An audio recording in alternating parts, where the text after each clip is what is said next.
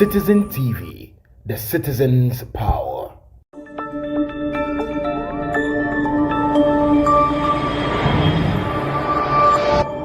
Citizen TV, the citizen's power.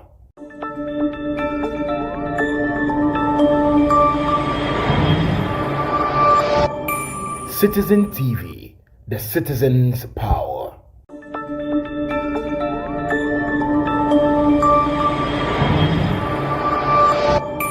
Citizen TV, the citizen's power.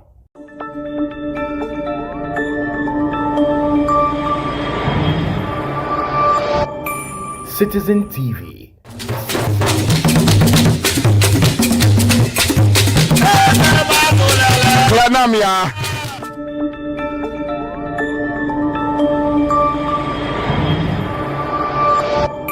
Citizen TV, the citizen's power.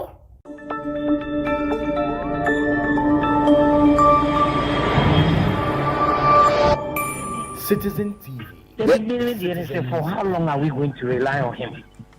If you shall, what she said, why yadi, or no, if you are, send on all with Ikase, or your Mutu, Egyptians, and they say, or Yarese, they are more, but also Moyadi, you was able to utilize those two chances. I'm to buy all no. For how long is the whole country like Ghana going to rely on Kudus? Like I said, Kudus one Bobie, and can you need to be checked? And Ramon, who will say? Oh, no, Kwabena, idea, may come up, Ghana fall lifting up Omugi. But Kwabena, many say, wash it, the panati, what's answer? You sit down and let that person come back again. So players, what was their job? The coach, technical bench now, because now say enough time, almost 15-20 minutes to the end of the game. So why don't you protect that goal? Because what's action? So why don't you protect it? Building sometimes new attackers and maybe play one top and bring the defenders and maybe take them on the counter and break. But you sit down and let these Egyptians come back. It was something because the Nuazusha said, Sena Kudus will make it that distance. If Salah had entered the game, what would have happened? Maybe they would have beaten us. Because why in the game, my Egyptians, the spirit was gone. Okay, Tama free, or Fred, technical bench, they say, almost Sasano. Who said the demeanor of the whole players will be out at the whole tackle calm, or Mobamano, or Mokabi. But look at even Oshaya Tama did not bench, or the Natari National no like pain, you will look. So are we going to go down? Tamane 2-1. But when they came back, we can't anymore. At Parero, they are saying anymore. So George say Kudus was able to make that difference in there. Then if Salah had ended the game, what would have happened? The entire players, technical brain, whatever. There's a question mark about them. Moro, that's it. Yeah, Kevin Mozambique. Say Kevin Lady one go. Maybe a Kwakusiafa. Now, she said, Kwabena said, the phone to me with no Munya 6 points. Then, Omuni Egypt. Egypt to do it, we share Kevedians and say Ghana need Egypt. They would rather give it to Egypt than Ghana. And because of Ansah, referees and everybody have question marks about us. It say, Omoka Keved share Munya 6, Egypt were 2. Not you were 1. They share or Egypt show 1. All right. 0 negative. Yeah, that's it. All right. Okay. All right. Live on Accra 100.5 Citizen Show. Mame Ansah de we fro mesre Ghana for. Adia ekwoso obokono. Ghana for anu ntumbi. Ghana mpenimfo for anu ntumbi. Yese kwasia no se yede me yonko na yeneme. Media a reporter metie free a city news and they were talking about executions, that the military there, execution whereby they enter a place, arrest people, and kill them. What I heard, you know na make ho asem, Ghana mpanimfo fa omanu ntumu bi before it's too late.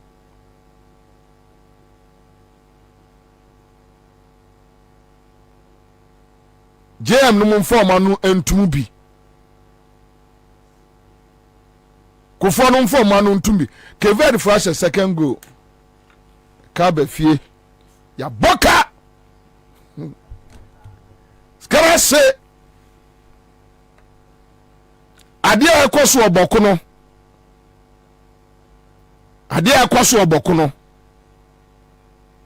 because you see Ansah say government say or fight terrorism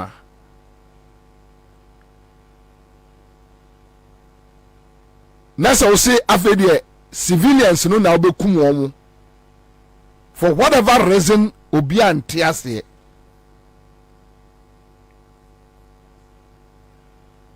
Now the civilians now bokono, the citizens no almost better say ombepemwa every baby, try say ombepemwa every baby, and that is how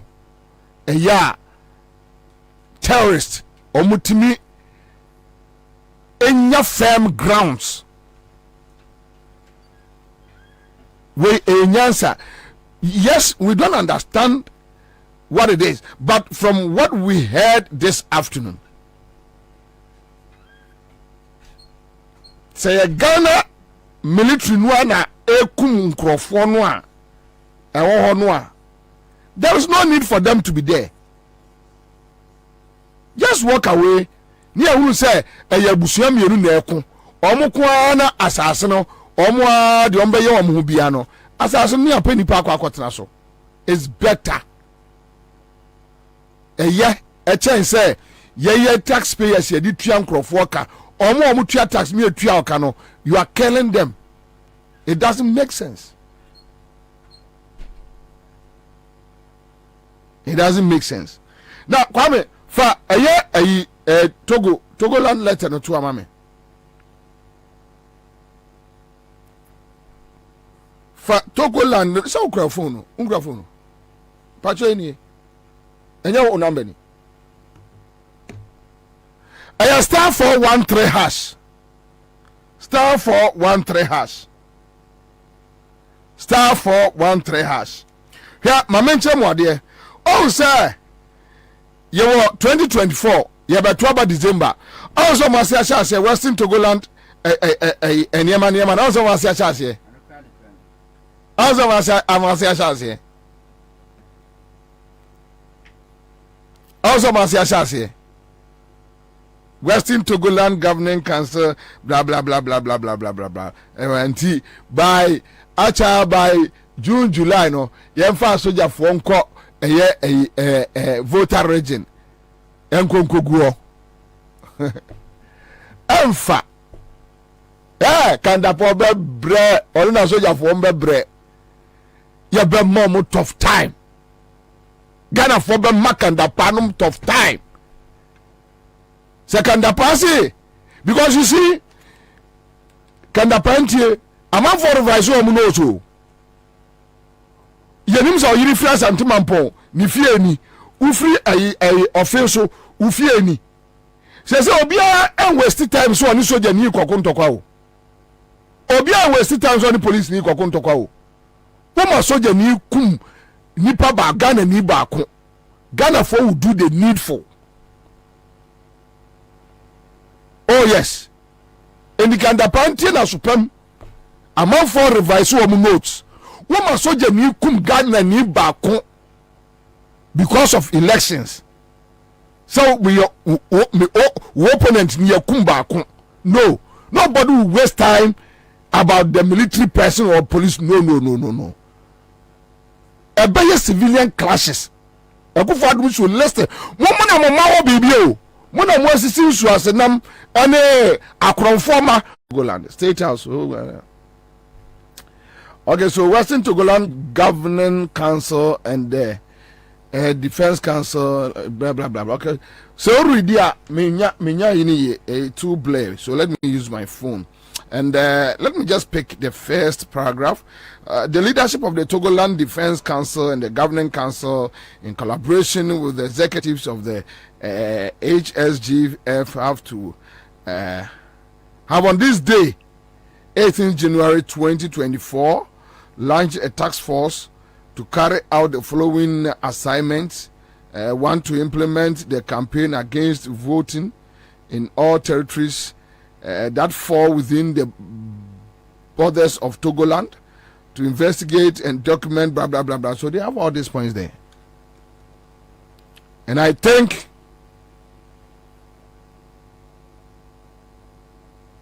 anyway, let me just move on. But omode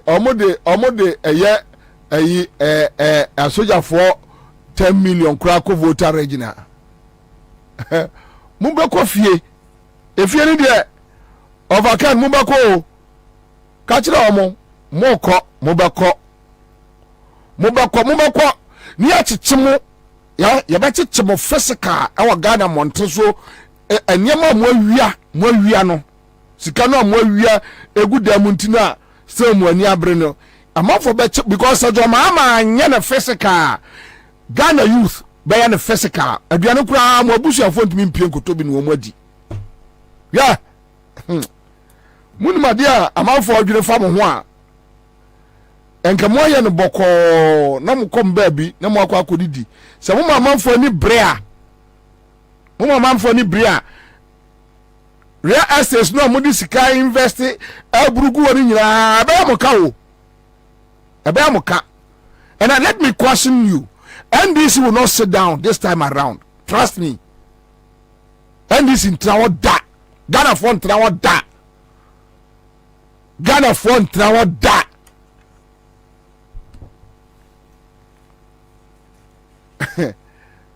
first 4 years 2020 no na 2020 no kwa no check the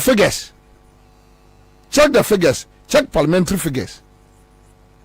ABC though Akufo-Addo onye obia o omunye obia omunye hu Akufo-Addo nkwa aban na first time opposition atimi na dwa parliament mu mienu onye obia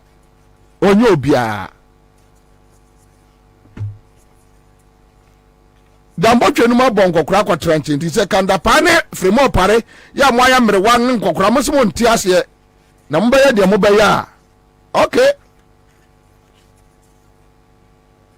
me say this time around and this one transit we NC what do forget it and NDC national security why and oya consultant makanda pa and when they consultant makanda pa and when we don't care about onafofo say gbavola tenum your onafofo a friend say asasi jima totobi kwa chinum nobody cares on kwala but we don't care. We don't care who is a friend to who. We don't care. We don't care. We won't sit down for any old cargo goods behind inside country and then they walk away. Because if we are my sick and my ye, no one has I treasure to my no or we will agree. Your friend say Moses Abo say was a regional minister. Gang for and yes sir. I say IGP making sure say you regulation. You know credit was say we akwano and record it our private security ya o use wo abo we kan kre yeah unim say private security no bi na ayi akwawe wuntumi ewo no okwaka so woni police ewo ni military. Yes. I even heard they say MPP mpanifo no omo wo police moto omo to tobi Canada Japan will be esifia omo boys ya omo show omo police atare do omo ye dispatch riders enso omo ni MTT mu omo nya police for omo obi oza ve ya bo no aka na abono sa abono onu olidi langas o yeah abono olidi langas oza ve de omo aka abo full statement ni munyi abono full statement ni free me computer so kwasi aboy wi amede wani abre ye ka kire mo say mo nkrofo no yusu aye boys aye mo private army o mo show mo soldier ni police atare mo si aboa ye ka mo si aboa on say fe de wa won ka say aye Henry Cote e wo private security so hu o ka say no e na ya ba mi ya ba mi abetew Jimmy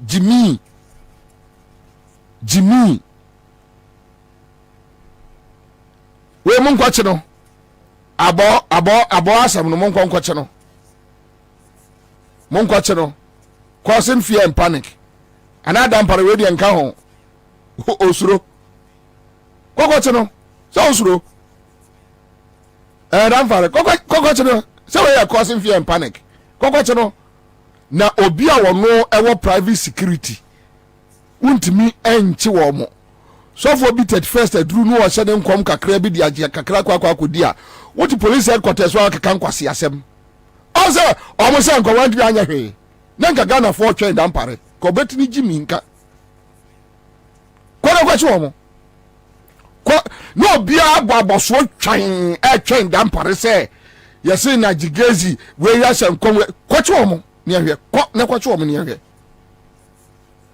ode mo be Ghana for sa also we dey MPP ni ntino obi yanchi obi a o yanchi abo no kan ni yanchi no we no so aso ora ne private security ni yanchi no we to be to come so no private army yanchi no davi yeah yes because ya banie ya nkrofo nie ba wo ba kire se aban ade wo ha se obi fa no asori afini irachi afri spinters abrosan mu wo no abedi nkwase asem wo krum ada ya ka Rebecca asem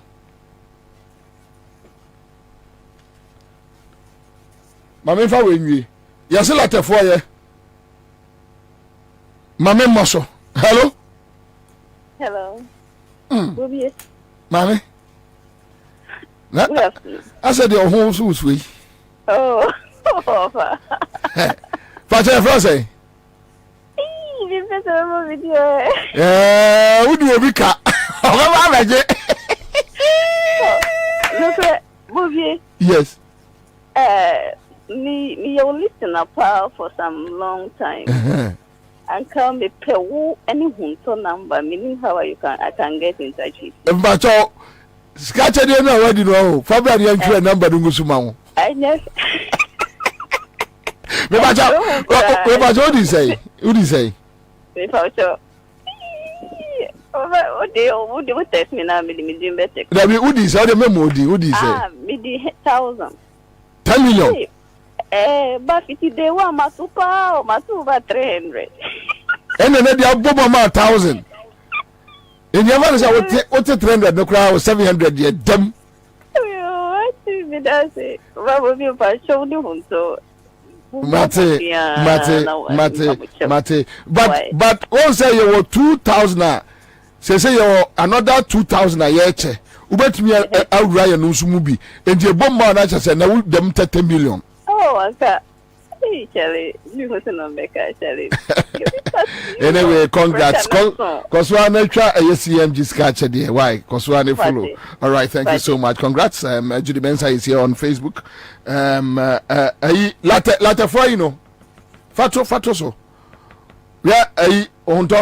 Almost latte for say omo kwanye omo beye ayi demonstration so who omo yi no nya hu ye oh star 431 hash enche kwame abodro no the next 30 minutes you buy another draw 10 million 20 million follow procedure no trying 5 cities I'm telling you here mo fan to antem na omo nshase antem na na menye wo mo time mo fanye hwe mo anya so dia mamenko ayi mamenwie ayi friends we kra de metie afri ho me ka omanfo ayi latte hunto latte goes red fix our rose demo year of rose but year of potholes in latte fix our rose now. Are we not part of Kwabena North? Honorable MC, workers in latte are suffering. Transportation has skyrocketed due to our poor roads. Cost of maintenance is killing us. You need come out for fix our roads, fix latte. Wednesday, we deserve better. We tire. Okay, so now unim dientia honto adewe me boso. David. What was Akwawe? Miracles Abwaje. Boy dey akotra Peace FM ko campus asem no. Yeah. Won wo free o. Okay. Well, on kan asem da. Wonu na akotra Peace FM say, wonu dey a politician. Oba na so per 5 cities, 5 cities no de be ma wo kwa nya wo mfa ho. Wonu vote na hia no 2 per 5 cities a o de be ma no wa vote ama no e kwa na nya wo de mfa ho. Na we free ukuro mu akwase asei, e free ukuro mu a. We Jimmy say e free ukuro mu a. Jimmy say if you kroma no kwaya politics a emfa so be pa na benya free no so ka emfa so be na benya udi emfa tell me emfa so be na miracles abuaji we benya free no so because enya miracle ankiri kwa say akwa we nka o maame wo no ka so trend tretu kunu Jimmy say ni tikete aza be cha for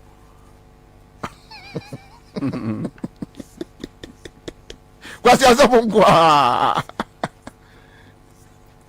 waji se enti wo ukro mu kwai latte eda ho no naso wakoda so kwakwa ye ukro mu kwai a enti miracles aboaji wujiri se latte fo ni G5 cities ho more than eye wu omo ekro kwai. So you think latte people omo ye so dumb stupid 50 cities ade mema no ujiri se ye no so bo eche ekwai ya ekokromu a wo musu ubeka kire wo aban se look ade a ekoso wo mikromu no enye do something onka ade free wanu mu ba ya ne say o dey say we say Kwabena set third goal 3-0 ya boka enya ye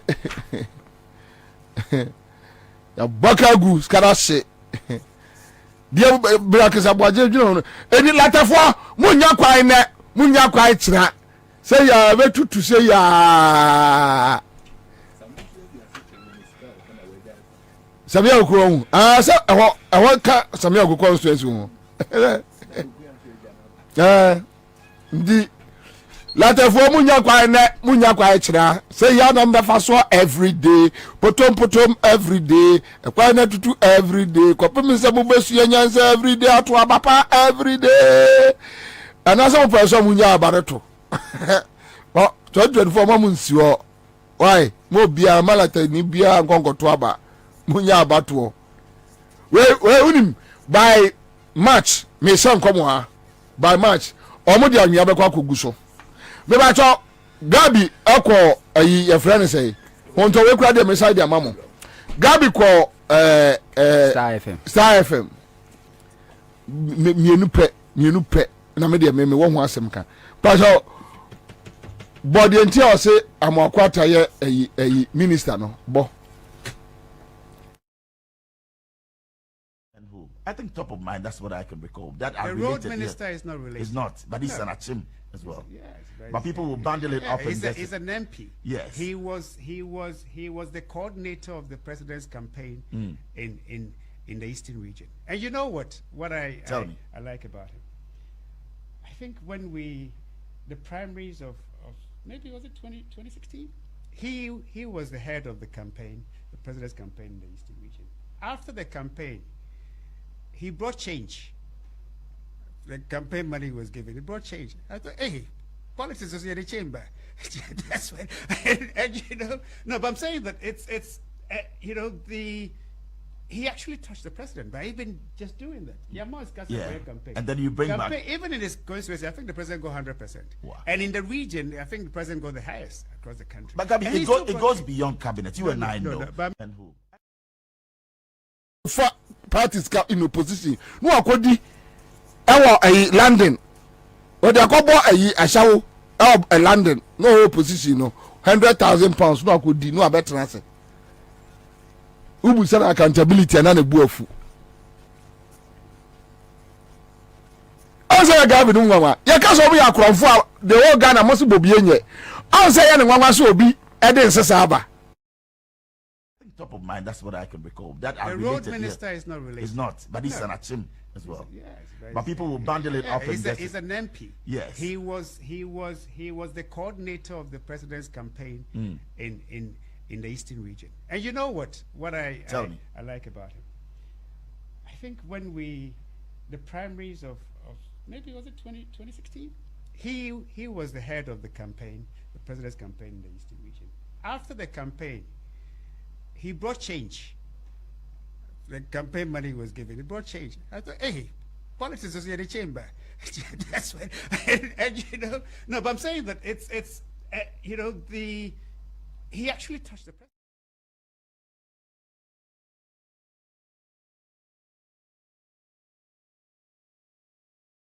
If I don't discuss man campaign money, or quiet and say somebody, a minister. Anything or minister, yeah. Wait.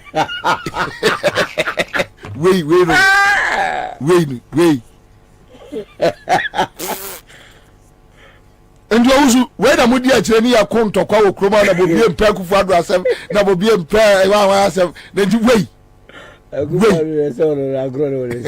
Say, but you see the point me say.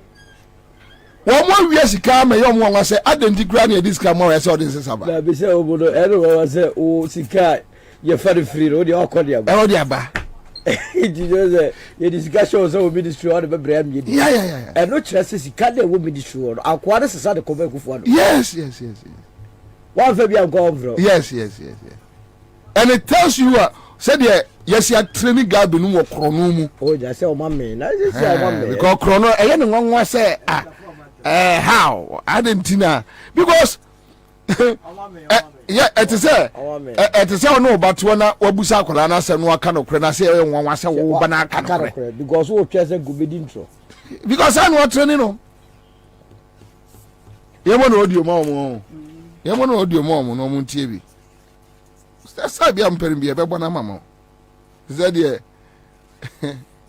and who? I think top of mind. That's what I can recall. That the road minister is not related. It's not, but he's an achim as well. Yeah, but people will bundle it up. He's an MP. Yes, he was the coordinator of the president's campaign in the Eastern region. And you know what I like about him? I think when the primaries of maybe was it 2016?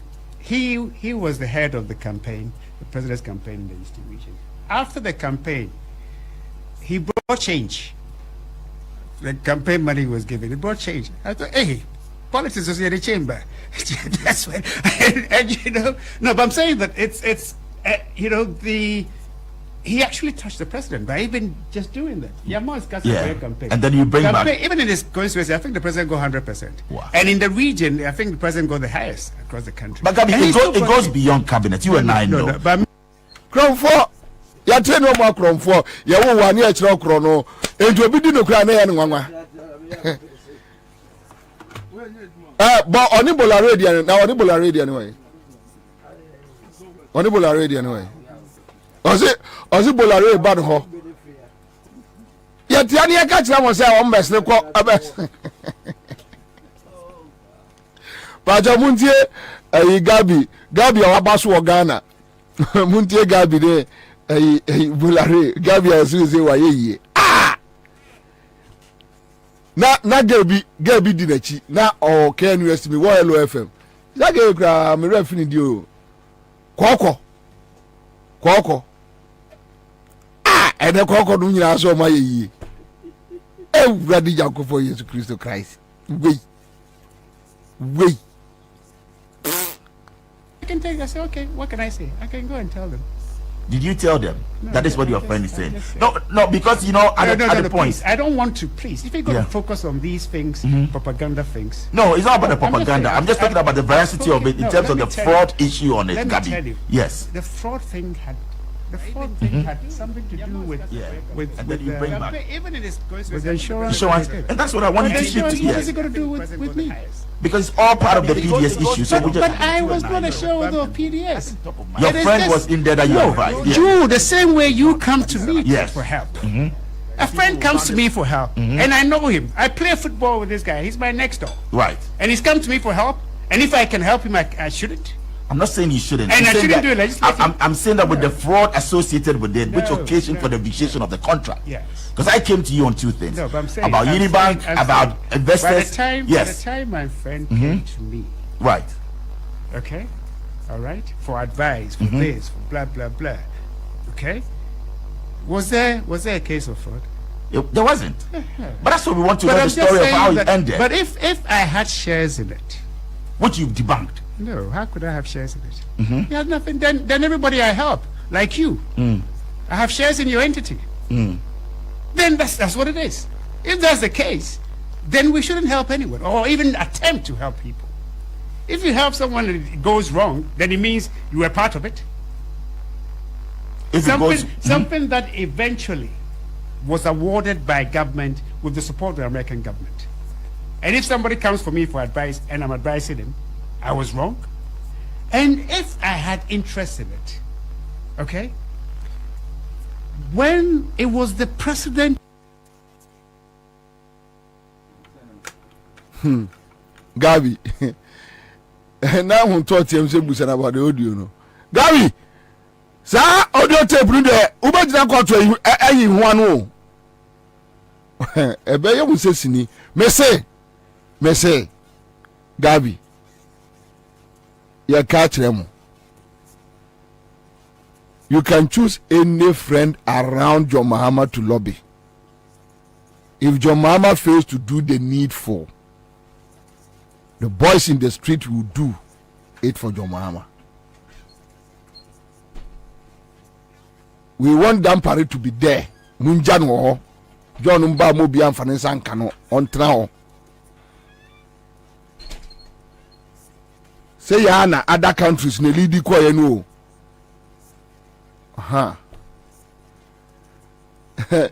Ya kwa kasa wada no home broker e wo fi ase da bi. E da na so obi ba won for Unibank issues. Minim de ntia ka se no mo challenge you. Jimi nti wo mo ba bonti anu wa ba expose no jimi nti.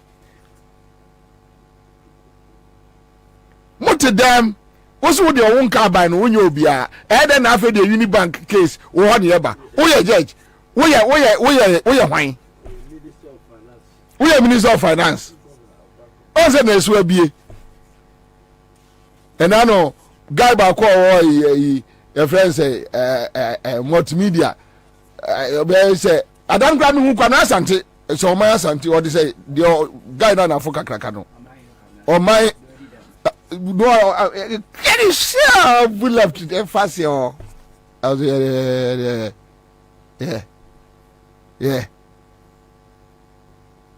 and Gabi enye politics ka Gabi enipa enye politics ka Gabi enipa ebraba no abo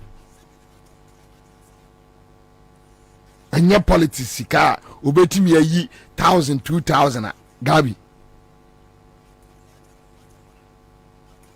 mona mo hu Gabi o ne ye de hu Gabi ye de tua ne sei fe e hu no dia karbe nka samre perform ma wunyina akwa ba o ya konto me chiachi amu ya joso me chiachi amu me pacho Kwame ubama me next draw Ansah me wura mu ana sa anche meba me next draw star 413#.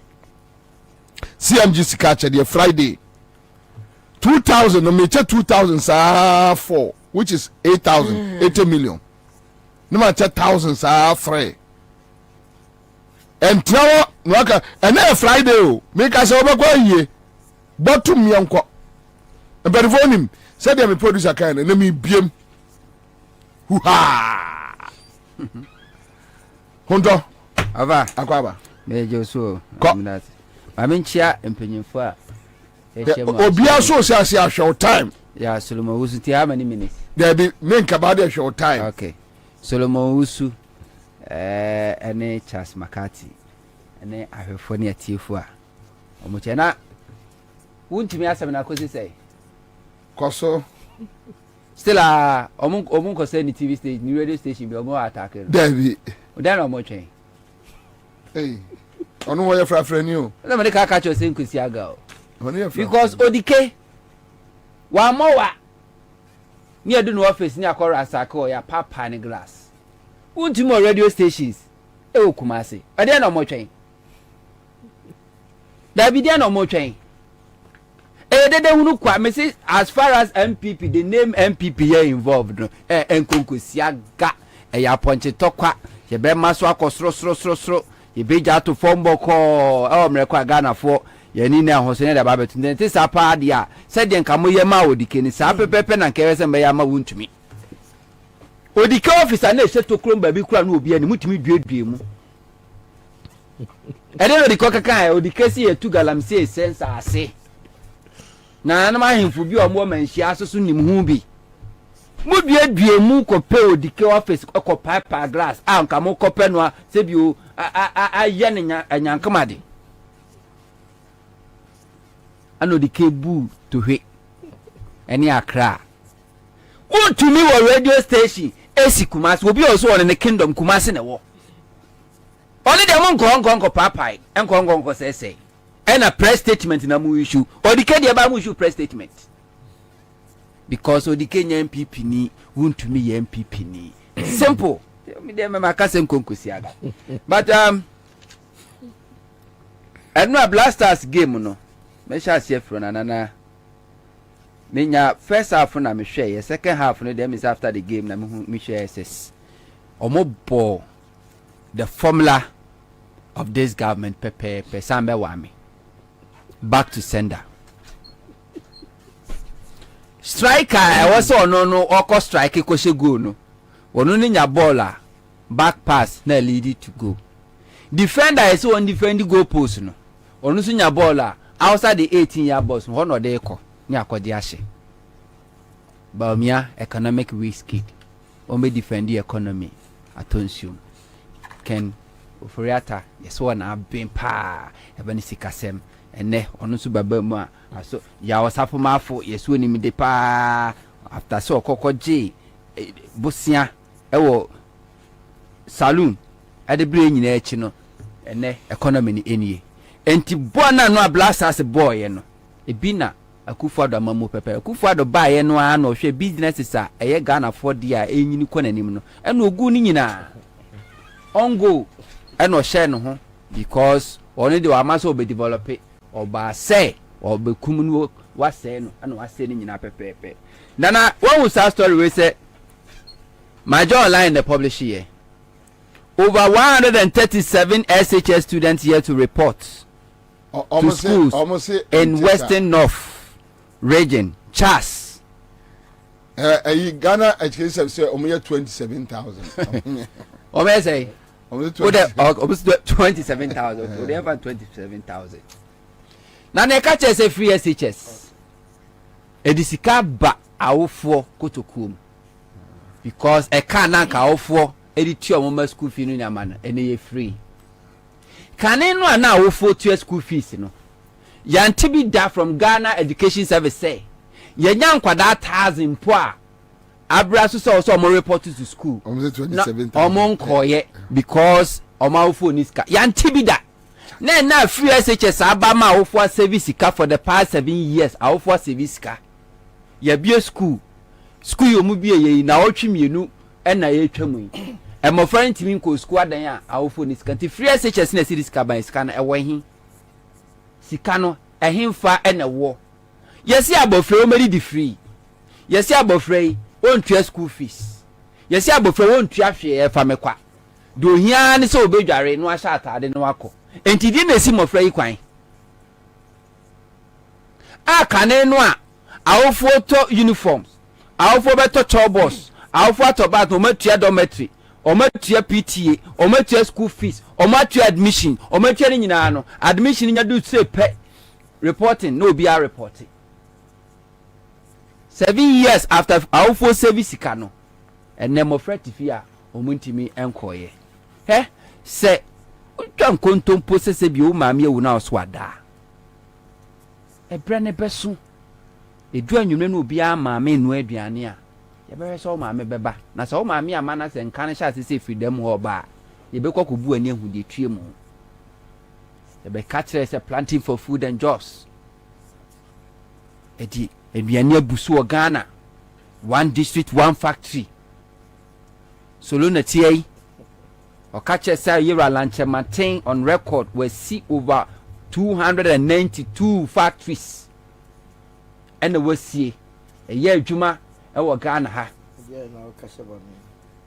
opa obetra amanyosem so na kan yo mekwa koyi records no dia bro say a year adwuma nanso subusa say what is the value of these factories nobody can tell ubusa de solo kanko de ada baomian crofo so ba de mo kanko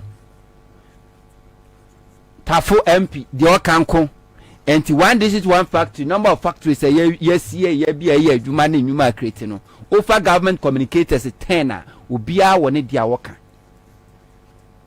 yes ye timi aduane ana mana broso bumper harvest nanso na Ghana Russia Ukraine war baaye no na ye de ban ato eye rice exportation any soya bean ade esi enya amana broso wo se de kwa bonte koto no ne de ato so because esi ensu ye di obi esi ye nya ye dua nuane amana buruso no abuso no na ye koboro enuane abro serious e de free ECOWAS ne de be feed secondary schools obi esi one district one factory eye planting for food and jobs ya implementing it successfully secondary schools that Ghana yetimi enkwara timi epon ba fie because aduane ni ho a mo bedie ya ka first time and people say oh anya no kre it's true enne akukwa sensem frama na abo ne to na dadeja no obi ahu bi dise ampase free SHS di sikaba wo fokotokuo mu a san kwada 27000 no report na ba ne 137 Ghana Education Service o ne omo official list omo kuta no 27000 ayate 27000 awofo makoma ko 27000 do say secondary school ye free mpo no omo man timi nko because sikani ho na me fa no nto na me main issue no ye Western Togolands okay last year na metna ha kan say MPP's ideology and mentality plan a omo voter region no ensisa yo na ensisa na minima de bone a framantamfo ana anwrafo e de aye a political party called MPP omo tan ye kire se ko mu benya kra nka yen YPN voter region ka yen YP ni pe wo so nyina emfiri ho na nka yen fa anya poultry farm omu ni se no fa so beba so they hate votarians to the extent say wotwene ho a won tiase na anshase ne enwie ne ebeko so long as a political party called MPP exists no votarians ye won toye da especially when MPP is in power ye won toye da 2008 o mampeni kufo ye beto aba ekoto afla oboda mu for more than a month ye kwa kan wo se aflawo for anase Togo for ba beto aba yenso enim se obi oye Ghana ni ana atro ne di okuta Ghana voters ID card odi to aba mo matena aflawo anase makwa aflawo pen obi koye adwuma o Togo no abe wabeda ewo Ghana obi eye adwuma ewo Ghana no akoda o Togo je Ghana for mo cross ni say ya o mampeni kufo koto border num more than a month to elections say ya man crofo free Togo e ma metwaba because omodi to mu trim say obi o voter region o border no so a o ye o voters ID card bia do e Togo ni enti o tumu second run e kono ya di no okobie ye say omomra meto ana omso beto no kama do mampeni kufo e di ye votarians no ye kan wasem bia wanka enso Ghana yeni eye Burkina Faso ebohye wankoye bi wo ho yeni Cote d'Ivoire ebohye wankoye bi wo ho nemmom Ghana voter region any Togo ehona mampeni kufa aflo border no mampeni kufo mi etu mu tete nkrofo e kan wambua 2016 ye voter registration exercise awie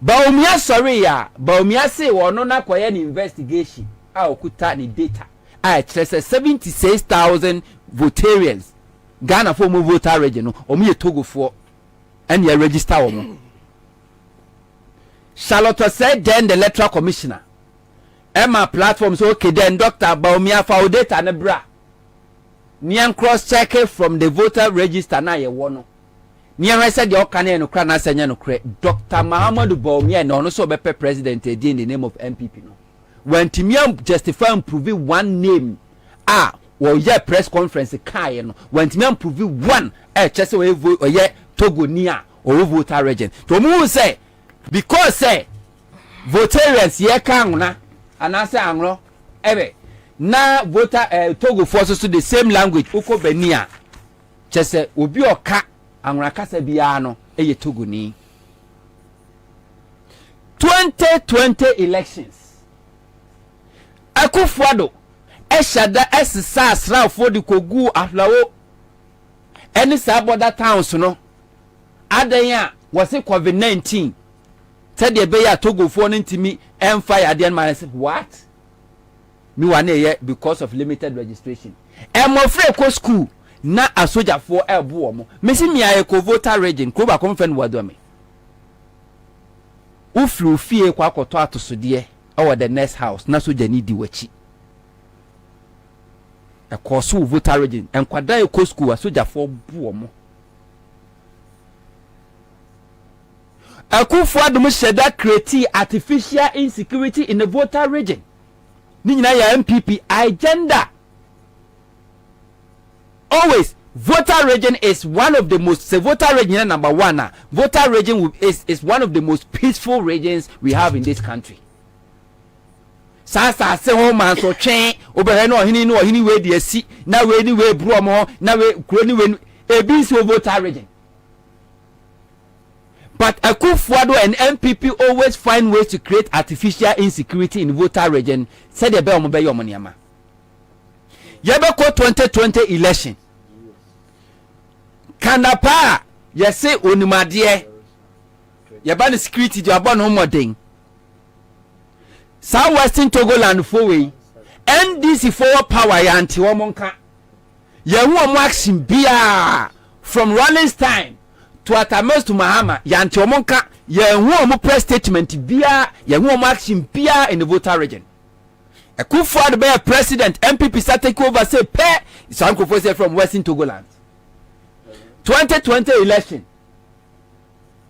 yes Western Togoland for akwa block aflawo main road Sagakope road to the sense o matimi akwa ICZ police officers car official car aje police photo e voter region sabra ya kasa no na Akufo-Addo dia soldier for voter region ho na so yantimi anchi ekuraba ankobo no kwadu police focus na ese aje ye no mutimi retrieve ye atuo na ese aje fa police force metimi retrieve ye na so yantimi anchi nipa ba ku sei ankobo no kwadu omitimi ko ho voter regional capital ama STC bus mako miensa MPP for sheda ko twaje tumu e ka say Western Togoland for na ASA niama no ye ka say na voter region ho and all the towns villages say voter region asoja for an invade wo nyina yet yantimi anchi onipa ba ku say all because they were the entire police for and soldier for just to intimidate people from coming out to register, from coming out to vote. And they succeeded. Yet to about 2020, 2021 until Western Togoland Fonka. 2022 until Western Togoland Fonka. 2023 anamebo mudin kwa until Western Togoland Fonka. Yenye ra election year 2024 mo Western Togoland Fonka yeni. So my issue statement say or my issue order say they will stop any voting or election or more assassin so it means they won't allow any voting in voter region maybe omo claim say your dia yeah limited registration exercise 2023 Western Togoland for issue statement say they won't allow it to happen. They register no moment to about to district level elections 2023 Western Togoland for I issue any statement one is said they won't allow any registration or any voting in the voter region. They will do presidential. Just last month a district level election. And I'm making 2023. 2023 near to Abano. Yeah, 2024 district level election in 2023. Okay. They are doing this year 2023. Yeah, there be last year near 2 years. Oh, okay. As I remember election. Yeah, to 2023. The German Saka say Ashanti region, some part of Ashanti region on Benny this year. Yomotono Nansani. And only some selected electoral areas are almost like to Ashanti region and Eastern region. Omuka so many technical challenge to man Toma Banibino. And Omombetuno this year. Name of the election year was done in 2023. Western Togoland for I issue any statement. Yes, in 2024, my year to about parliamentary and presidential election. Western Togoland force I feel my issue statement said they won't allow any election or voting to take place.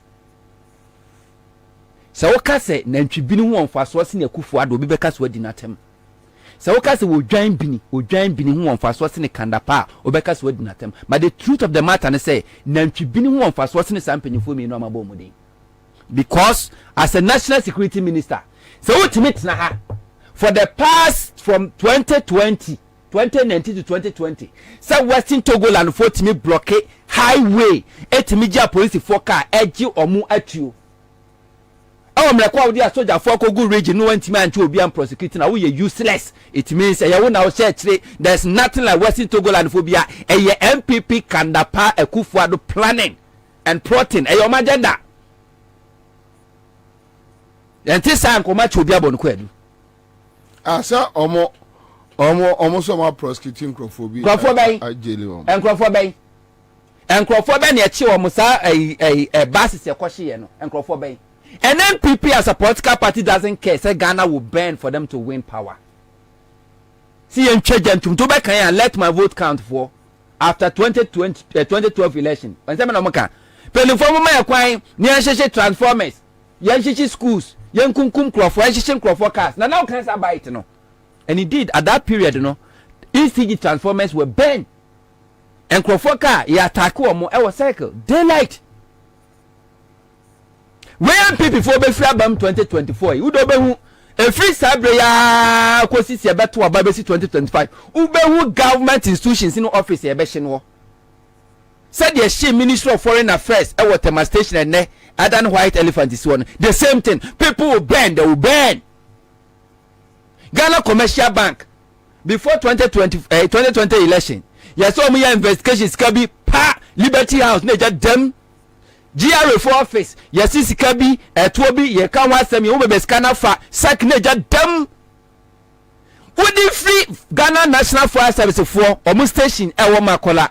Equal Liberty House, no. Nana, it will take them no less than 3 minutes to reach there. But Janis Shiam or Nwashima and Bojo no Dumie.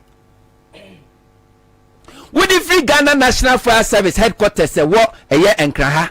Ede kwa circle bebia adabraka bebia GRA 4 office in one. Nana, it will take them no less than 7 minutes to reach there.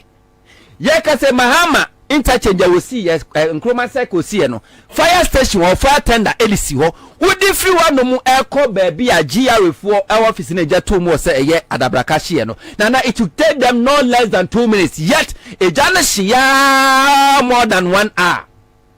Ansah na ye dum no. So MPP doesn't care. Ghana will bend just to win political power. No one will say about what said. So let's go and intimidate votarians. Because already Omaka say kwa denye Ghana for anything like Kufuado etimi koye budget. Na 16 regions wabetire ya off road obeya kwan no abubo 15 regions. Na a whole region voter region ya ye free. Okoka o say eye na nipa so.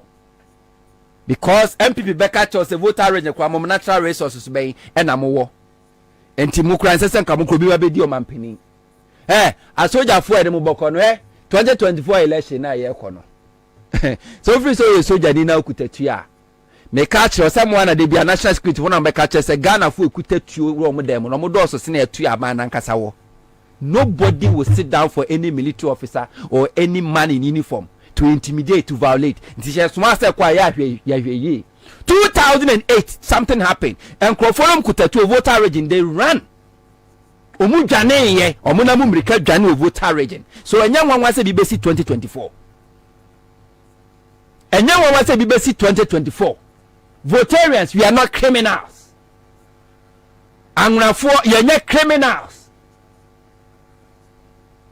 There's no record votarians we see yenye criminals. There's no criminal activities in the cause of voter region.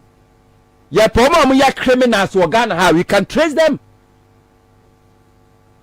And instead of ya make us a sound for no omudi MPP achine nyama mienu ada se nyansa no muni ekom na de omkopa bibia di sa voter regional minister na omfen se le chance wan eni Peter me na ekom na de omkopa bibi na di MPP mo.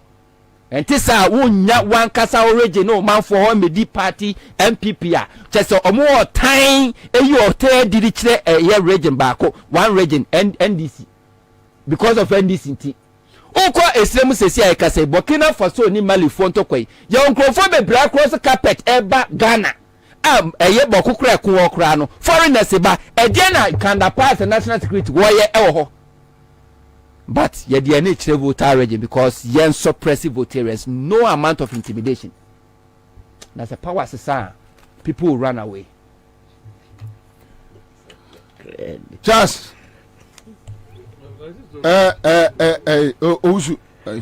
Kafra Bobie solo may I 10 minutes.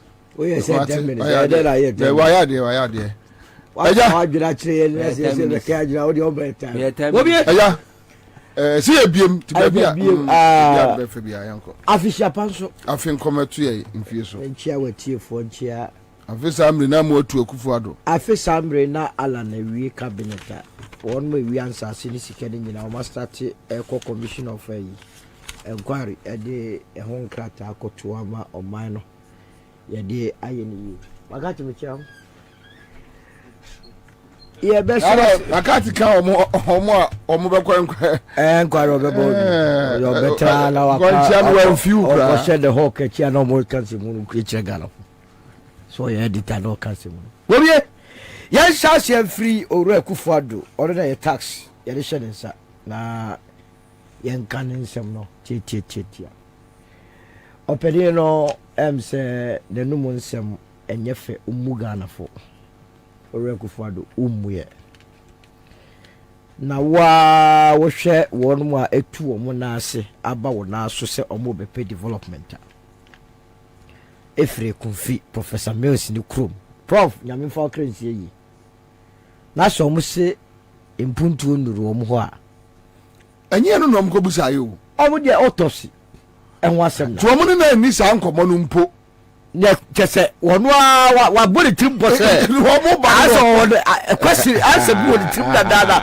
wo hwehwe omo kra dia mo that's all akwa ya kokro boni papa omo nya sa nkomo no de koye na yani ade sika mawa wa hwe omo ani maka kire obo se me de cha kujo bai atukujo atukuju mo anto abama no we yasem a pani bie da no e ka chewo a akwa ye yu se ye suma ho Kufuado ko Norway ko gina nem na ko France na na enne impuntu abonkofo a no wo maba na so a wo de wo sa ka chewo se ma hwemu because mo anto abama obi a but a deputy general secretary of MPP what could defend the Kufuado as some memo mawa what could defend yeah memo mama na engographo yi engographo di gofo be ko wu what tumi ya could defend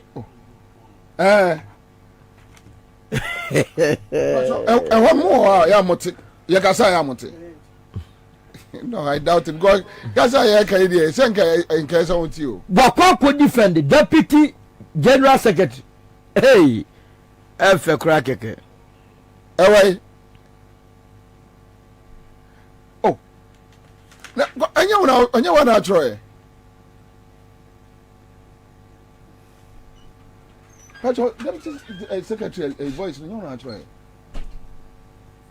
but ya kasa ya monte wo ana monte momo man na etiefuo ntie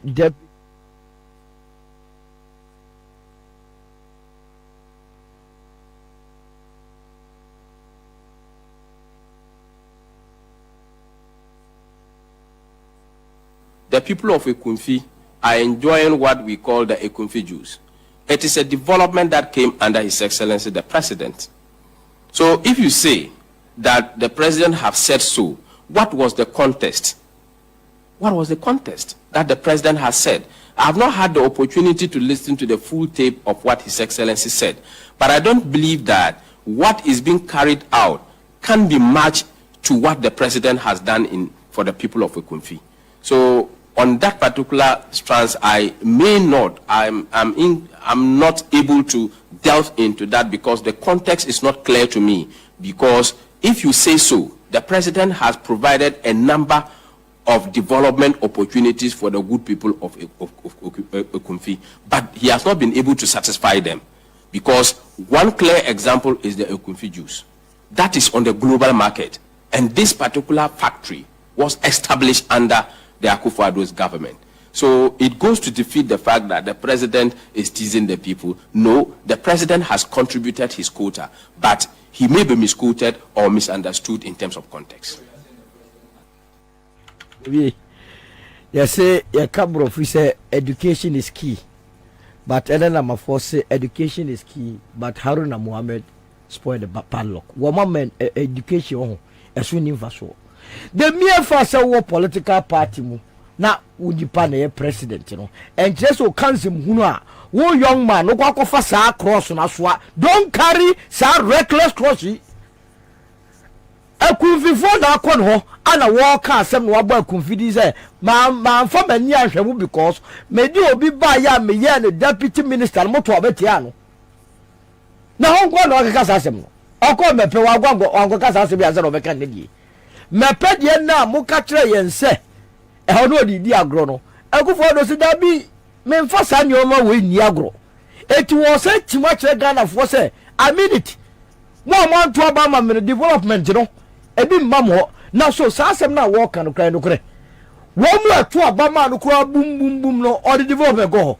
Kwabena East foko pe o mo asem keka so owura wo da ye nyina ye gi entobo a ye de ma o se san enti akwanye babebe yema ho no afres and chofo tech any tech for the friend one no say amate se Kwabena East for bi di zemu no ma meka kama dwene kire no ko tanya na moto abama munyai ti wona na Ghana moto abama munyai Akufo-Addo moto abama munyai owi ano ko die because no last year ano catch Ghana for nyina say NPP ne na memo no omawie jombe ye nyina omawie na abaya obeba foforo no eyo rala nchemante no oba be solve problems na akam eti wono de na adwenem no somewhere 2021 osia MPs ewa MPP mu nyina ka kyerem se won de wadi ni president awie to mo na aka to no dia kenya chilling anya nsuo ase nam wa nsuo mu nam anya nsuo soro nam wa nsuo side nam eno ho adwuma no ye mu wonte mu nka ɛna no aflawo chief yi togbe ɛbɛ sɛ azɔwaga amenya fiti ɛkɔyɛ mistake ka sɛ e block yi yɛhwɛ anim sɛ ɔwɔ nsamfo ɔka kyerɛ no kɔkɔyɛ ɛno tumi abɔ because kurom ha no yɛakɔ akɔfo obi a wɔno no n'ani soade hu no nyinaa sɛ dedi bɛba book mu sɛ ɔnyɛ president ana ɔba bɛyɛ na paa sɛ mpuntu a yɛpɛ no yɛabra bɔ mi ɔmpɛ ɛna no wafa ka afiri nkran saa rally ne kora last rally ɔmo yɛ n'ase nɔfo yi na ɔmo kɔ agya no ɔmo dwane gya no papa yi si da mɛkɔ bi ɔkɔhɛ no ɔkɔhɛ kyasopoko anim ɔsi yɛpɛ nkɔfo amama bɛbɛ deɛ no ma wɔsɛ fata yɛ candidate ayɛ ne yɛ de MPP ne de kɔrɔ wasa so wakɔ sɛ campaign no nokora sɛ woka sɛ ni kwa sɛ ɔma akufado ka me tu no fo papa na nte aseɛ sɛ any time ɔbɛka sɛ bia votes sɛ MPP lose 1,000 votes we ɔkeka kora the 4,000 votes ɛkɔ straight akumfiman ne nyina half na na ɛwɔ MPP ne nyina ɔba sɛ agya ba afrafrantɔ a me ne woka sɛ registration ɛkɔ so sɛ mu ɛti de biara na medɛ sɛ nka ɔbɛkasa sɛ vice no deɛ na na ɔkɔ promise toilet no a ɛno nso ma ɔmo lose about 1 million votes no wo sɛ nanse wɔn kasa da ana kufado sɛ why you sɛ wɔn kasa o mɛboa ma mma kɔntɛm eti this time yɛsrɛ nkɔfoɔ sɛ ɔmo ntan kɔ Jubilee House na ɔmo ne ɔdu akufado nkɔdi nsawosoɔ na wɔntumi nka nsɛm a bɛba party no afɛ ne se fast na deɛ ɛwɔ hɔ no na Bobie wɔntɔ ɛse anwonafoɔ ɛna deɛ masa NDC no wotumi nka nkyerɛ sɛ anwonafoɔ yɛ NDC fo ɛdeɛ mpuntu dwuma paa na NDC mode akɔ voter regional wopɛ sɛ na awiei wokɔ folo saa general secretary yɛ ɔno so NDC a nsɛmhunu na ɔkeka no mama ekurom a yɛtumi gyina meɛna ma tribalism hɔ o it is about show your plan let us show our plan Kachira NDC for the Omunchira plan or for the people of voter region. Yes, you met about because you freeze out your voter region. NDC was Siano. Votarians interest a woman behind. I thought you read about no man who saying and I go for it. I thought you course interest being and it is a walk car. Ye pese o kyerese ye ba north tongue south tongue central tongue asase ye ntam da ho ye dua mo ye dua buro ye eno ne ye a votarians benya adwuma ye enye se ma beto aba ma NDC ne ye beto aba ma NDC wi a eyezu elezu na ekomode nkofo it is not going to happen. That is not what the people of this country are looking for. Foul plan bra. And now the flag bearer of the National Democratic Congress called voter region. One kasa be depend na tro se de ohia hone mu kofo ne ti wono so se ye hia dwuma na de hone mu na le bre de a ene na alakiai emfa etia no de memma be because ye ne be be etiro ye ne num say the people of the voter region are waiting for nobody than Alanchamanti. It has nothing to do with your politics. Wo ma so ai wine and mo say no. Sa two political parties NDC MPP for close to 32 years no omo die chie bibien ho efa na MPP di asantifo di MPP chi kosi fie pepe anya na no na poka chere say mo di t-shirt a ene fatamo. These two political parties because mama politics na be emotional business. Now Udi actually says 7 years no unya de 7 years. Bobie Udi actually say he was an MPP before. Who ka de onya ya na makade mu. Udi o ka de onya ya no akade mu. The 10 minutes aka 5. Ha ade na wo samnyoma we na be ba ha. Udi be mfi no. Me say Udi actually 7 years no unya de. Na minya bibi akaptia di pabone fo ya otiso obo na yo di ade na ogomuso obi so ojade yi why na we for na obuso ojade yi sa go fo na me twa ma ba me ho na se bi ye nya hwe wo so mo mwa ye nti no ane ene akote ho a ye se ye pese ye ma obi anya bi na ba bia mo firi ba no mo anya hwe na mo badua mo obi bibi na ye anya bi ye so de se pese mo obi bibi e de mo nya free trade ministry wa na man bi ye trade ministry de no ye ma automotive ye ba ya man kofo ye bi ne cars ye produce a after na ba ye se fa nyoma ko ebibire so na kodidwa ye nye odebio dia kan ni nyina na nado adisuade hu na nado adisuade hu na adisuade hu no national cathedral and you two am na discussion form e no gwan na adisuade hu say ye trust me no say why say ye be ya ye ba be assemble cars wa no enka no ani yo rala nchemantire de bai utumi nyimfiri nizem ya factor mbra ho dokoye one district one factor go be ya mala efe ya ene hon to ba ya dia re twapia bebi obehia bebi o hia nsu ase kora ene na no mini bebi okonya re figure bai no wakoto figure bia de asema no se me ye bebo betira se enye nyibra all right so to say me gire no ho a me tia se enye and so it was a beautiful policy Run the buyer, send a bayan can potem biano. What you free potem now to me do business plan ba near approval ka buy guarantee amount. No what me be a jumo hamana fenipa. Well, best a beautiful concept will happen here. Na ye kakasa semuya. Mose montiasie. Meanwhile, Abra Rama my catcher yense. Open honeymoon ye si can you. One was to say about 24-hour economy. I made by me who be board bakwa. That trust a 24-hour economy. 24-hour economy, so a yes capa. A Jamaican in yes cara is that 24-hour economy. No, not just say in a debby a yabim. Now, my men call the military election 2024. No, soldier got population ratio. No, many sure say Ghana army no, omun 20,000. I think there's 15 or 16. 15 or 16,000. Police cry about 30,000. To the account service in your boom cry, say it do 50,000. Ghana population, saying, 30, conservatively 33 million. To the young divide 33 million, another 30 million by 50,000 police. And 50. No, sir, and Colonel Emrawum to the emphasis. Omo di omo to abano average do dey for even say 20 million. 20 million. Aha, it would be 20 million divided by 50,000. 20 million divided by 50,000. So that just say deeper back could be 100 deeper 400. Now soldier ni back wa 100 deeper 400. Ebe ye den na wo de na buru. No, but MPP funded they are okay. For the supporters they are okay with military behavior. No, na me ka say who abem wa sa na wadwene ye wo. So they are okay until you omo no free mu. Ya fa say 20 ye nchem 10. That's 10 million here. 10 million here. And Jaffa say 200. One soldier is 200, yeah. Now the year 2000, Bobie na wo Kumase. Na ngofo efutu nsakra nipa. Me kai pa say time NDC no mo de bon kwasa for 64 battalion.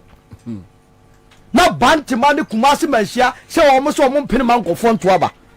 Ma mu dwane. Ma me say by 6 o'clock na first match man so that man no dwane for them. Tafo ma na kum. What are you talking about? For train no ma na kum o mo. It is a wonya hu say enipa ye na just obetu aban a obi a wo hu sa de ni bi da. Me see the year 2000 me timani na me obabi e friend so ba yiri e wo gira palam busiem ye polling agent a soldier for ni ye de bi gira soldier ni anim me see them obodam say tu okuta me rekra film ho sa akwa ne press ya me ko because spirit bi na eba no enya kwara spirit it be ya na ye ka say an ye the soldier folk hunhun eno no political parties na gasa ni bebere na lazy they are not working. Now your party na say to say any movement for change ya ni abrea ye kwa training agents amoma ko gina police station ya pink sheet wo kwa no amba wa obeti seja wo mu no ebere ni elusu ya se kole cloth police station ya to aba no movement for change oral and chamante as a candidate wonya 224 na wonya we ya na yesi ye kwa akobbo awia e godu ba bia change ya 224 na aye 24. How can this happen? It is a Kwabena and no army officer or police officer. Maybe now come Moses abo way you say your friend is say and go to pursue use police for the regulation or private police security. And was Sadia Shemu say was also pursue use regular police together with the private security the regulation, and it's very dangerous for the IGP.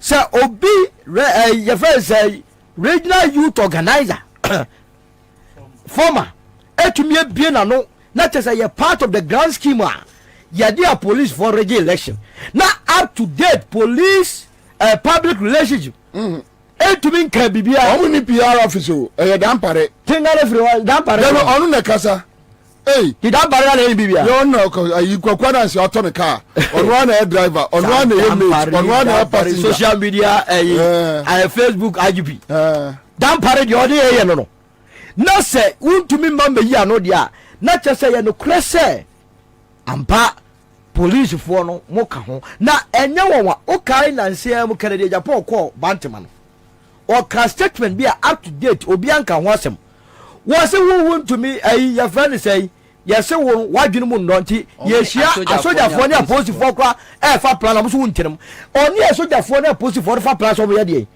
and also Ghana have voices mo ma ka ho bi na tesa mo regi elections and until 2024 election ebe but you make me e boy make me dia share wo mo say we enye gidigidi election 2024 no by the time by 8 p.m. on the 7th of December no now already winner le declare no be come to yan to abana nwie kwa ye hu winner if we say Ghana for no aso ansa e brenda ye wom sesia no enya ngwara bre o wo de ene Friday match si be start endo am hu se ngofo buofu wo ba ye wano dem ala blaster ne yi Ghana for no buofu ne se bo na Ghana lose ye ntu ngofo ko twa bet obi akotwa bet of 1000 enim se we de ga ye far from wa lose obi twa bet because ni wiase o tisisi ya no eye bet no dididie eye day ani enyi adane bet for esan se enwuma ni o man eye dey so na nyuma ni o man no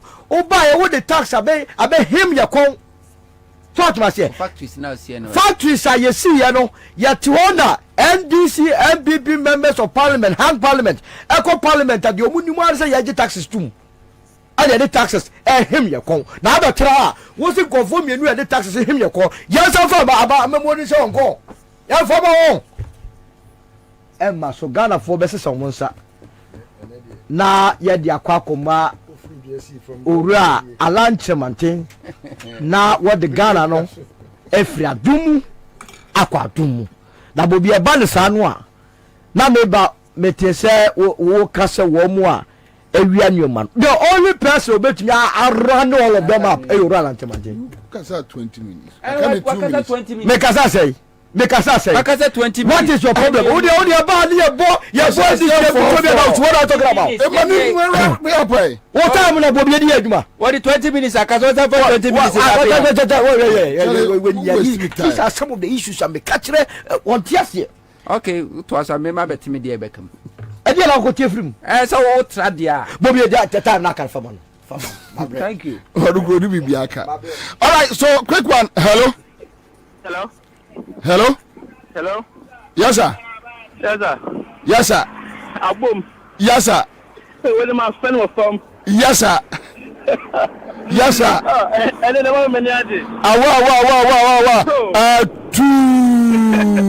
my blue.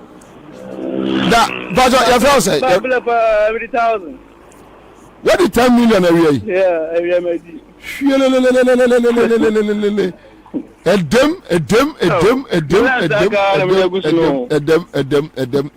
What you say? Meter 20. 20 cities per 20 cities, yeah. Another 10 million coffee. Weekend in a grand style. Mate that's a brave congrats Koswana a follow CMG scratch there. All right, so that's it. CMG scratch there. Star 413 hash. Baby bia obiano. Kwame.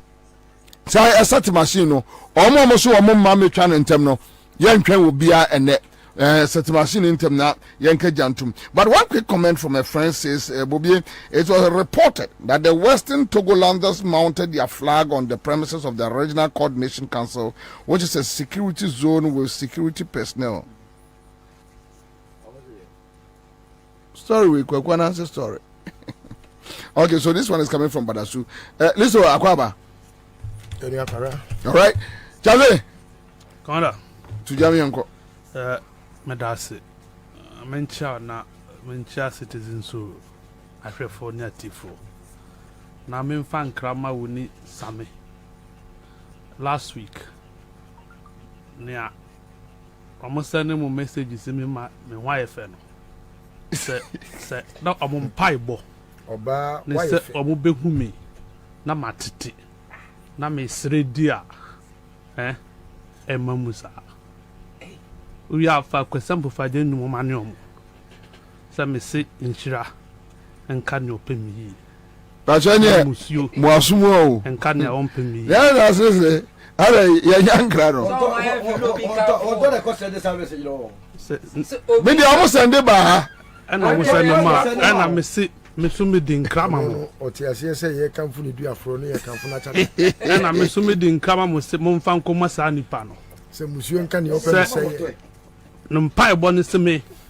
Me pansa na matetia nyango ponti sono seka kombedu yeah enya mwasumo mo send ba em say ye ubebro unya me be kana ye no crew ya makati ati abetibu dia sion kan yon pemis ye ona si sion kan yon when I dealing with the power sion kan yon pemis ye we no more delay that is what they do menga se winjiro and papa we me ba 2024 yen so son kwase asem so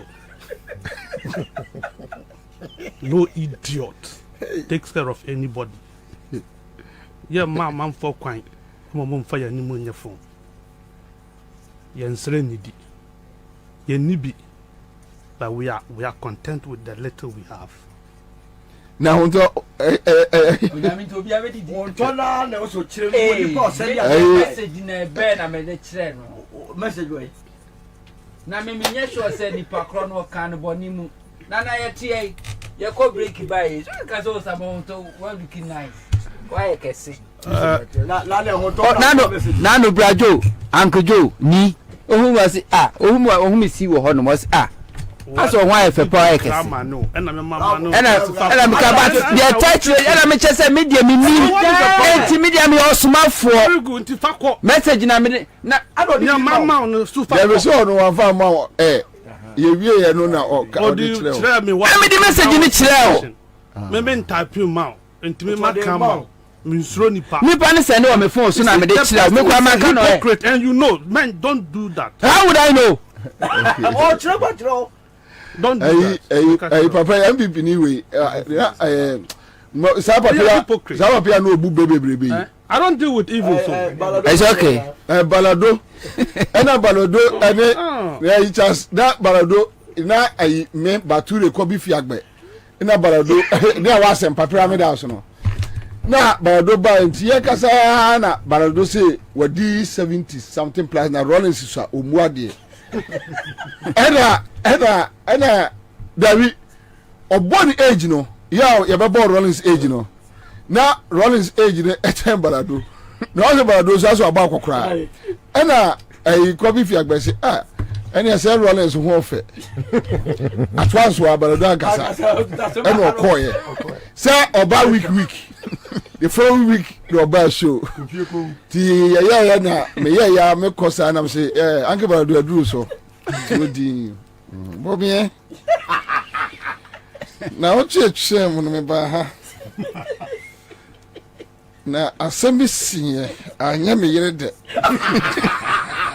odo media what the problem me ko fi na me yere etwema dwene si so na ma dia time se me ba ye na be me first comment and say yes eye wu Bobie yes me yere say eye wu Bobie na se ko bi fi agbe o se fi ani se fi ase no me ka mi fie and you say mo bo Rollins fie ni asu wu Bobie say any Rollins ho fe na Bobie bi sa ka etia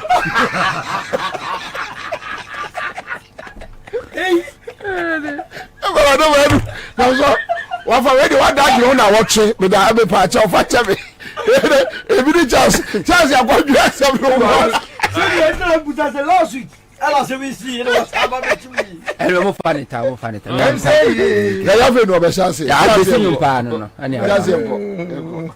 Oh man, time to keep it that. Samuel Beckham or the chairman, no, my catcher is straightforward. What that person is.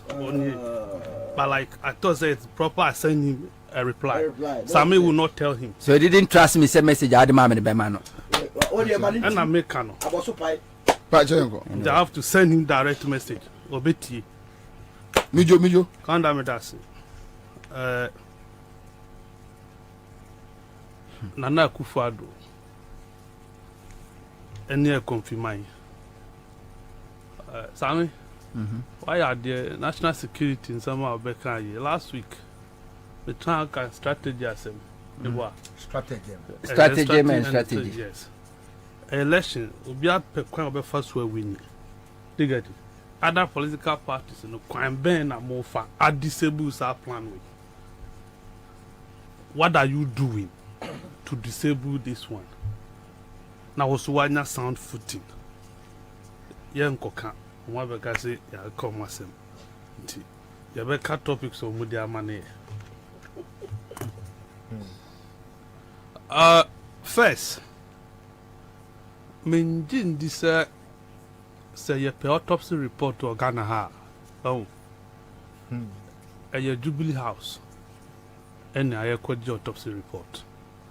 I don't think say Jubilee House clinic never honor. A honor Professor Miss Wuye. So we saw clinic never Jubilee House now. Then of course you can go and ask the doctors at home. And no more the amount. But oh sorry fee to 2 and 2 ma.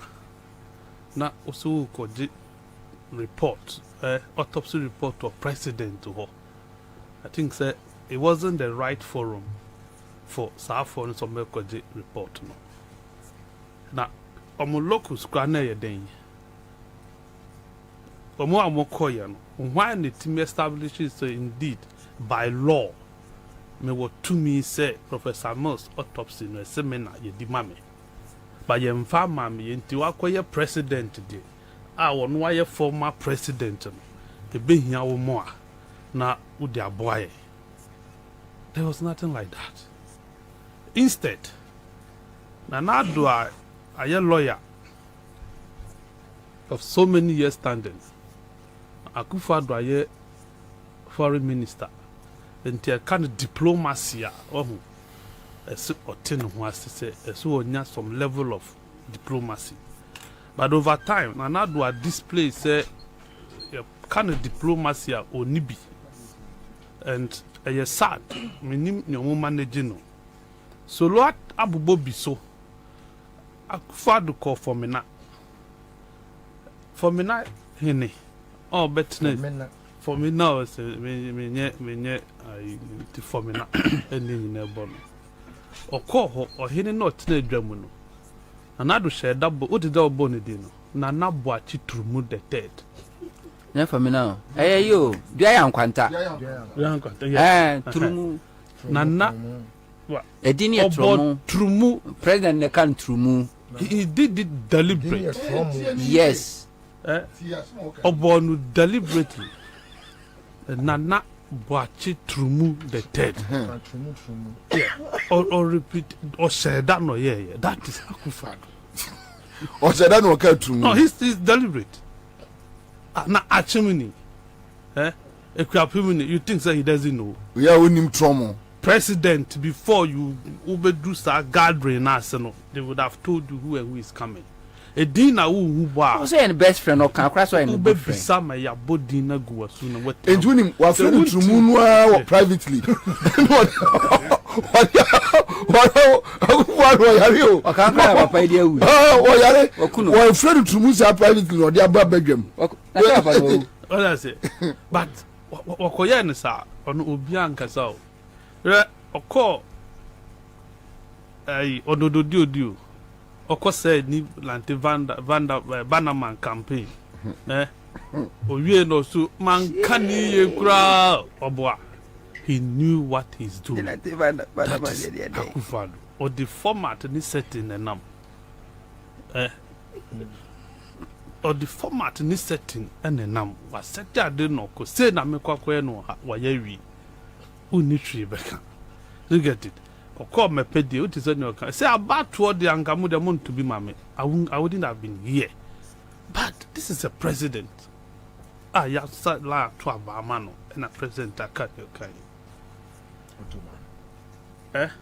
no but any born as well president and you can not re kona a confipe akufo adu say atukujo Francis Kingsley atukujo no ye vende deputy fisheries minister and no lose election and nuntina not to say not to say because of that no on your day when nuntina wa neglect a confifo yes sir okay. But deputy general secretary say Okan in a contest, but Japadia de wa ye bi bebre ama won. What is that? Osim punto de wa ye bebre. No. Me person me can't deputy general secretary na say. Say nyen na nka me nimi say or deputy general secretary. Haruna Muhammad. But for today, me nim so no MPP deputy. No, I me na me bisa.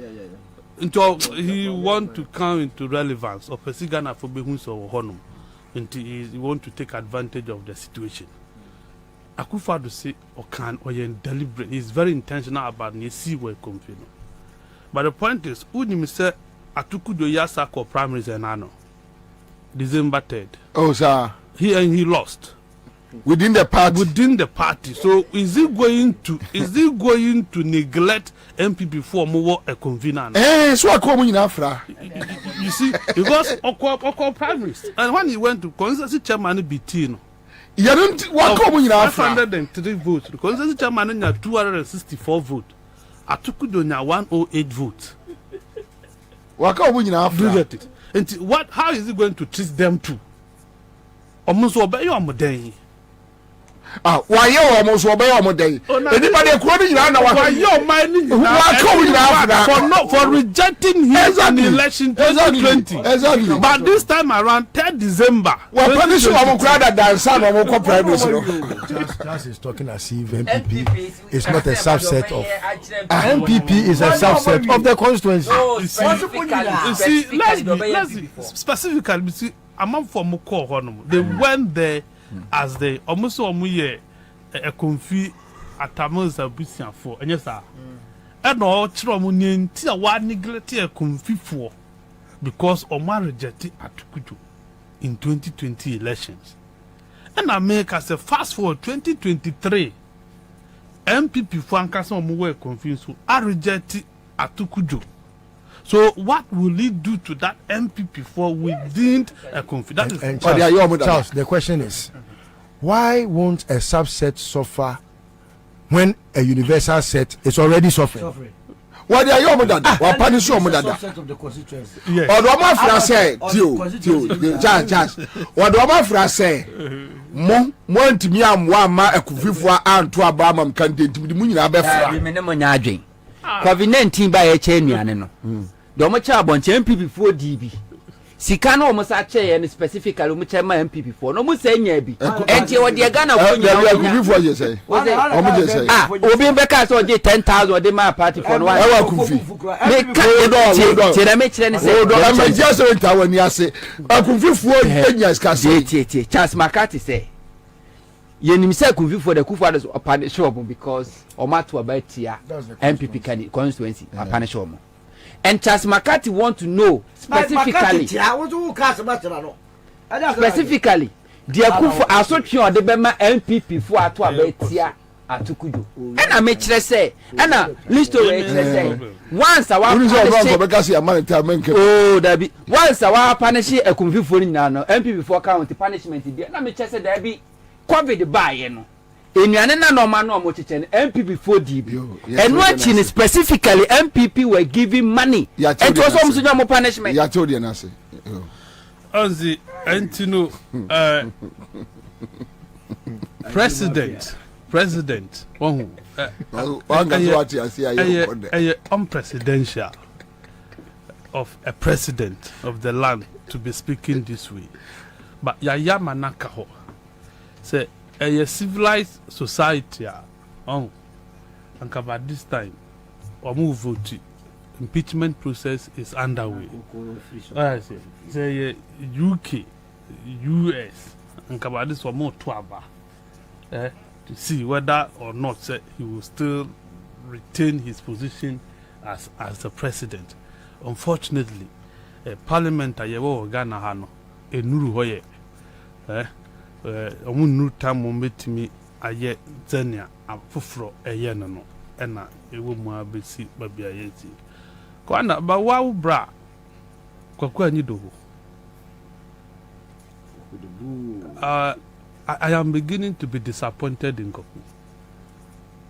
All this while. Why now? Yes. All this while. Yes. All this while. Now he's not giving me reason to be disappointed in him. Then I am disappointed in you. I'm disappointed in you. He's not giving me reason to be disappointed in him. I'm telling you, you have a low IQ. Because utie kwaku anyi do a bra incident in the sea, you know. Reasons I would divide no musu or no pick up a cheap bucket to the professor a call or respond in that Kwaku responded and then Ospeli ambulance in that interview. Kwaku say Enyano Kre the professor was giving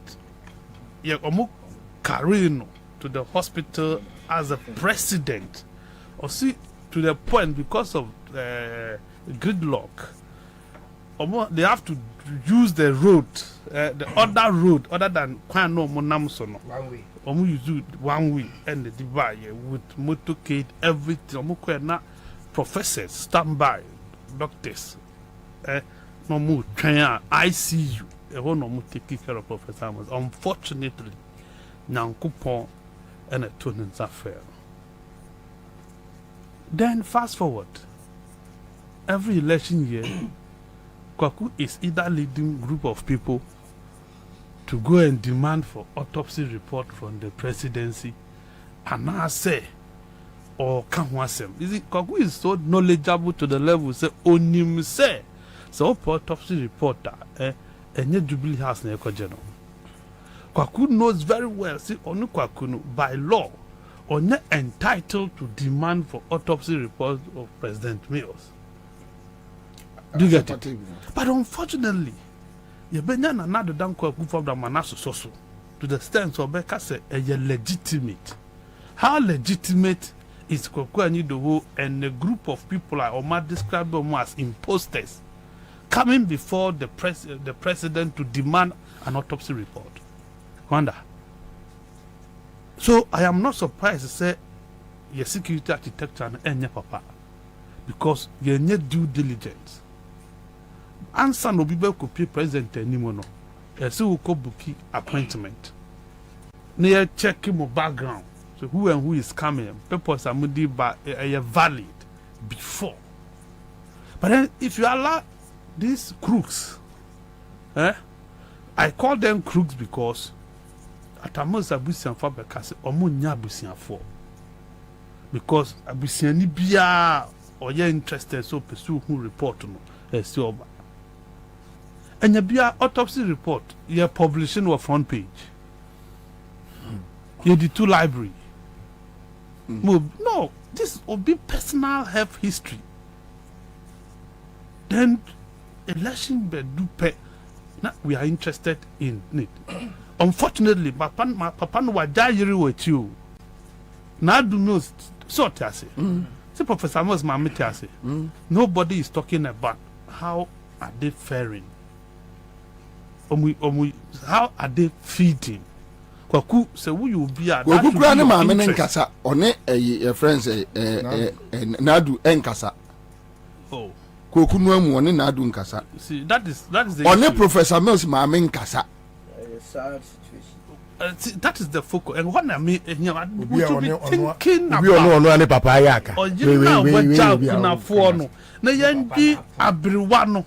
now what Jan way chirino, any ne ma in a business for the legacy. So our library do muko see on the Chrome. How is the library doing? Where you nema who you be now so ben Professor Moss.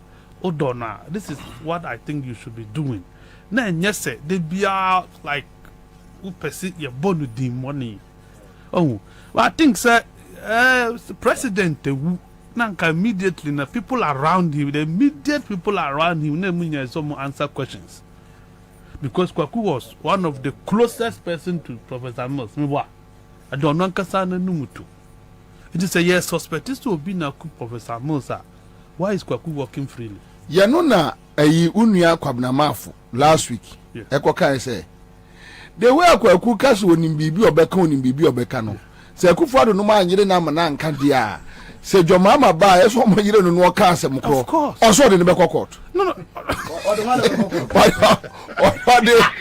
Kwabena mafu court. Ada Kwabena mafu frɛ be say bra na me se adai. Ba tia ba sem o na me se abotre. Kwa say why the me court ti wo sha eye. And I'm so what can say. What say me say Jomama ba wo mo nyire no na de wanim bia wanka. Me say me nka body na so nka body won't be your hwe. If you know what won't be court. Bra me da say what kind dia ba kuma atobe yam. Na said yes I brand here see yam ansofo no. What the baby so be ni ba bi gina. But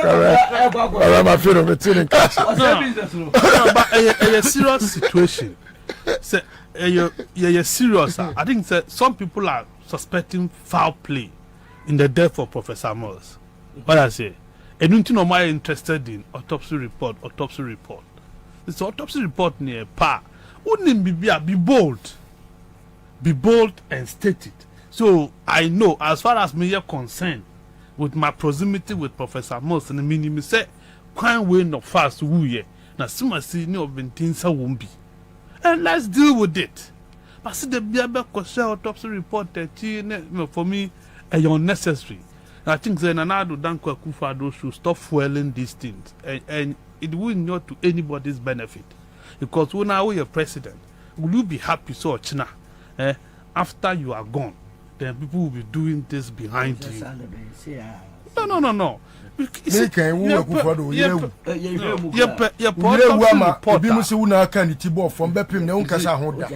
Autopsy reporter. I think before Professor Mills died, everybody knew say no Oyare. Because old man Ankasa admitted public to say Oyare. Did Kwaku not say that in the So interview? If he's sick, no way we are. What is news about it? I don't see anything. Nipa ni wo ye mama. Nyani wo ye ngwa Rollins. Nipa ni wo ye ngwa because at a point Rollins no nye Julius na no didi.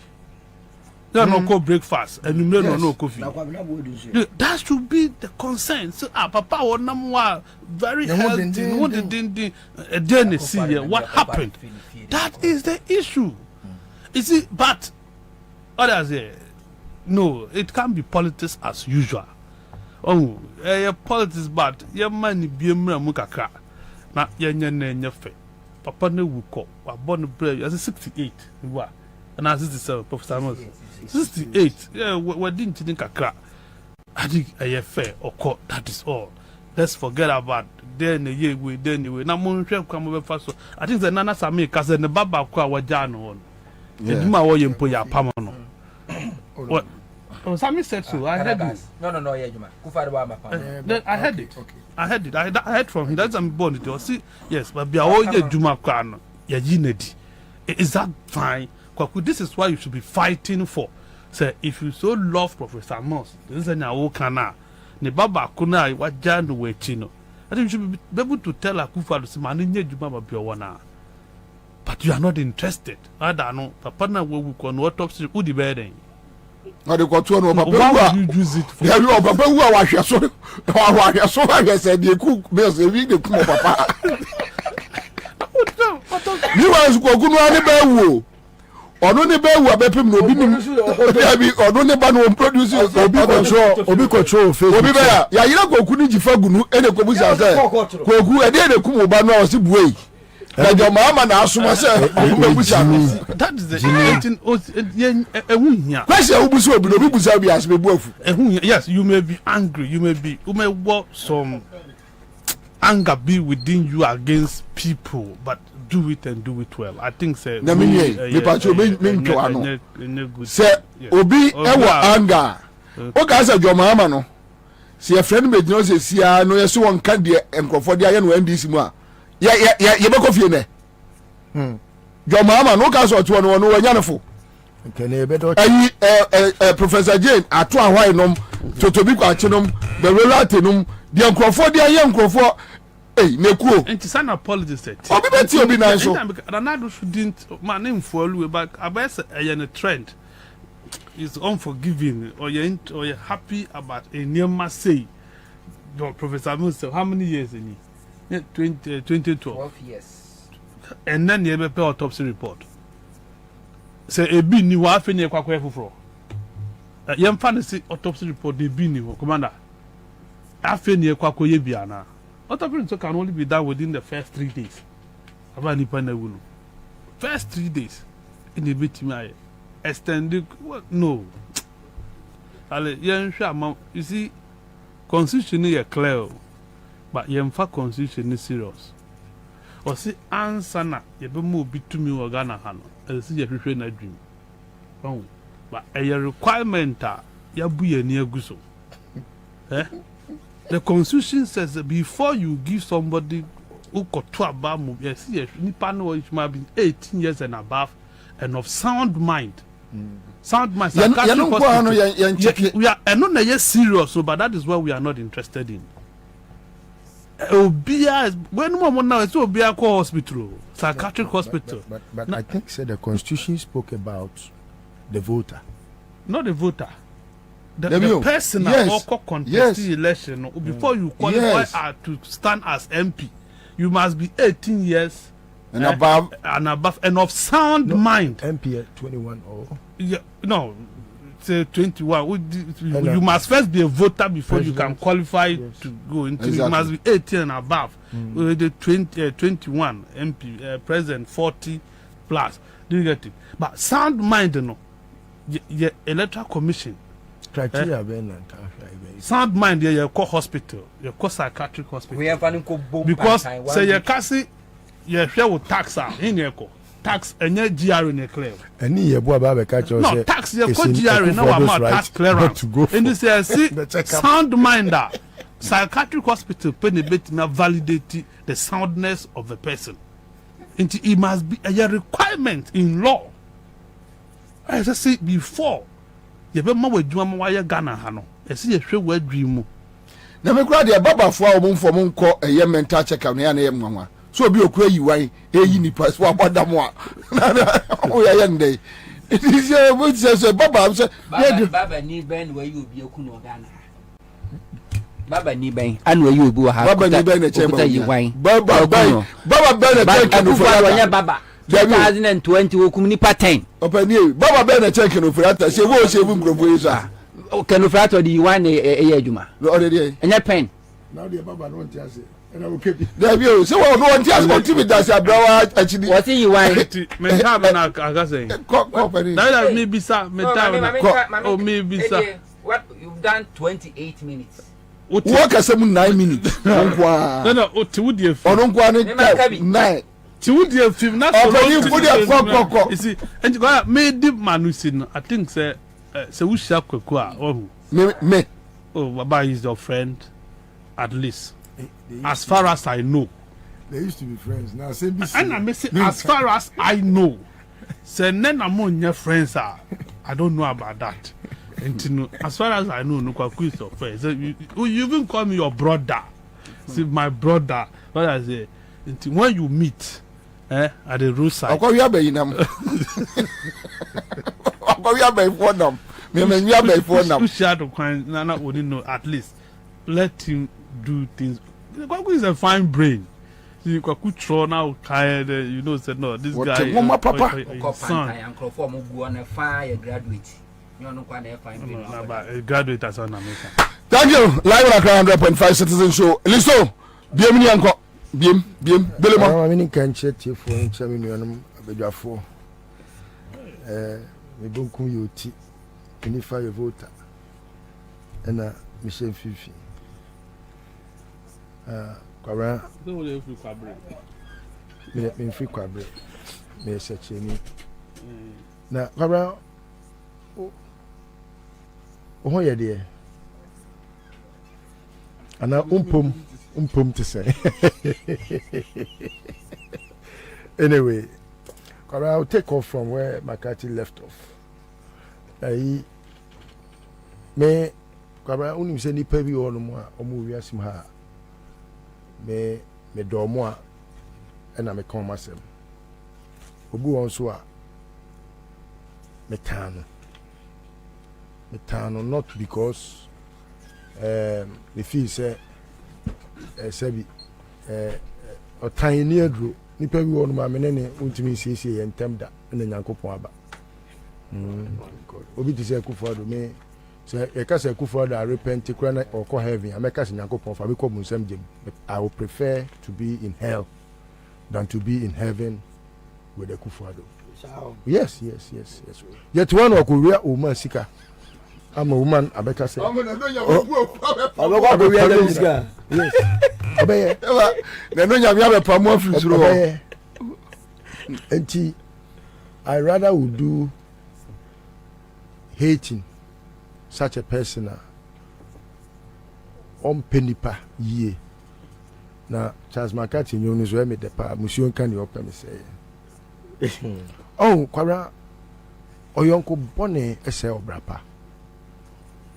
And until no, me no, go you do who no. I have me who say, oh, Bible say me and Tina for the Fortanabia. Nazian is who we theology course beer, why soft. He's been ordained. Also, who do now, who shares of Mekwa. No, I fasted yet. Eddie, Kwabena, this is supposed to be Obia. Or you're very knowledgeable. But I will speak about what Esedun Ketia said in recent times about Suku. MPP Jimmy. Suku MPP Jimmy. Adie timi pepe Jimmy, adie ba kope.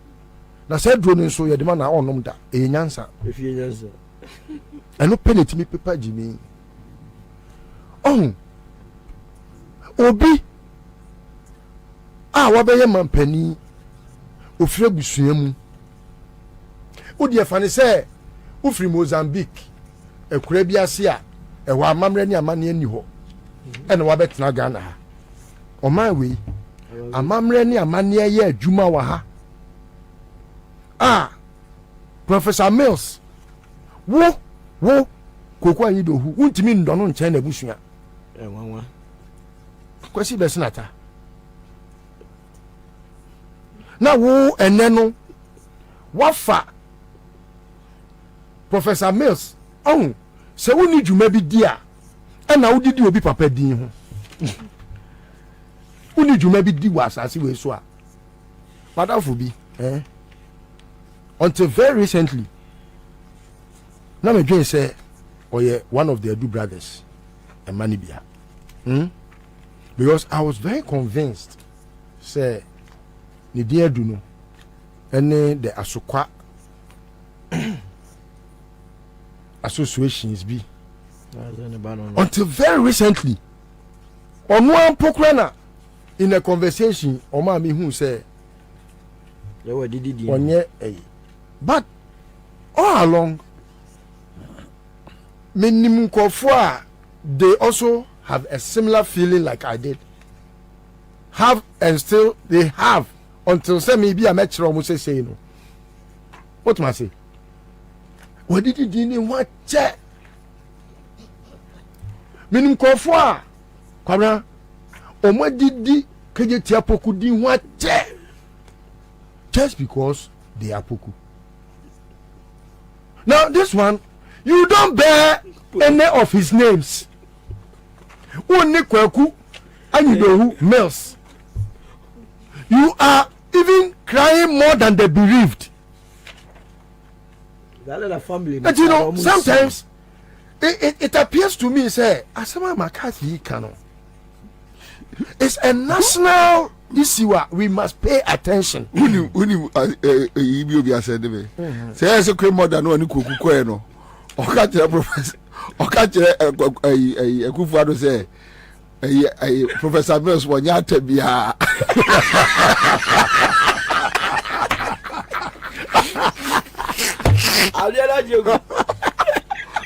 imagine that can't so papa. Oh, yes, you. Then, I will just say, my be awful for the tip Why tip to late? Where are you for Libya? A good one of grow for like donkeys. No, I will go to her. I also wanted to obey Obenyomo, over to Bedwetty, Obubia. So you ask about Nipana Olidi delegation, you know, and the rented people he took there,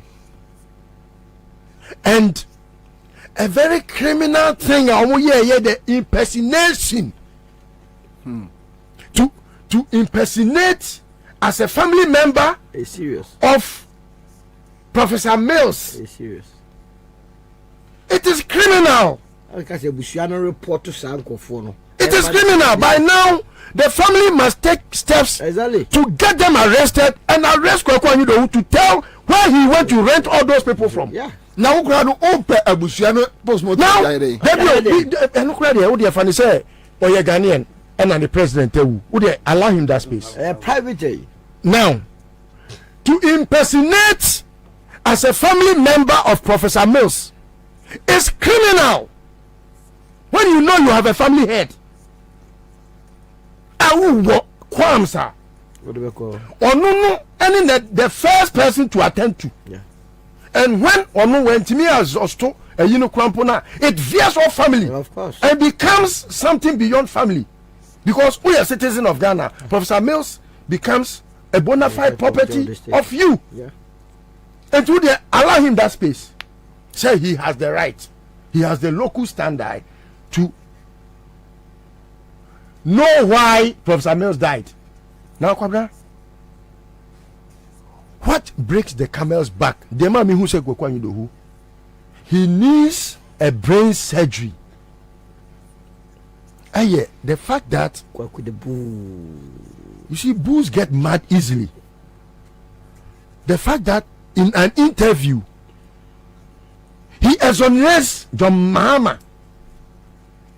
In an interview. Okay, so I want to know. Yeah, you go to please do. All right. Okay, so this interview was done on Asempa FM, and you go to a year do the explanation, and when video no. Okay, all right. Okay, so you go to a year quick one. On Professor Mills, and this interview was done on Asempa FM. I'll be back. Yeah. So that day, the president was billed to fly to Lagos. Okay. In time upon, he had given the go-ahead to secretary to the president. Mm-hmm. So when we say president on 12 letters, yes. Secretary on 12 letters, or we are not assigning. Yes. So secretary to the president, Ansah, was given instructions to prepare a letter, not president in signing, to officially inform parliament. So we took on Lagos. So it looked like a normal morning, even though we knew that there were health challenges. No two ways about that. So it was a sudden something. And when it happened suddenly, yes, there were professionals around. So he was moved in an ambulance. The ambulance, yes! AMBULANCE, ambulance. He was moved in an ambulance. In fact, there's always been 2 ambulances on standby at any point in time. I don't know. He was not left alone. His security close escorts, including professional policemen, who went with him. There was a motorcade that carried him. There were doctors in the ambulance trying to do whatever they could do, first aid. And he was sent to the intensive care unit of the 37 military hospital. I repeat, the intensive care unit of the 37 military hospital. Collapse our castle and he didn't collapse. Whatever health challenges began at the castle, and they stretchered him from his residence into the ambulance as will be the case. Yes, you have to be stretchered. Yes, so he was stretchered into the ambulance. From time our health challenges to time we do intensive care unit. When I bear how many minutes? Well, the movement from the castle to 37, because it was at that time of the morning around 10 o'clock. There was some traffic. Yes, quite heavy traffic. So we had to even the ambulance and the people had to move on to the other side of the opposite side. So we had to drive in the opposite direction to be able to get to 37 military hospital. And you will be surprised that in that short period, in that space, with that distance, about 30 minutes to get there. 30. Yes. The traffic was just so thick.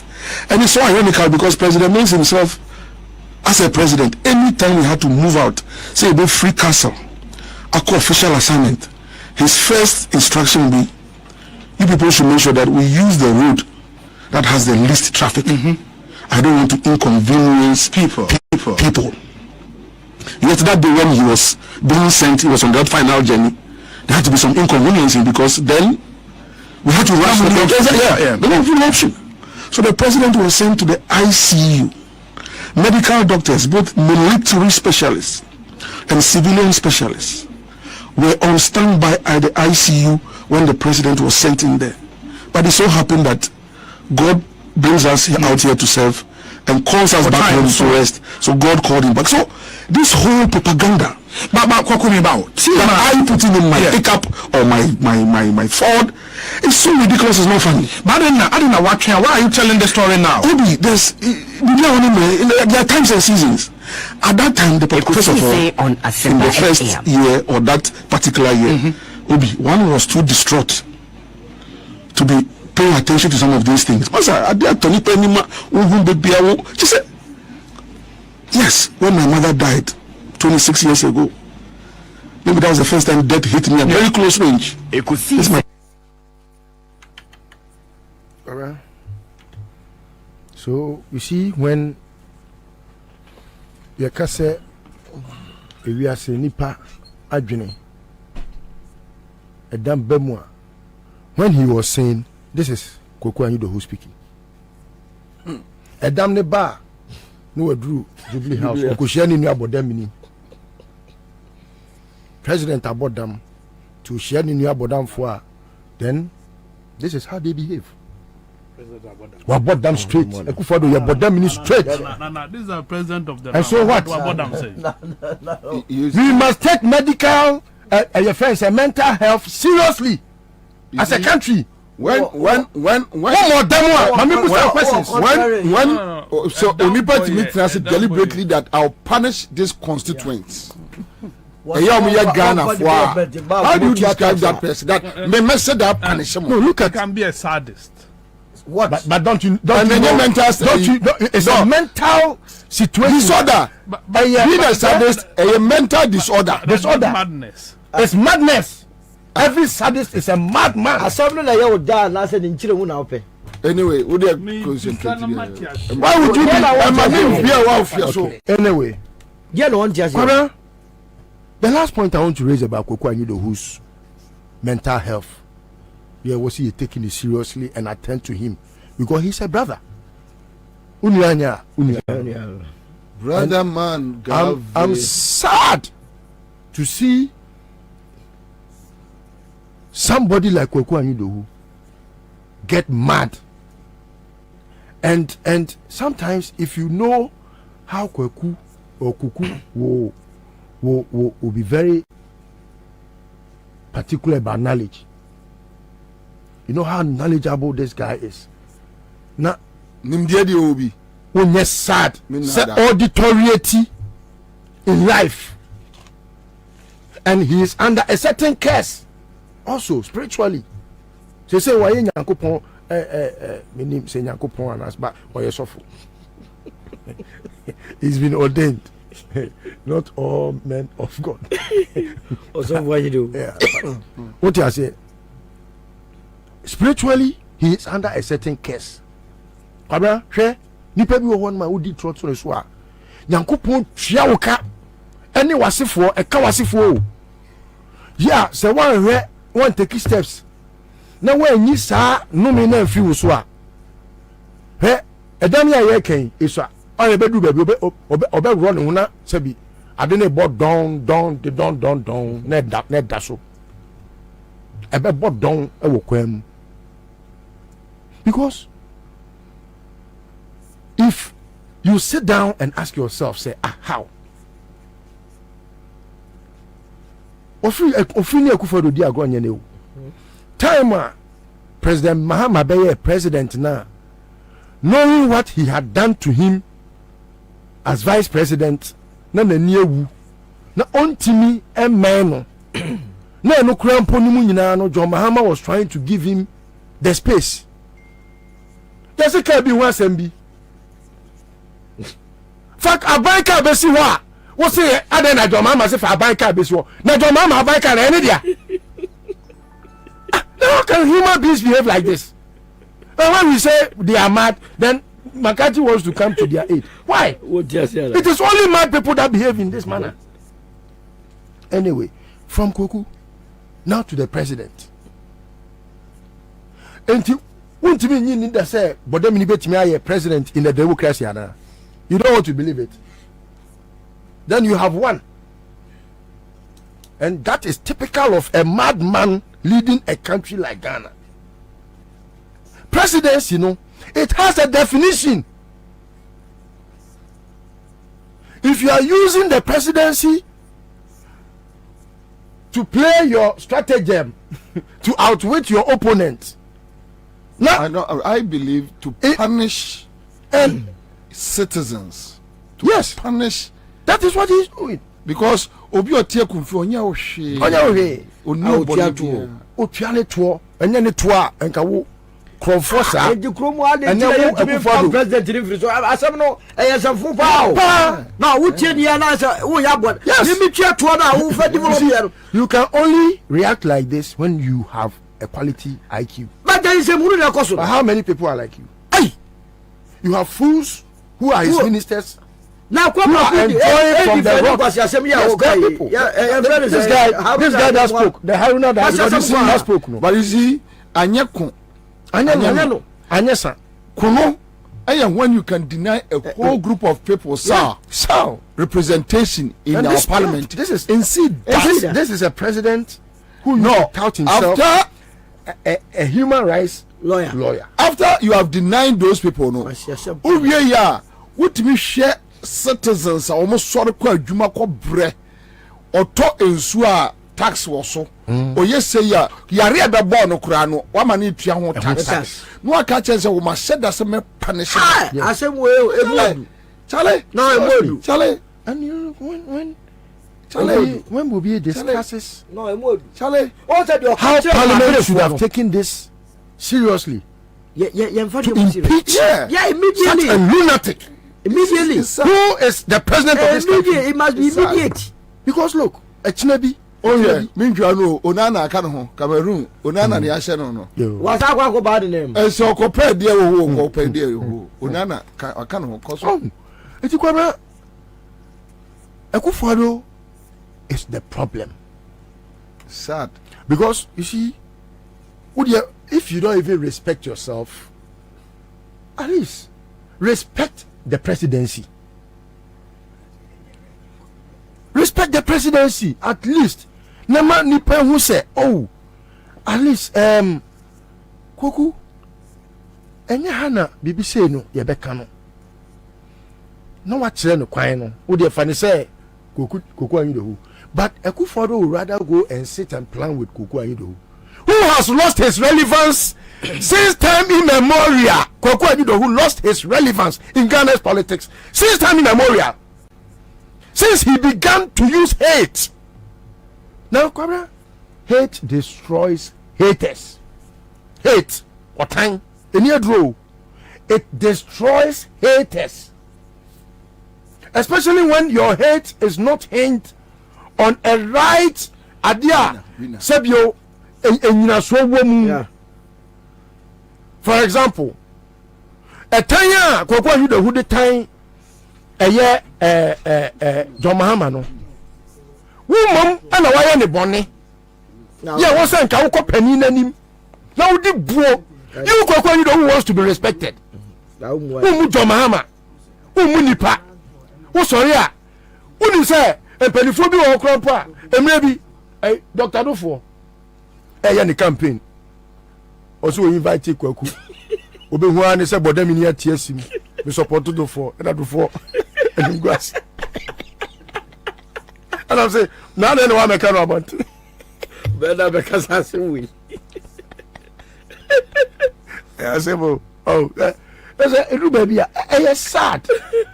Oh, Kwabena, now on the discussion, President, I have we. When him, what I say no, minya some reflections be.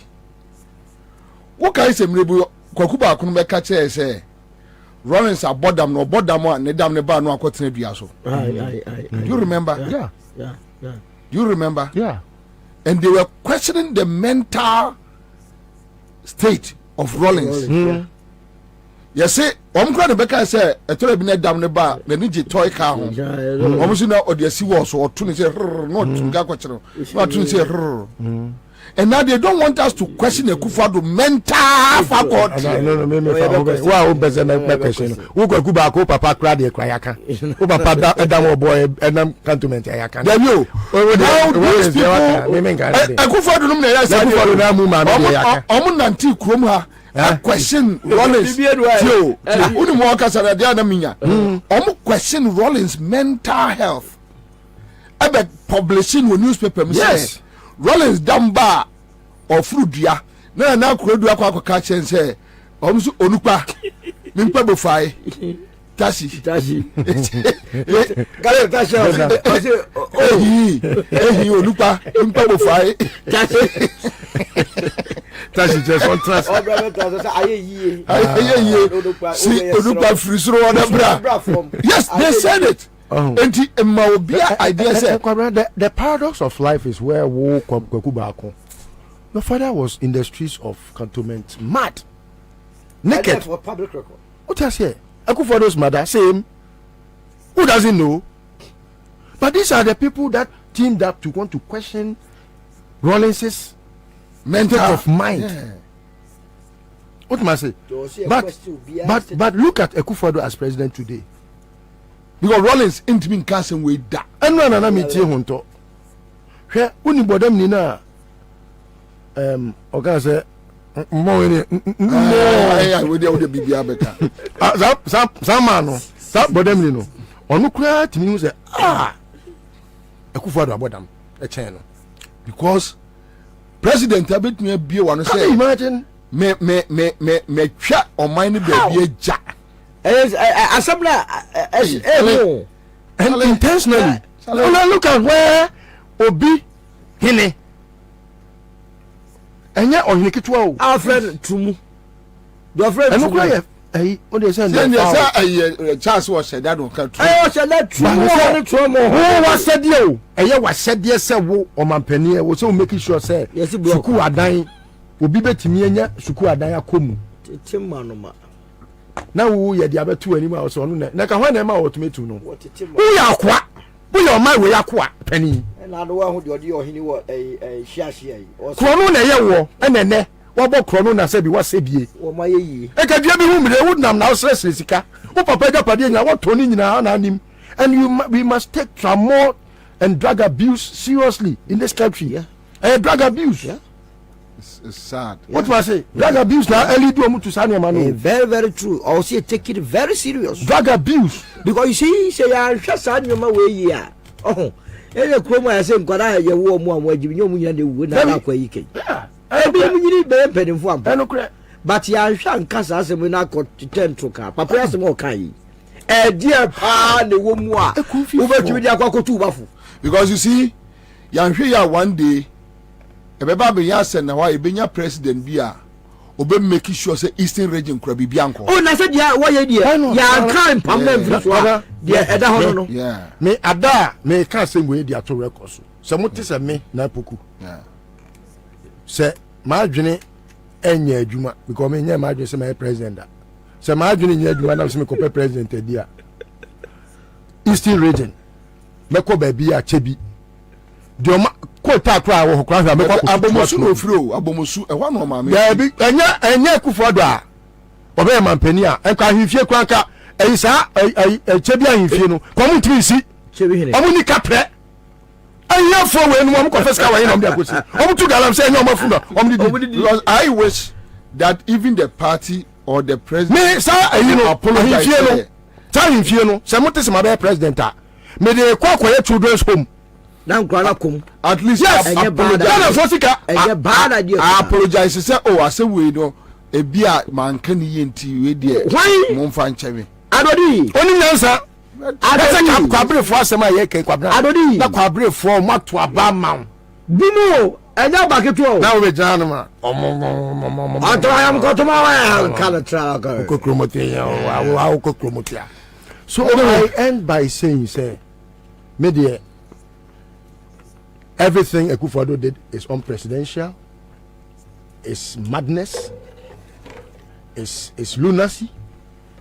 Say, if you say, and yet damwa, on kohu doctor say, or call retirement. Oh, fee, you say the internet is original home. Yes. They say doctor say, and your timer will be to marry her now, man. If you know names about them, yes. But maybe the symptoms are clear. All right, so Akunfi for issue statement. What I heard is that I infunu beshia ene. Okay. But the youth groups there issue a yes statement, and we will work on the statement. A very sad situation. Ena yewom no. Se omaya ye team. Obitimi bie na no se ya to abama me. Mo anya de mepe. Mechire munyansa. I will deny you water. I will deny you light. I will deny you health care. I will deny you. Adia be a man nipa. Eye nipa. Na olive se nipa. I will deny you people. Na mechire munyansa. That is the situation we have. Onia hunto. But 1 minute. Tell. 1 minute. Alpha be. Eye ti yakọ round. Pato tell na me star 413 hash. Your last draw no 20 million. Your last draw no 20 million. The obe bomb 20 million no oko. Bare the obe bomb 20 million no yemfama no oko. Last draw no star 413 hash. Pato yengo. Me pato 1 minute no akwa ba na say 1 minute. Chema. Wo de ka se o to asanke ko. Especially me who said be a metimi a free me message. Any from 1 minute. Okay. And 1 minute me the quick rebate out solo. Oh, lade what they say na can. Lade be o ma me 1 minute o. Put the audio we that was come there. Oh Kasano, when I was talking about stereotype against the good people of Otari. We say a tribal politics. Yes. What Ghana ha?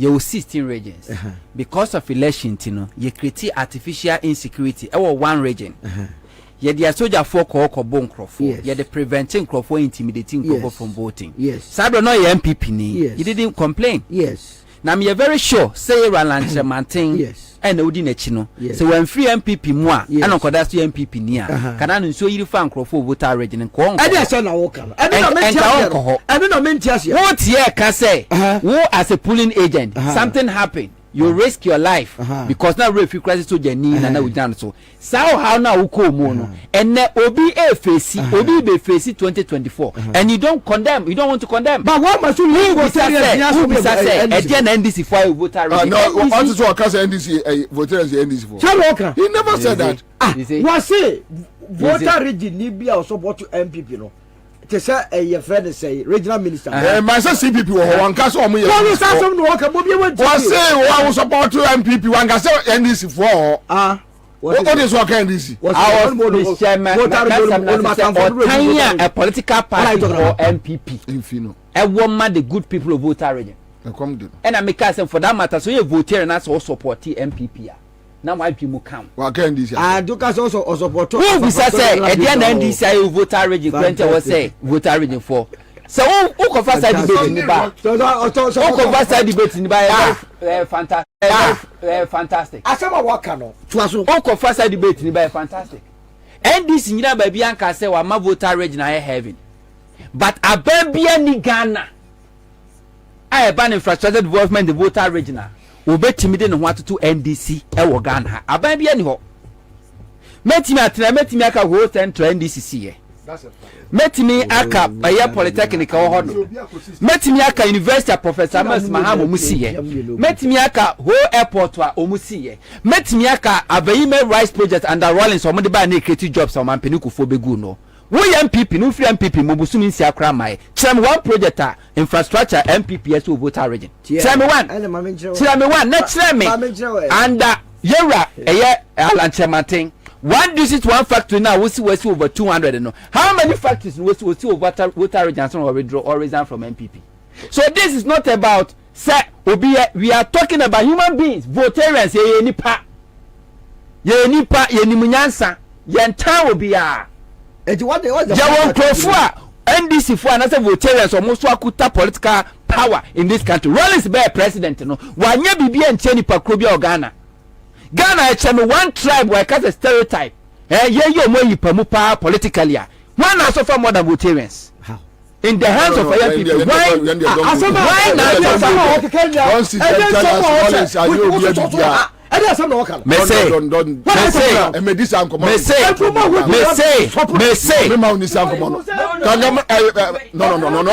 I will not let you use my platform to do this. And the problem, Baba. And the problem, and the problem, Baba. Massa. No,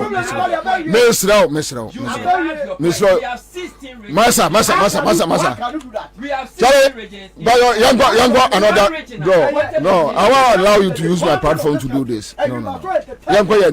So so this anko mo na de onya no akire TV original no akire say before abre omu na yaku omu nyina wo Ghana ya ndi okire I don't have any problem, but I won't let you do it here. I won't let you do that in here because Obi be disagree the problem Baba. Jai hello anyway, all right, so Aya Herbal Industries omna de Aya Mango aba na ama Aya Mango bema Aya no anu bi beboaw asiesie Aya firm ya wode aba emade no munum bi wose ebema emagina mo na so Aya Men Flow, Aya Men Vital, Aya Slim ya wode aba Ghana wose FD agiatum amount from 0508758701 na wase Aya Milan Chemist Sakumono East Cantonment eba Little George Health Shop obeja bi Alpha Chemist Ad Pharma obeja bi Casca Pharmacy ewotema oni General Hospital ne dinhwede mu Beditap Health Shop Hacho Mabi Pharmacy Pobiman Achimota Budget Pharmacy ubenya bi Palace Mall ubenya bi Grace Homeopathic Clinic ubenya bi ede afriwo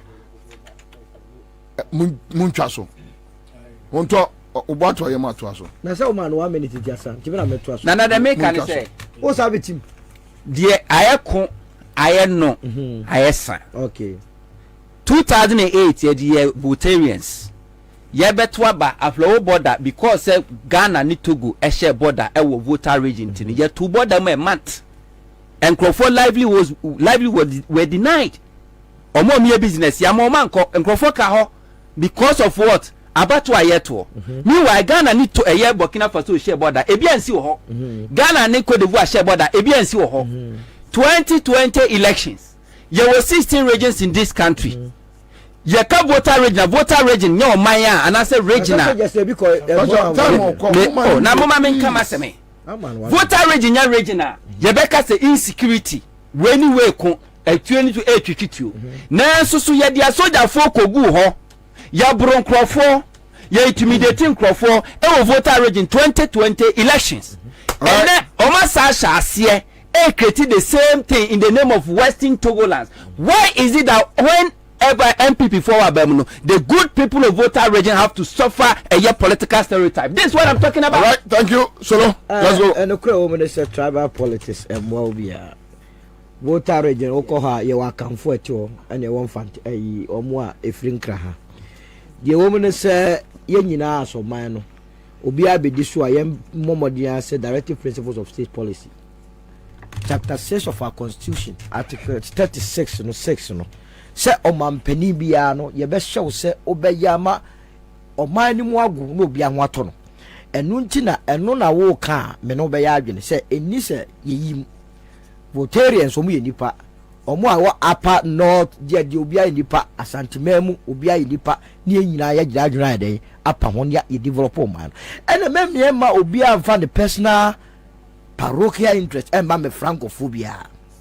Ekufuado ene na memu na enya omo na so mu dinze mu no a point to that person that say sankofo we na dinze mu na man konko ye ni general eyi a afi ye be wie ntumi enya no kwamna medi wie no eru akufuado asem na ne ye kan waka ma dwena samba so say no papa no o say me trokoma parliament ba franto mon kan bi no yakabi na be chese no na me kasama franto ye bi na menye betia kasama franto ho bi na menka say mbunu wa would na say mo so rural nchemate kura be kase na o defend say no say ma fa me nkrata na me ko baby say fu we e no na menka e dia no aka rural nchemate position any say o man no e Ghana man obi atua to enu nti da bi o to se dia no no waka afa ho se no aka fa sanse mfuna ora kubado aka spokesperson we ye party communicator dia sem la aka e dia na lanchemate aka fa ora mahama yes asemi ba dia no aka fa why issue statement this statement be no issue why issue statement said dia ma issue statement said dia go to ma ko be dia no kai obi na we nditi as a party and the issue statement issue statement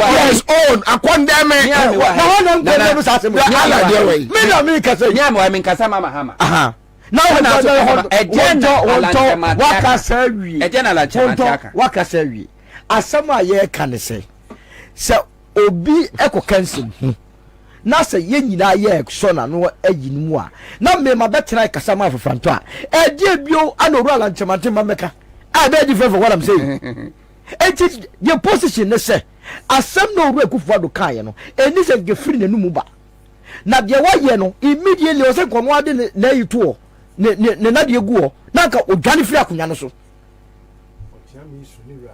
o ti ase but odwane se sia so a de ya ne se vice president na kwa ko take over wo de ye ko animu ya ene ni kire ya o ma be finance minister free ho strategy don't fall for it what's attach strategy kasa say oh ebe ya ontwe no strategy omu be yi na frim no mama ba omi appoint on one finance minister no mo de akochena 4 billion bi ba no masa start so hey o say bomiana appointed finance minister and you makoyi no ma shift all the blame sir and say mu na kwa ba mu no e de akogu owura ye friend say kenofuriata so na kwa kwa say bomia oni e ma ne kwa nya adwuma ye ma ne kwa o say ni o ma koso no mu de wia ma adwere enu sam ni ye ka enti no enya de a sabi ye be so na me track my parliament so mo start impeachment procedure no na ye mfa ko eni me da say now quick comment from my friend says Bobie I am from a Kumfi Techiman. President Mills is from a Kumfi Otuam. That Queen Mother is not from Otuam or anywhere near Otuam. She is a known MPP woman and comes from a village near Mankesim, and she is never a family of President Mills. Bobie, how can a Queen Mother from Edra say she is your family when you are from Asante Mampon? Okay, all right, so it makes sense anyway. Me pacho star 413 hash 20 million draw no. Pacho aba no aye ntem na me wie. Am I? Okay. All right, so quick credit investment. Me pacho quick credit investment first men kan chiro se bosi abono omugusu a. Chave. Tell. Commander. Topics amudama na Addo'S. And I would want to end on Ghana is broke. I am measured in my promise. Mahama. My synopsis into na minim no opposite or because no matter how the situation a problem na ye wo and na oba be solve meboa And where from this I am measured, Ghana is broke. How will you fix the problem? That's what I want to hear. A message of assurance. Give me hope, Joanna. Yes, sir. Okay, so I don't know whether you have listened to the. That's why I said I have not gotten the because synopsis. in the tape, yes, or say the reason why Obusa for honeymoon. No, honeymoon. I mean, honeymoon. It was a full statement will make here. Okay. What you are saying is not isolation. Isolation. Okay. So what he said, and he said, Oba the damage, this current administration are damaging on my way no.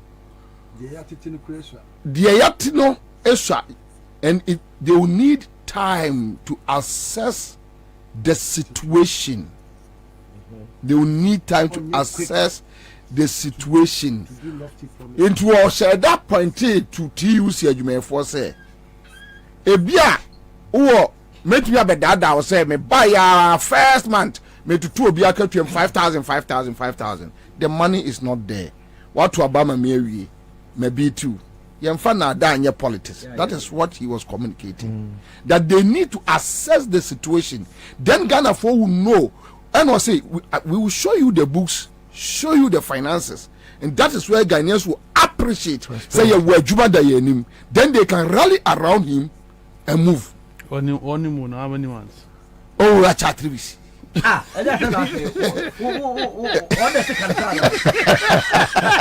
how do you marry the two? Honeymoon, any 24-hour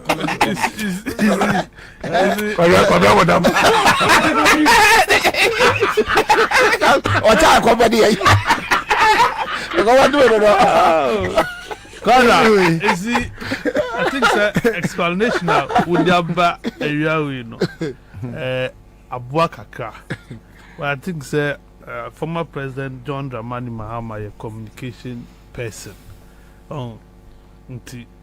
When in election year, when you are campaigning, you must think about spin doctors. They will easily spin what you say. You must be measured rather in what you say. What I say, rather than thinking about Sika, whether there is money or not, you got to run the country. Fix the roads. Whether there is money or not, you have to do what you have to do. Tell us how you will get things done, because you will be any situation at your team. And that Wakasi Ghana is broke. We have had NDC MPs, finance for Adongo and Co. I started saying this thing to us from 2018 till they are still saying it. You cannot tell us say you don't know. You yourself, as a former president, you know. What? He hasn't said so. Okay. But if you have, I'm saying, see, when you are going to election, see, I speak to you as a political and campaign strategist. And you know, who election and you will message. That's what that is no. So tell us, Timamufo want to hear what you come and do and how you would do it. Don't tell us if you give me reason to believe that. Yes, he has given us. No, he has given us the idea of the 24/7. You know, say, I mean, another one. Yeah. You should tell us how you be able to navigate around the portal. In course of traveling, on say driver be what me say roadway me fast so that do him say so say, but was this one obey the magnitude. Yes. Then it will determine how you will drive. The speed out the yes, on the road. Though you know, but not road. And to obi to say, yeah, obi to say roadway me fast so that. So then I should be careful. Roadway my fast one to when baby a portals where to dodge wadakra what the sabeko. Yana John Oka said, oh, when him said the country is broke, yes, but the omo cano, omo esqua. Yes. And now deeper. Good. So you need time for us as a country to assess the situation.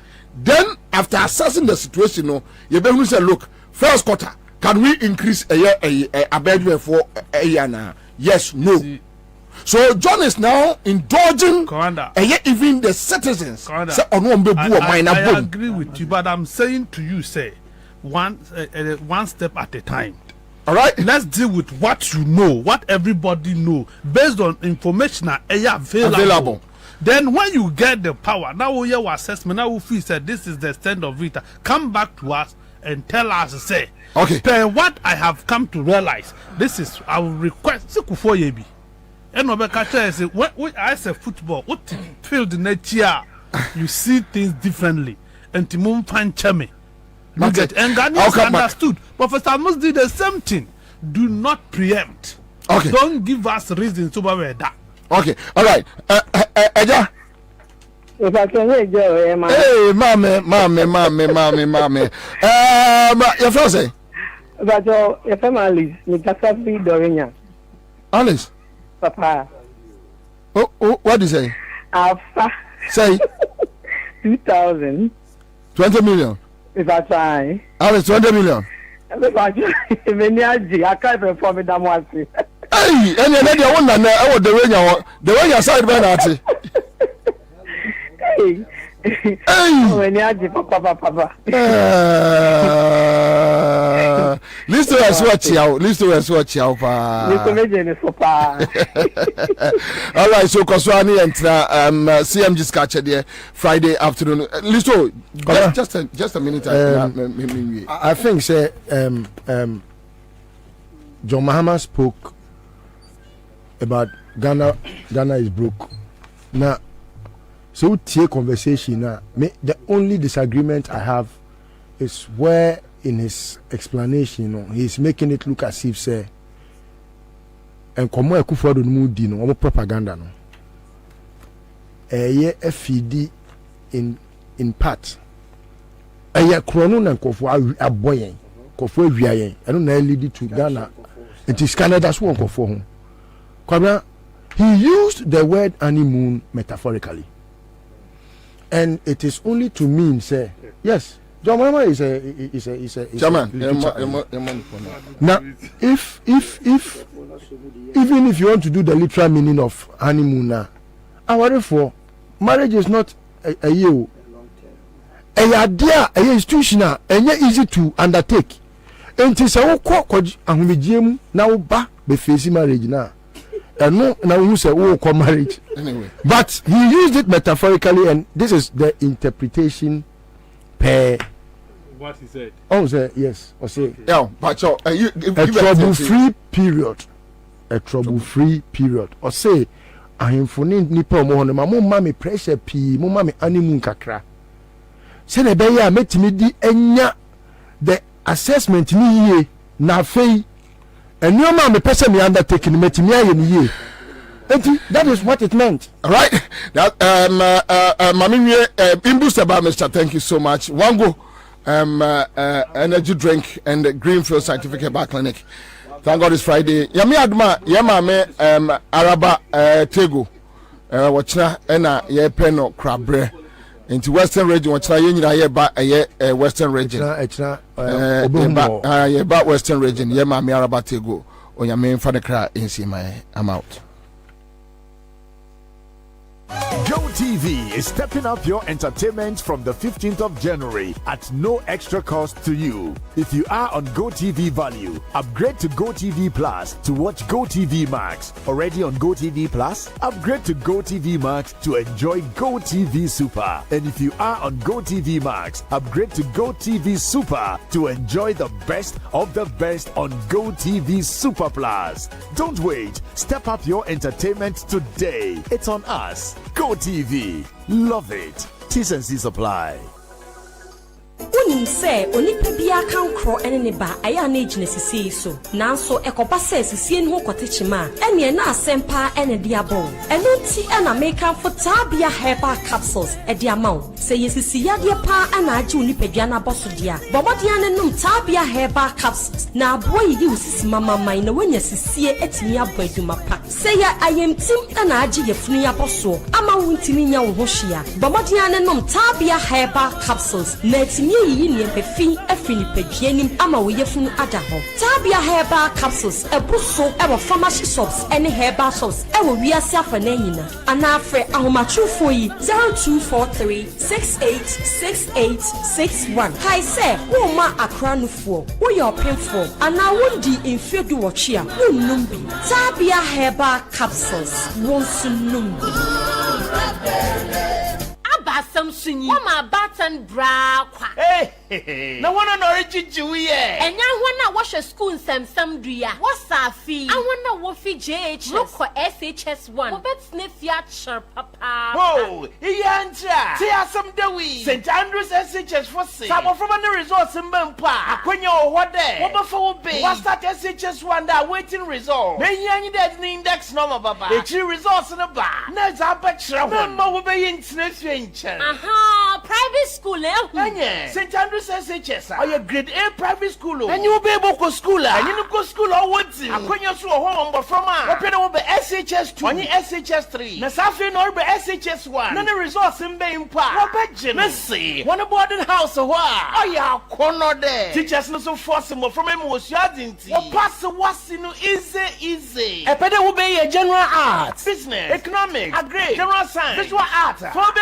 St Andrews and men campus no asing for su wakra hadze ye woteshi trible last store 0244 696911 St Andrews SHS we are always in the lead.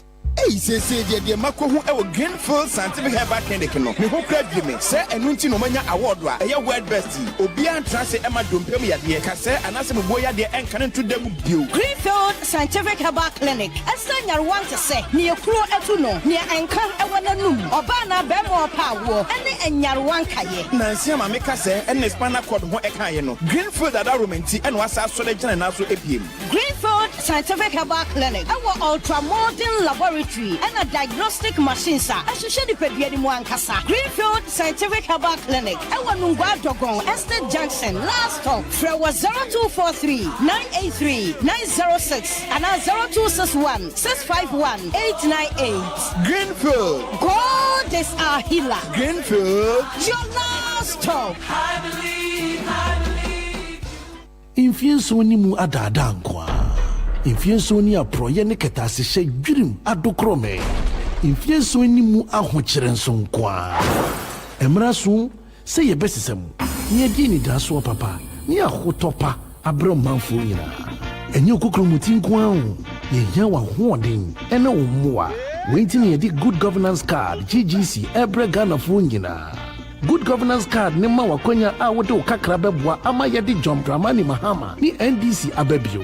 Good governance card no die obotom tie bia no wo benya bi. Go www.ndcgoodgovernancecard.com ana dial *248*6# na hwe die didi so. For 0534 000 261 ana 0534 004 275 ana so say 0598 953 915. Good governance card. Emeni daso. Good governance card. Edi NDC beba. Good governance card. Ahotonkwa. I was 20 unity.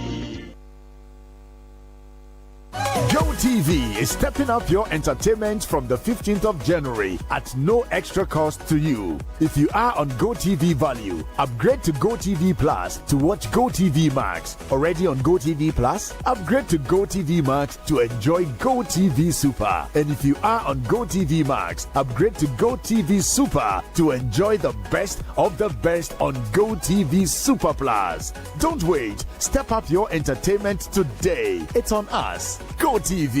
Love it. T's and C's apply. Hey! When we send your police in your draw, Imbusaba Mesa Amama Huadeng. Refuse to grow. Any offense swabek. And what day immune system or Yankopon, and you're ready for Gadmusa Moya Hubano, and Nasa Wunum Imbusaba Mesa, a Peja immune system Nabribia. Ya Yarientimu. Sasa dear, a month for to do one, Eddie Imbusaba Mesa, don't want dance yes, and Yarwa who ran Nipa and Nina Etimi Banaso, and in Yarwa Cassian Kaya Wutini D and a whole car. No, Yamwa suing in no, a boy who buying every home.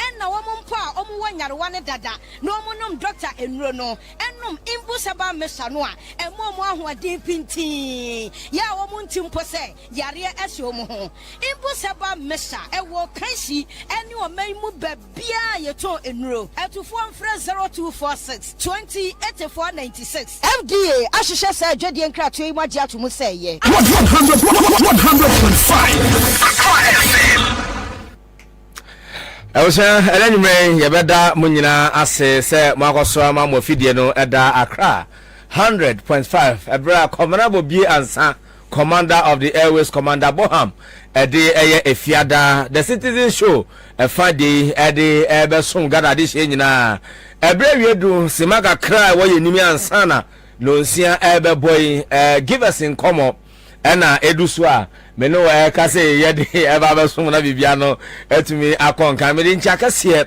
ena edi efi Givers Industries yenkofa by owura Dr. Solomon Kwabi ena afi owura Kofi Kakare enchen ena yede ma Ghana de hye nyina won mu etie yen ewa Accra 100.5 sa wo efie konkwani aso adwemu ehyemu sa ya trotro taisi wankasa wo de information center baby biara wuti anase abefom tintankase no so ena wuti ena nwumre ye dase sa wonya brena dache ede amaye na mesaw ma mene wo endi yapomuden ho enkomo emretia wo ya eda yenim ansa na no nsia bo na kechire ene ne pamfo ede eye no nsia kase bo no ede ababesom Ghana de hye busua edi amje so eye odiyifu ya chas na enafia de idie mejire se ukofia no nyame ya tom ye wura fimpenu ene duonu enan January mu no eda no ekwa na atwe ni miensem a edi guo ni nie ye bewura ne na otwe eye toso enan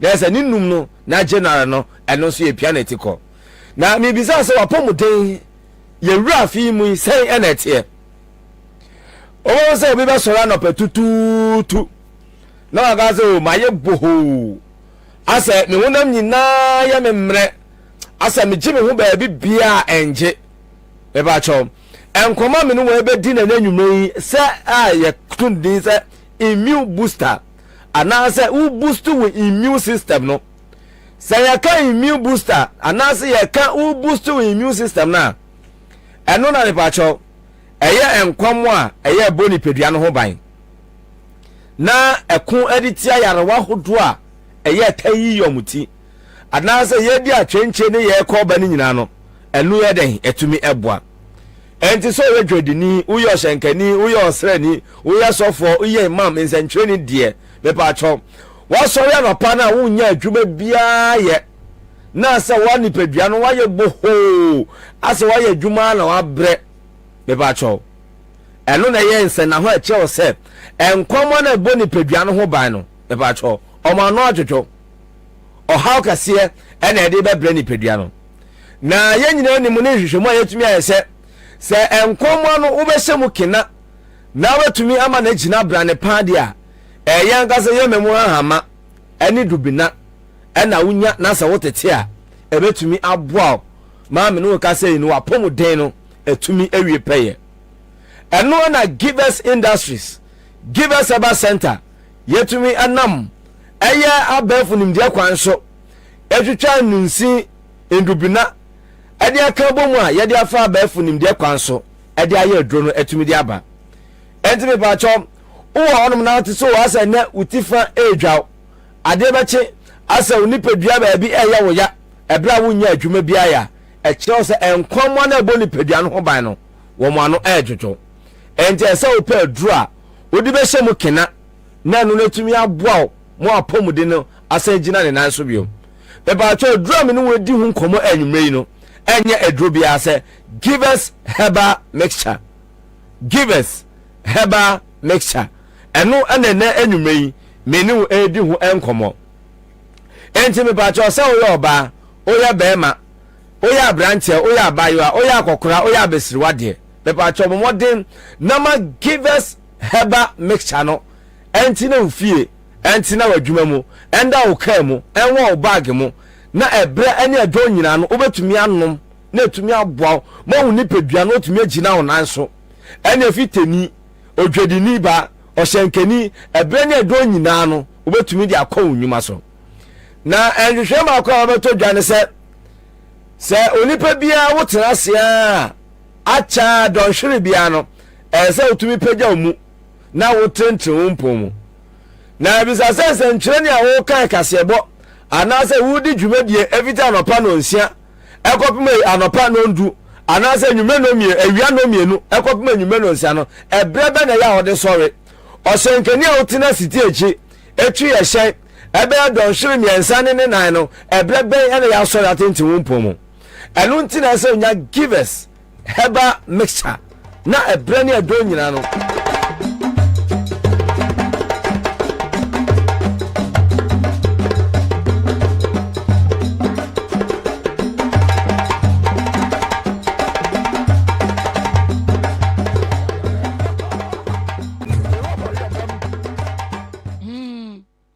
Oslosu ya member. Oslosu ya kuoba.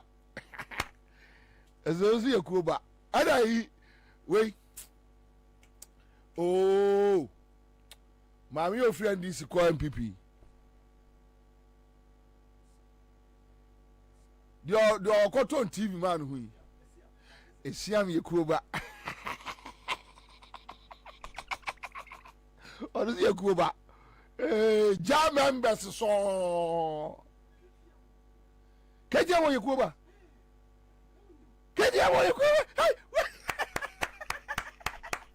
hey edi esa abon for kwa campaign mano keje wo yekuba that's right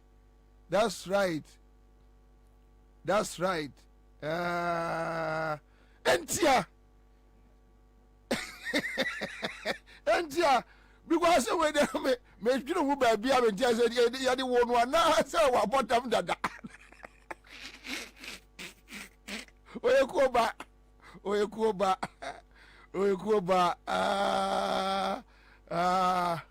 na wa kra that dampar yes dampar oye kuoba on the low key na dampar eni mo betu yan wi as unim wuntu bi aboa we di ebe de o me da jin ko nu aka se kwasi afo de jon ko nu aboa ya afeta se no ye wa give to was ya give we di I ko for on kra be pam no e ko for on be pam na afri ko nu mu dampare ojo nkuo dampare ojo nkuo na wan dampare ojo nkuo omo kra engwala no wan se kabodi ojo nkuo na che kabodi ojo nkuo sami okuni esi na nse wa okokuo meeting oko Wednesday Friday okokuo meeting onye regular member sami okunya regular member oko no Wednesday Friday kuba kuba stika na se ngo abodam na ni ono ya wonu abodam dada na stika ri abodam ajimi stika abodam ajimi okojo ku ru asa ko de ko apantuma ana se stika de nga ya na amwakota was abodam dada oh nana bi jimi we di obeda ayikuba on ye sa alomo ne yi help africa alomo ne help africa o di ke kan kwasi asem o di kwasi asem we kura na yekuba ye sofo bi su yekuba o obi fra me ka chem se sofo bi yekuba dabi osu be mpa de se na ire nu oja no se apetese no to si dem onum no memenda na dwo no de hangover abe prichi ikwasi ada nopa no o ke kan kwasi asem se wa hunu adi yi o yekuba ayi su yekuba o ayi su yekuba o ayi yekuba mtiminka Papa Yakuba. Papa Yakuba. O Yakuba, o Jonko. Hey.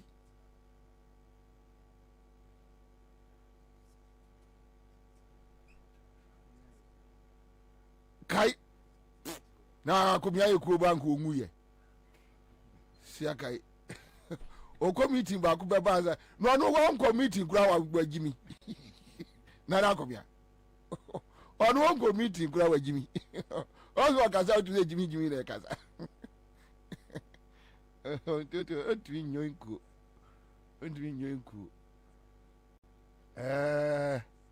Akwa esu yesu oyekuo ba pa o. Oze ayi friends ayi takwa MP no wo na wo say mark ni bi wono no wa hu we yekuo ba o de say ebreku duka we yekuo ba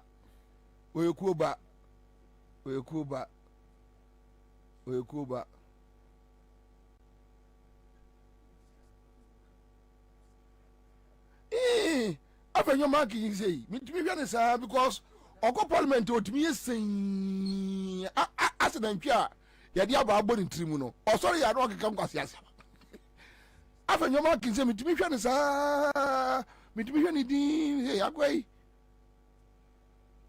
ejapo message we yekuoba obekuoba because minim nkrofo tu bi a omkofa ayi holy water omkofa holy water e free amano ne ba ejapo message be yekuoba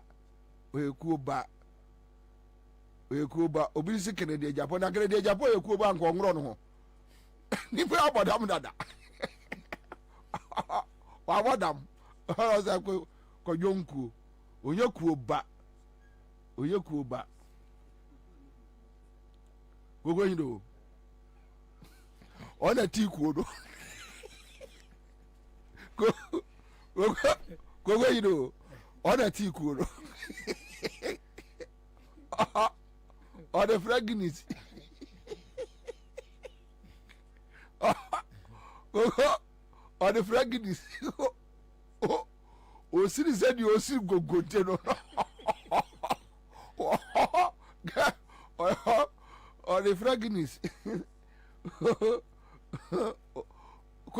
ko da ti kuo no ma o bribe anye kuo ba on the holy water nkwa na the friend everyday on the holy water nkwa o se onu kra de obribe anye on gas kumase na ye ne no ayi patase ayi mami papa ya no ate asore foforo wo ayi patase baby okoja ne mpaboa no ayi kwada so estate obribu ahe so on the holy water no use o dia friend everyday akwa we so obi abodin bi na me ya sure akoto afri akoto anye kuoba ni jimi no so on dia na edam o nye jimi o amwakwata dia na edam I see we ko na me ba o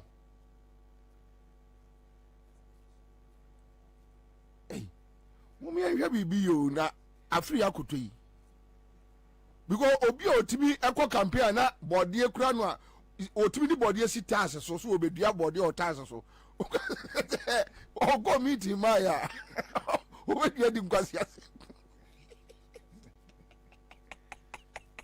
o free meeting na ebe yi eri ko ni nkwasi ase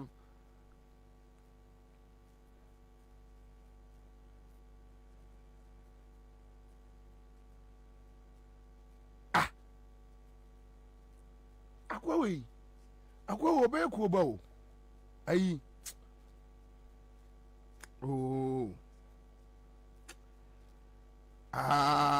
akwa MPP ni boy me refi din fucking boy ya no ko Peace FM no o free latte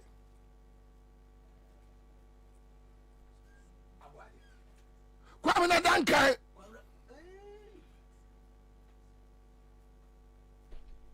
sɛ no ɔkyerɛ deɛ ɛwɔ yi mimi mo obi onim no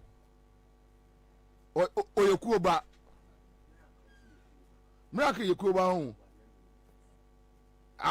do free latte no oyekuo ba ho no waje card aboyi wa card dada wayam si nyina no okakuo no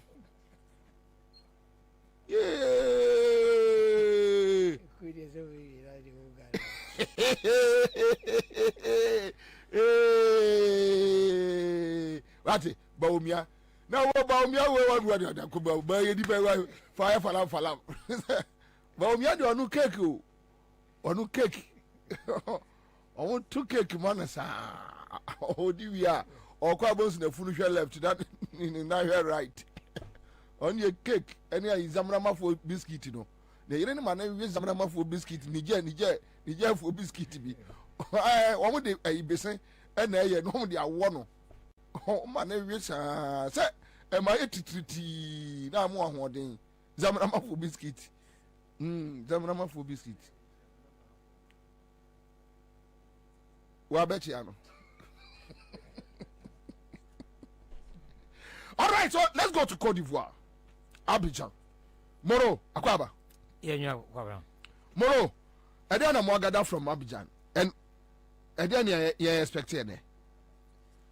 Kwabena me da se mamenchia ashefo ne tiefo nyina. Na menchia wankasa. Menchia cruise na gu second story building no. Wo which one. Na Kwabena se okuyi de professors ne enya mimi kuo Mr. Apani Mr. Okay. The way I was ball list him say we be our general secretary. Me pacho. Eye Ansah me som o man. Oh, okay. Ena amanfo atikuo.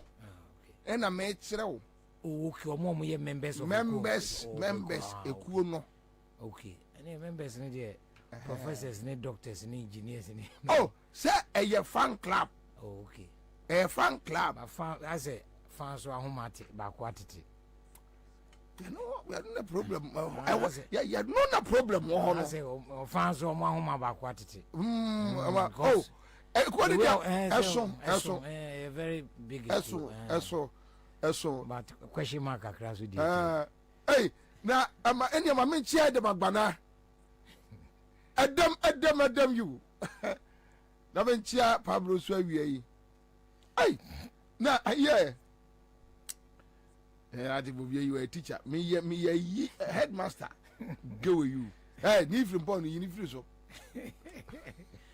Anyway, yeah, na no man ko yi. No ma sena ye hu no any ekọ no e bedding because they be so said bachelor so sini Israel Jufo no mo kokko no mo de ahoden fo akukuduro fo ene koye na wohwe maye mathematics bi say a disappointed coach plus half fit players equals to the NB film beba lose Ansah ne ye kwan fa so koye no sa kwan na ne be fa so aba Moro yaso a disappointed coach plus half fit players equals to kwan fa so koye no sa kwan na ne be fa so for na half fit players one half fit the entire team ni nyina yare enye say because Kwabena uhwe Moroccans na Egyptians me can say okay. Look at the Moroccans. Morocco supporters on utumu said they are relax because they have a strong, a level-headed team, a mental toughness team. Ojina peche bibi e wo park no so bia wonim. Hwe the Senegalese. Hwe mo all players.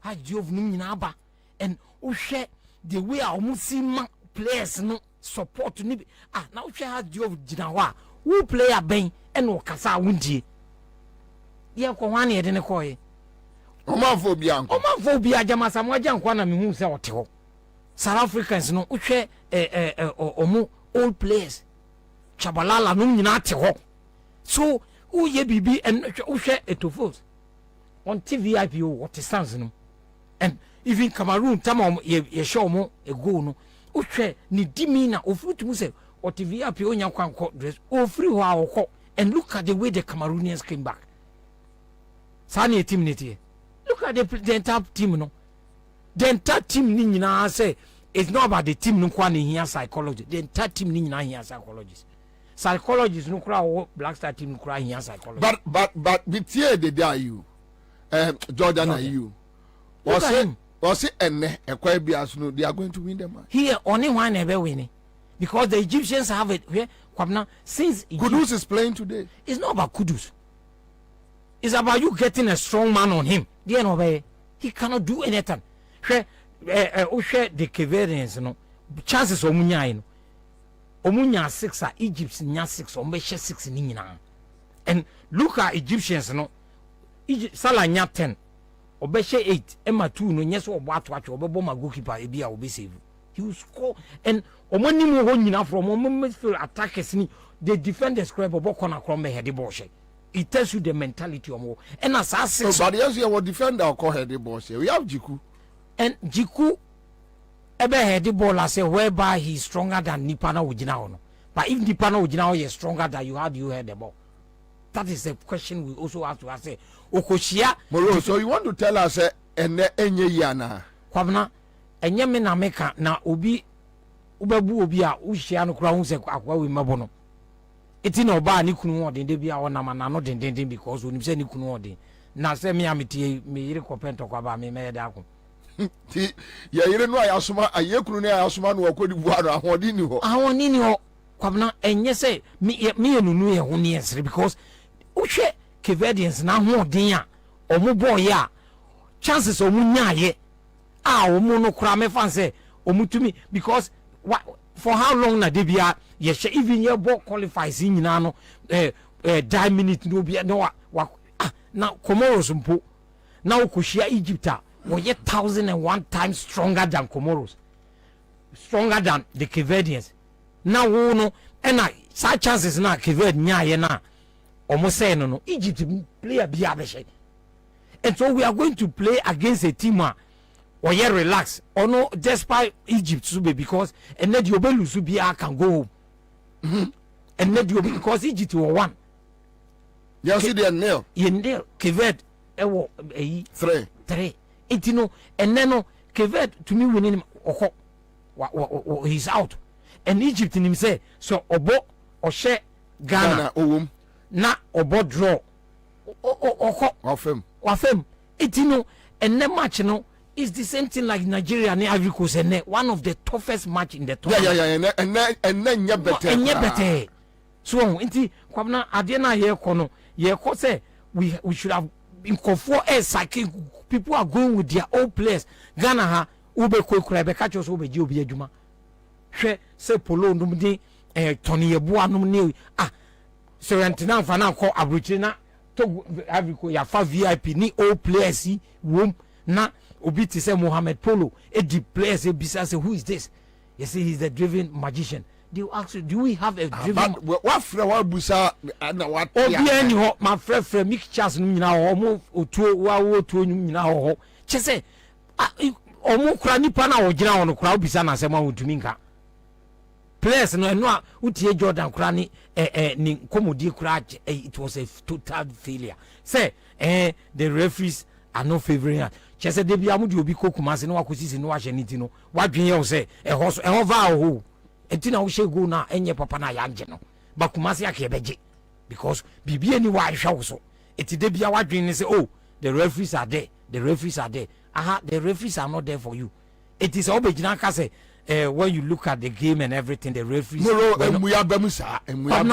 Kwabena obi bebu wa enya bembuye Kwabena hwe Kwabed me catch Moro ya be se wo me catch one of the sister stations say se Ghana chef first goal Kivet besti ashom 2-1 se Kivet chef first goal Ghana into minti otikura before the end of the game Kivet besha and similar thing okachem say me see it wasn't a bambuye obi bebuwa ushi ano say nipa we obebo me Kwabena ye me ndada ye we have a bad team tomorrow na ye shepa wake aba Accra FM ha meba because of unti meba mama say me see but ni share so ya another big question mark enti yetimi sha obeba ha oh so mama kura ukonu ho ameba me kwa hiva no a me see it ye sha obeba ha Kwabena me see muntumi nche the way uzika no kura o kama nkuransha manipa ni nidi no on relax omo a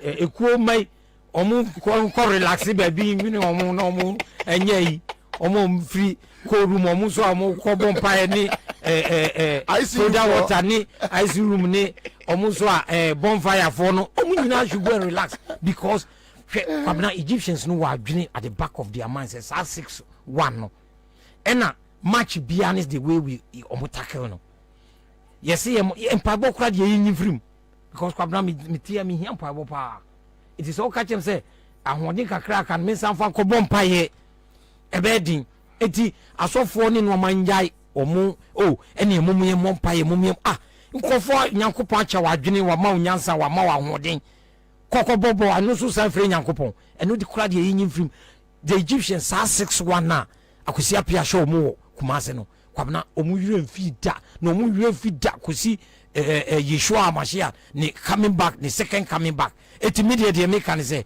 Kwabena ebedi because o hwe chese coach na question mark won ho players ni bi kura mpo no se Kwabena the way I see shishe players no hwe the Moroccans team omo de call World Cup no yeah nipa tupe na ebeka ho then the team ni nya ho eti uhwe ye team ya Kwabena as we speak say main supporter and we from players for the last 10 years yeah Ghana it been maintaining one squad for like 3-4 years continuous uhwe coach Afrane no team a uja ye John Mensah John Pencil ne Sule Derboati numne Stephen Appiah say after 2014 no grumu team bi and because we had a proper under 17 under 20 under 23 no they say omo graduate omo e di omo koi eti graduation no ekoye say every time no your team bi wo dada etu hwe from 2006 2008 2010 2014 2012 2014 nano that call of the Michaelesian Sule John Mensah John after them no yet me am maintaining squad before like 3-4 years never because Akwesi Appiah nanka build the team be say anytime anybody takes over from him no we continue ni achunum odiomo or starting say or building a team mama the national team no but at the end okoye no I thought say CK was going to continue what Akwesi Appiah ejaye no or so is like Kwabena udwene ho kra wontiase udwene ho wontiase say the only be baby wo bi no Kwabena untumi maintain what you say meaning say Abruchire, I don't want to compare because I didn't want to be different from her because our top player manakwa or kofa play this player or you good than him or equally like him. Now then I Black Star no a beef ready outer the air cover number a disaster. How we ye be Bridget Mama Jones are too confused to me catch the GFA president say look team no foreign players mean yomundi I'm going to use Accra House of Folk 11 players to play against Nigeria. Yeshemia mumpamome. And we used to Ismail or Sekufoni Chastela near Jam. Your point even if Chastela utilizes that chance now, Ghana would have beaten Nigeria, would have qualified. But no crowd drawn on Nigeria point, you know, we say Jejo Kucha Mokachi ni those guys canon wanko canon ejina ho terrible ways omo bisa say Black Star nini. I said no, it's a local team by name Accra House of Folk. They were shocked. So that your coaches are adwene no so. To me, she said the panel say yes, she show. And yet look up from a yiba besin the DNFSA. Akwesi appear kono we just historical something about the national team. Anybody who takes over from him, goes to the ICAF. Okay, Oja team say way team. Ni strength. Every player has ni strength, ni mentally, ni BBR. But as we speak, the Morocco kind of Mr. Baby, I'm all that easy at Mamino. Mama from the Namni Dintem. They should stop deceiving us. Say, by hook or crook near the bubble. By hook, beginning, you should have used the by hook or crook to win the Cavadians match. No one you are going to football logic in him, BBN, but in Yansafone only or more Kobono. Salah, despite not insulting the integrity of the players, but with the player to player to Salah ni Nyansa Munina or experience Munina. He's a mental toughness on the pitch. Bigger than the whole the Black Star 27 players. So what are they telling us? We should tell the people the truth and stop lying to the people. Say, oh, ye to me the Egyptians are coming with a different mentality, with a different strength, with a different everything. Because player to player, I've been there for the past about 8-10 years. Yeah. So what are they? Salah have been in the team for the past more than 15 to 18, 20 years. So what are they telling us? And Kwabena, they should stop deceiving us. Oh, ye koyebi, one ye koyebi. Ya shas no mo asante kasa wo se yetete abetien. Infitiase na yetete no age odi because e dru fifi ahode for na be ba. No. Cruise no atwa ho ahia. Etino wakoko room aba no atwa ho ahia. O ne wan wa ho de yesei.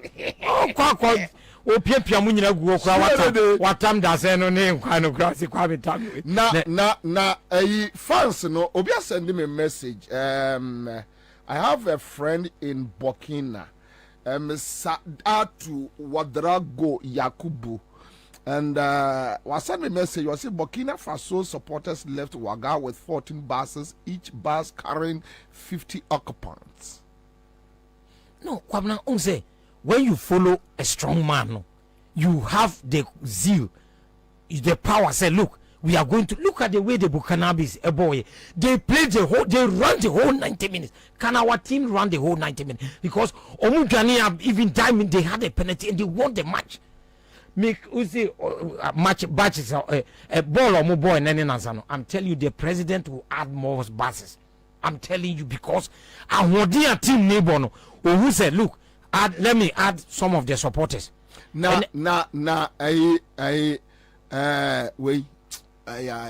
Abraham, one man supporter. Area of Ansah. Say, MPP from an uncle. Oh, say MPP a man uncle be so MPP ni. And it was what Jai by NDC. Na Sani Ja party ko party. Nanya Yankee Jan say. Ye Jano with Obe criticizing the Panadia, but you don't just talk with your mouth, say, because Obe cast at Bonnie or my and Nutina Ujai. But my no bonnet. And I make a come Bonnie or my into a Ujai. Or I saw more doing in a choir, Mamma. But Ocean as a mouth question mark on energy. Because question mark can because this same person, a Chinami and Freno, where the I say, journalist, a cock of our match be now, will be born assume. Ye nyina yesi enko police ni enko fa ade kyen aye hu se panyino afa akiri ama ne fa enya Samuel Jan David ana onua ba kono onua ba no me pese me because obo na sum no ye nyina ye wo se enko police ni wo se okay wo de enya abotre o collapse media fo no nim e wo tema wo de let me mention the name no kre tema ye bo na so ye kuku e friend yiri ba ni sa ye ya no friend ko nya hwe de 500 Ghana cedis was ye DH ko fa police ba so akwana sheda no ni sa bonnet ko no hwe yes we police for bisas na nipa ye be report no say akwana sa bonnet ko so that is the adwene wo mutintim Kwabena the can say me and that die ho the Egyptians are coming with a different mentality because has ni Olympics anase bi ebo a adwina o de be bokotoko is different bibia is different enti media make an say uhwe Egyptians no o ma ho odin eni o mu bi although football and follow logic sebi ball e kwhye ne yenchro ntare ho say e kwhye but who are holding ni no di wani mu ko to a you don't care because you are proud to say you have a strong man leading you. Blaster was the strong man. We don't even have a ball juggler. For how long are we going to rely on Kudus? A whole entire team, 27 players, relying on one player.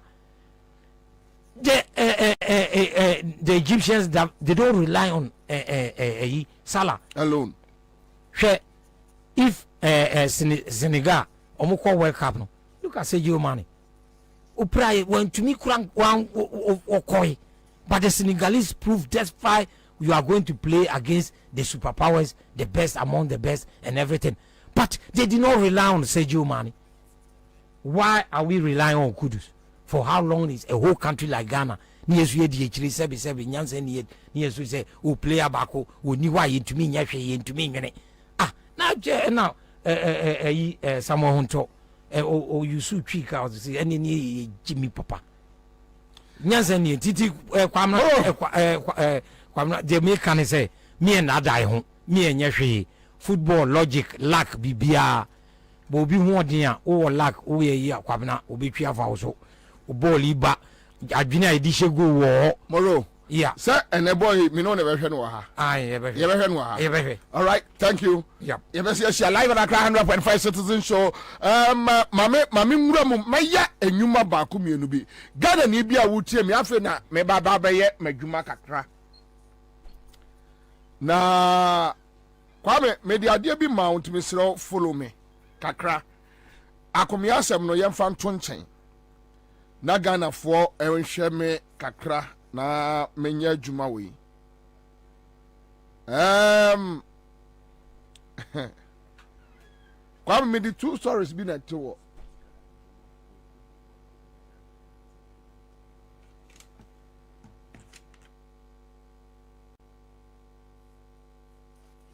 all right, so Class FM sports desk head Kwame Jumo ewo Cote d'Ivoire Kwame Onia boko de nyamia dumo na also radio dum boko wona wo Cote d'Ivoire and Ghana Egypt Cote d'Ivoire to say and what to say Ghana camp and what to say you me da so ni akwenye ya hade bibia boko yeguso you see ho nyamia duma in the next 4 and 45 minutes there Ghana be see akan sam ready menena mabijan ye de ni e stadium ho duma ye hese nyame adom ene ebo no otwe a ye boys to be din kunim ama and also aboa ama team na konkan nti sam re amene o kasa de bibia edadin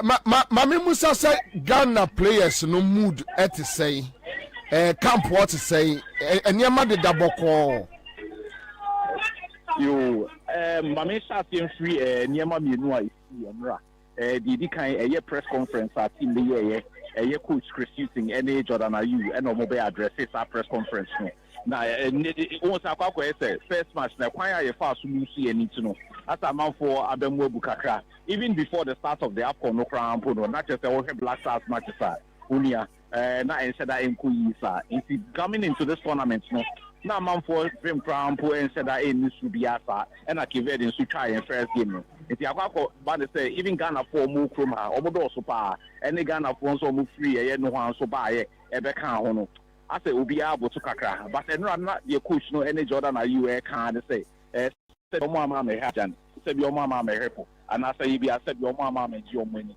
na omo di omo ni afa ba bi omo be fa na omo ba so omo ba be bo mo humodin say yi na ye be kaya the last 2 AFCONs na ya bo no said uncle ye my 2019 ye move free mu round of 16 2022 crap dey free mu first round na iti akwa say enti na win so ba be into tie coach na so tie Jordan dia eno na twem dia twem no so dia say dia fan carton dia da ye nim no ene doso enti omo ma ye vim enti na ye so ye pese ye hu bibi enti ye wie training ye wie press conference na ye yenko yo omo training no say dia coach no ene Jordan e kan no sa pepepe na tia your call training no so not just a pepe net here. Hit training now, boys then you papa because send me kind of last one, first round, last one, no round of 16. We so you about be free in terms of the anenya the boy. It's training no kaka and right me here no. Not just when you brepa or more here himself. At least you bet me a cheer fire it for no swat. Said it was a big phone so can one, not just say you're quite any man, sir. Mame Musao, Yase Kudus, or you half fit, no cray. Unia, the TNSA, one said before Tino Baby free Ghana crab, Abidjan Hanum. Now Kudus, the home family. It's a Yebekaya, even a few days before you free and crying about Abidjan or no free Abuchi by because now what they said that you are now a pra. It's no first match, I boy and a crowd movie. But you boost our coach and say, Coach, one on your motia, yet the Sabia Jensen Trefo. Kudus know what to say. Your coach catch and say, a year and Nora training no, or baby. Now also training no so and no crampo you ye. But the CNSA, because or you be a 7 hour prance and team no baby PM or Abizano. Or Mobechaya could see and a drew and then I say be a drew match next time. Not say, a doctors, say, a sending an award in Citiano. Obet me about Nina and you Ebi asani and award in CCNO, Ebi obet me about 10 minutes per any 10 minutes no bebo. Ebi asani and award in CCN, Ebi obet me about Ebi a 1 hour per any near 1 hour no business. But as to the number of minutes obet me about 14 a day, and then say just a train Emma match in the shaft here, and Sunday who's a brantiano. Now one in the Ebeka could do Pempensubia, obet me and see a kind of Ebi a minute to do see and I say minutes to do see. But money technical team needing Koma information when you're free. Almost physio for honor at say, obey me about 90 no, and I say, owned me more. I want to believe that as a Obika and Asem, psychological warfare being a coach no play a year Egypt for so.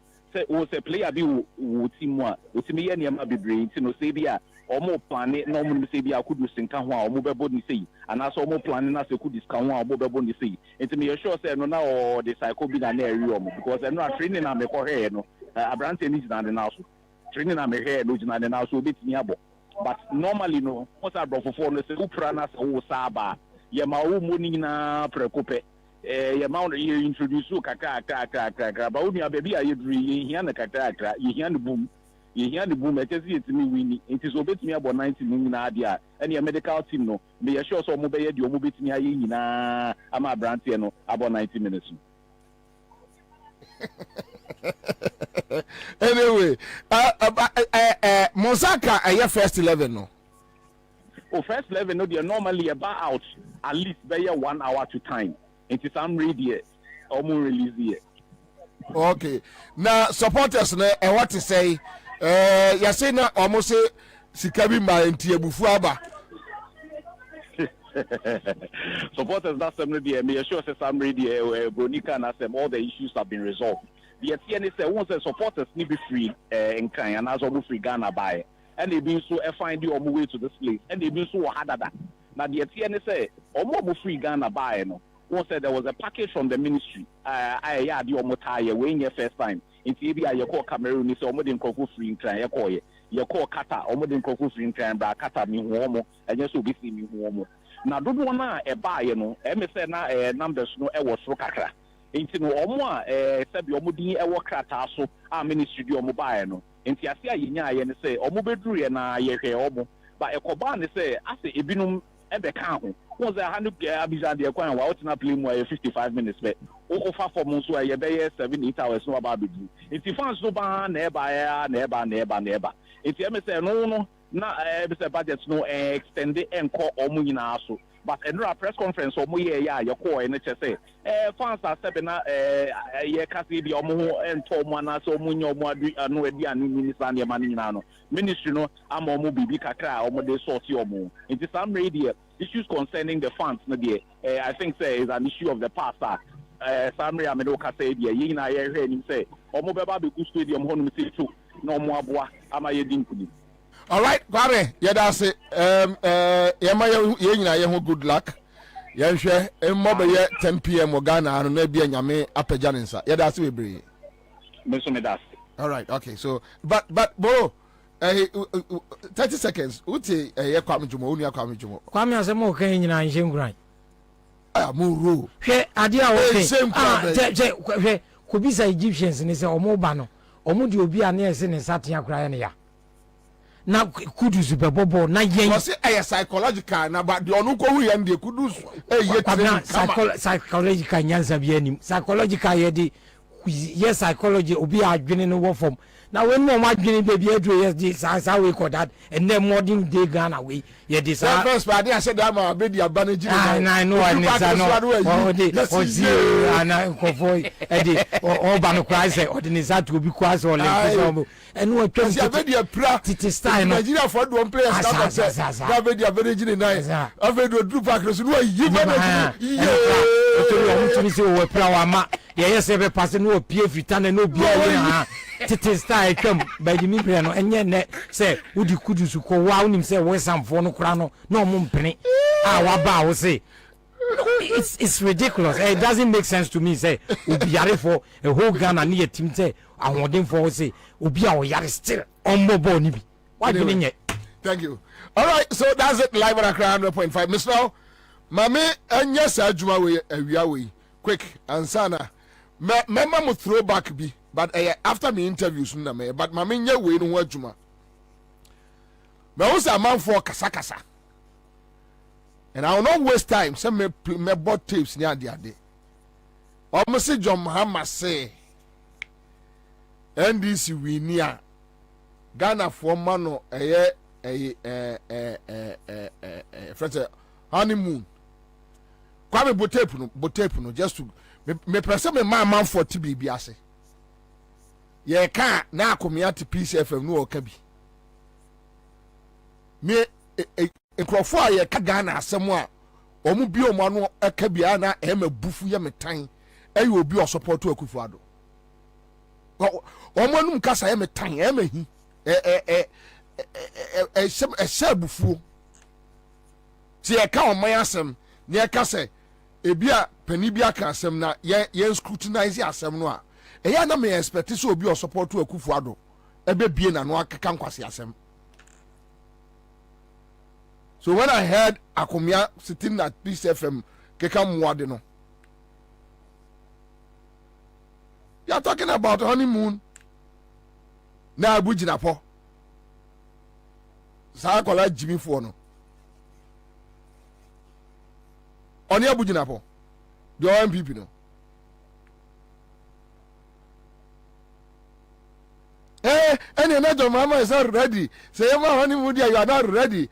Now they also he is in hurry. No, the catcher say he is in hurry. Mulida noa reckless, useless man noa. Or no catcher say he is in hurry. No, I don't know. The catcher say he is in hurry. Oh yeah, they.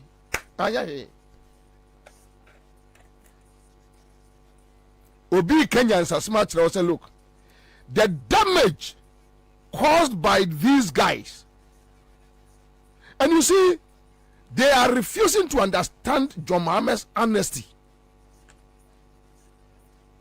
when it comes to governance. Why? John Mohammed Kwanus met me to toy plants Libya to toy no. Yeah. Oh, I've always said this. The MPP as a political party believes say adia your friend and memo no intricacy. Yeah, omadwini no. Hey, we obi a fast and antimi politics. Omunim say a memo ye de no kura chichiri oman to enchiri ma ho. Omo Jimmy. Onipa da se nia wode atare blue, white, red. No so no dem be kan body. Wa Jimmy. Wajimi wakwasia onipa da sani a wode atare blue white osono dembe kan body wajimi uye ndi a wajimi odi no kwa so dem a wajimi wakwasia to them ayom say politics and trekese enti ade no onim no kra we de yem fansie yeah the man is being honest to Ghanaians. because the way Ankrofo we are damaging country, no. Nasa John Mama buy our show. Akufo-Addo Nkwasi akekani bi. Within 18 months, or say Ghana be say Ghana be say Japan o say ehio. Oh, kwaya o mo fa so ba power no. In tricks no me trick Ghana for no. They think John Mahama was trained like that. They think NDC for what is NDC for you means how. No. NDC people, when you watch them carefully, yes, as far as the Omoya in Nipano, they are very honest on certain issues. They are very honest on certain issues. John Mahama say, look, call me Dumso, call me whatever name. Let's take our time and solve this energy crisis permanently.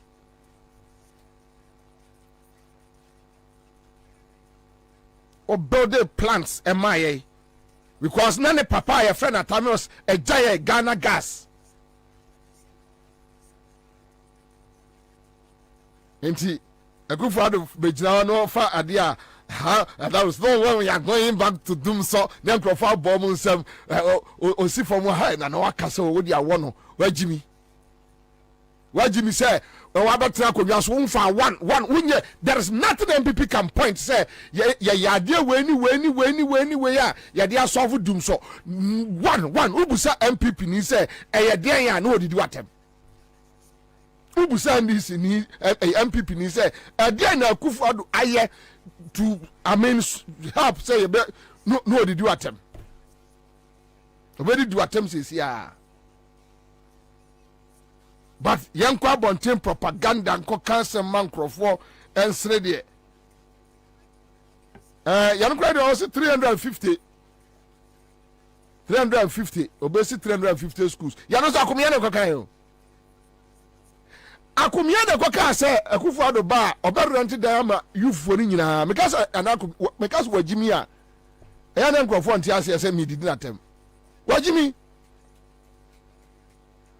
we say na say the born so say small kokan about rent no or say I want the ono ye the asem na soma no no kokan wajimi say papa ni to say ye the asem soma na nim say ye jimi sem enye feasible na akoka just for power open power about be wieska. So you are tricking people. Oh, me twemo. Yeah, John Mama the name say ya mono. I'll change Ghana in 18 months. Basic education is suffering because funding to basic education has reduced sharply. The capitation grant is not coming. And yet we are spending most of the money on the secondary level. Meanwhile, the basic level is the most important because if you don't get it right at the basic level, when the student arrives at secondary, however much money you spend, you cannot change what has not been done properly. And so we will look at all that and see how we can restructure our educational system. And I'll plead with the teachers' unions, NATS and NAGRAT and UTAG and TEWU and all of them. And all of you are clamoring for allowances, increase in your allowances and so on and so forth. Let me caution you that in 2025, inshallah, after we take over, we will show you the books and the finances of this country. And you realize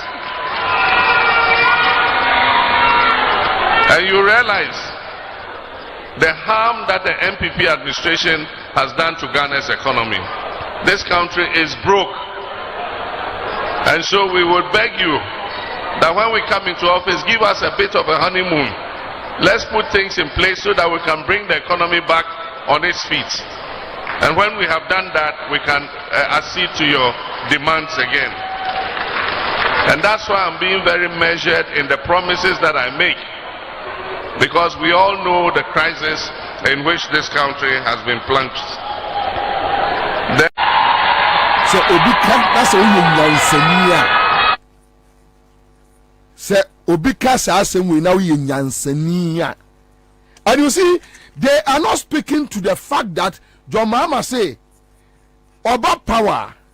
They will take time and show Ghanaians the books on minor finances. Baby Akufo-Addo, Kromfono, Awia or minor Kwakodru. They will show it. Now to PCF and Naka Kwasi Asem, Nana Komia. Meanwhile, you are part of the looting brigade. Muna Mwia or minor sell or minor or minor baby Ghana dresses here. You guys are the cause of it. Onyanseni John Mahama can't smash and say, look, and I don't know why people are worried. And no NDC member should be worried about this statement. Ayakwasi Ankwan Antiase Muyase. The way Jimmy Nkwan want to John Mahama is not like a Akufo-Addo. Or Mame no papa no man titino and tro. Or man titino a scammer. Akufo-Addo was trained up, brought up as a scammer, a froster. Ayabusia moja, they are frosters. The man is telling you that looking at the situation, John Mahama say, TUC, any for me buy first 100 days, obia me mano, metuna katuemu 1,000. Now they are J power, or the J power we are ma tricky way. John Mahama, yante tennis how. The Mahama family no yante te almost. They are not like that. Yantete womo saa gise wajimi meti use deputy secretary ninka onim nyansa onti asem ni yie ti asem ni yie. The man is telling you that the country is broke, and indeed the country is broke. If the country is not broke, I then Akufo-Addo program media for busa ne say enema wo no be da fix it or see just the next president ba. The sitting president was transferred 7 years. Now, or catch the whole country say, baby, I do not know on to me yet. Now, just say, or no graduate 1 year honeymoon, so on to me yet. Into order, young try another president.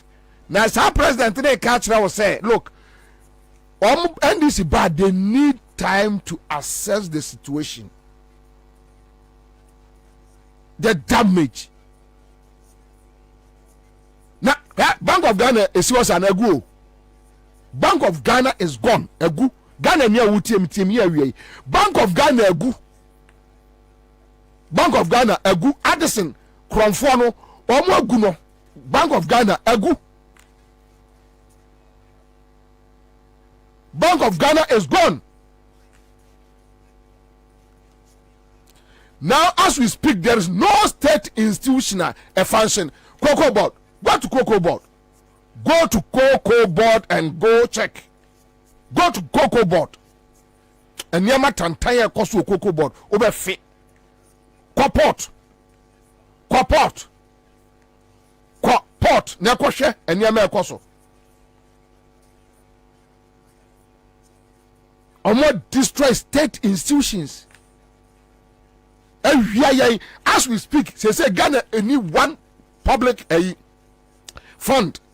Say fund way asem to ya dwane akwa yiska say o man free mu dia ya de ye ni one Akufo-Addo na busuafo de ni nyina ye collateral a discan nyina ebi o ha ekọ as far as 15 years 20 years.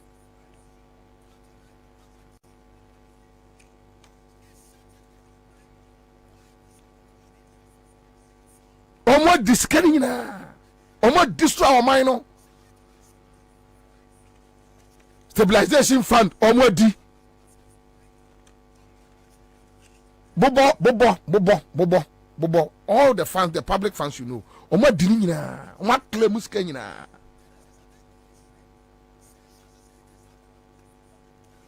And the person is telling you that look,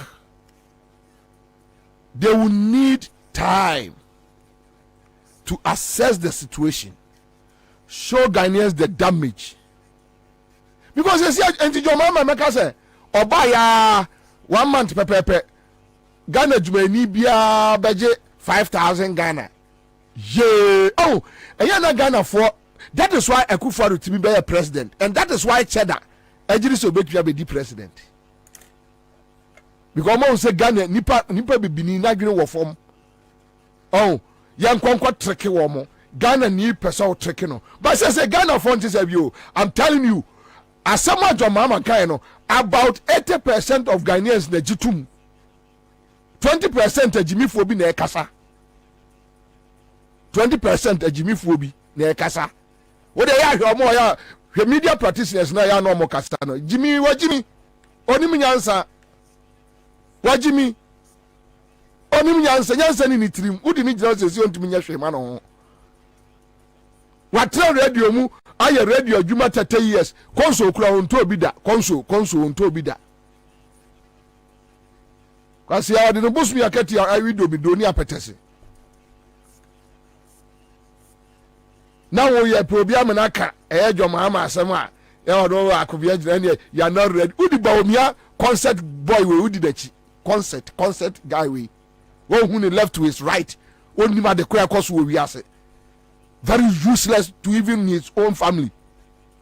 Oso onu kura udi nachi ope. Ansah, yeah, my main father been to for 2 stories now. O screenshot to you and quick fatu and I'm or moment says here. Huh? Mo beyond Adamo. Yes, John Mahama will need time. The man is very honest. He's been honest with the situation. And very horrible.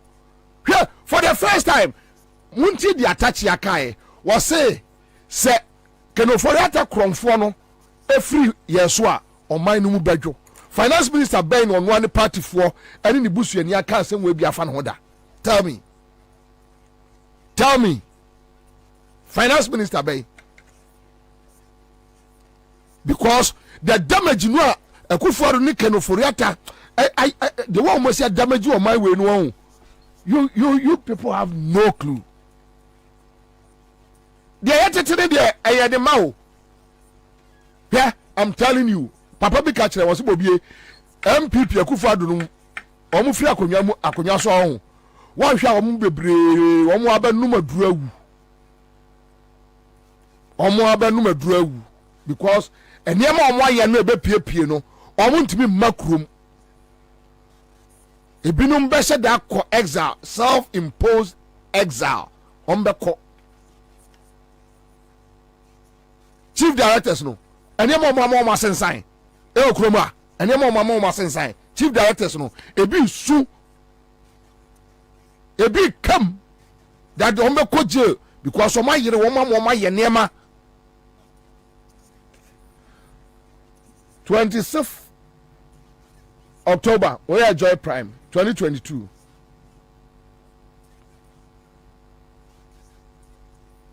Okay, so Kwame Odia drop way no kra na me drop Joy Prime there na me use way. Give me more time to select ministers Akufo-Addo.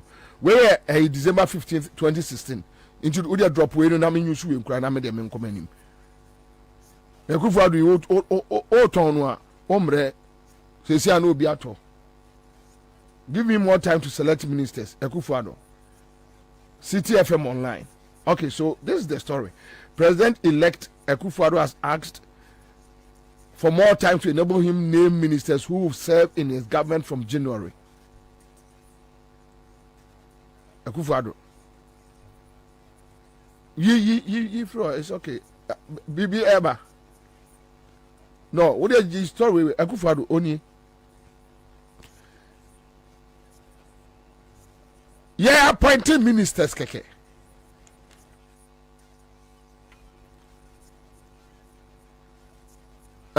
Ministers keke. Akufo-Addo so ohia more time. What is the difference between I need more time and I'll need honeymoon? Mama ye honeymoon kakrani enfanto to the. What is the difference? Just making appointment. As at the time Akufo-Addo we need no new ministers crowd no be adwuma. You know na ha komianom. You know ha komianom. You free so. You don't know how you. So the fact that John Mahama mentioned TUC. Uni adwene nyansani kasa won tiase. And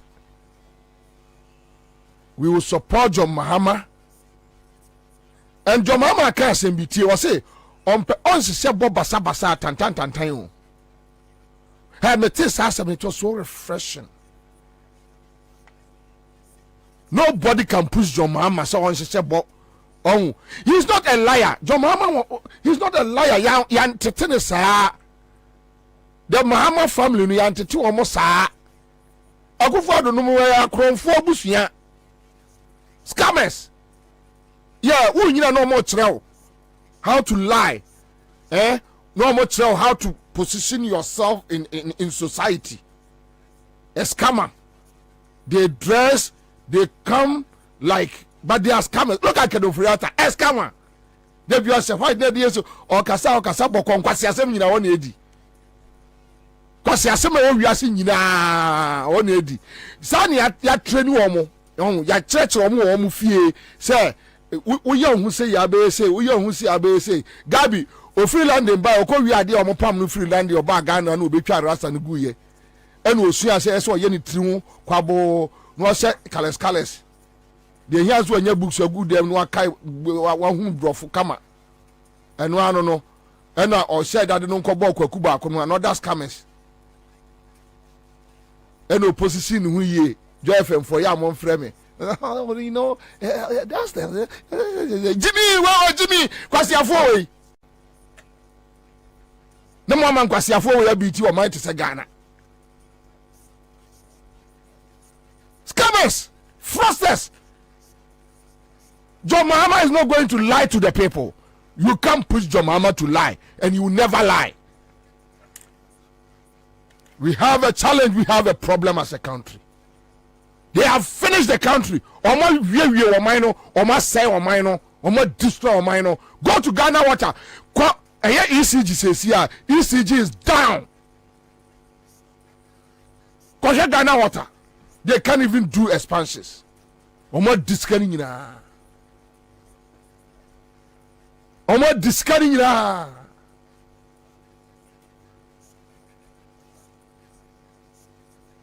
And John Mahama is telling us that, look, there's a challenge ahead of us. The challenge is that, look, as I mentioned, Franklin Kujo, ne tweet no, was so suma any government after Akufo-Addo. There you now MP before no to be busa say, into John Mahama better bu oman no. Bra, mumu say we be da.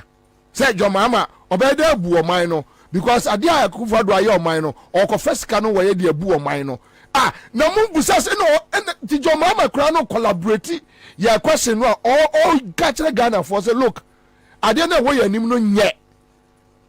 Into on person be se bo sabe o tumi kakra wo penti na o hye nkwase abo. No, John Mahama broso. Miura John Mahama wa broso kwase akeka sa wonka onye bodamini onom drugs no sorry ya no abeka anything no aka ne seketa pot esi etriso ayi your friend say ayi we ayi port no no so Jamestown port no almost here we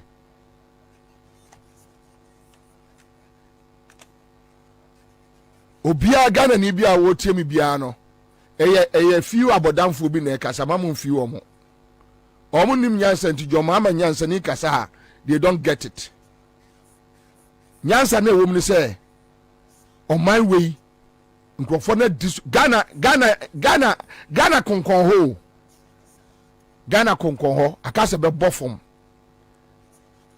and onipa no awrade fa no so abegye wo my way no it's good say obe lower your expectations that look there's a challenge, there's a problem ahead of us. Everybody should slow down slow sky train what be the sky train aveje power catch the Ghana for so be train then nam wiem ampa na Kumasi kwase bi wo magazine no say ye de o mako ba bi o mako hu sky train ni bi o say de na o say train so ba ko fa ensu ase ennam so na say da be pie wo bosomtwe lake no so meboa Kumasi for ya Asante for dia mugumani mu ase o kwase akeka saa Jimmy Akufo Addo no mu amana B2 no ati bia betra radio so MPP communicator was say train so mba ba ko enema asase ase saa na pie wonsu ase na afedi esilek busomtwe so ye we nyina ba keka de age power kwase ase mu we nyina mu akeka de age power kwofo ya momo wona na kumia se nkia se so bu ball ma pa se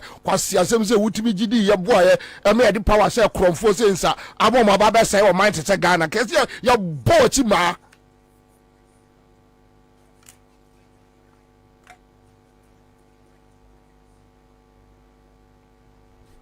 padi fo momra na yenya adwuma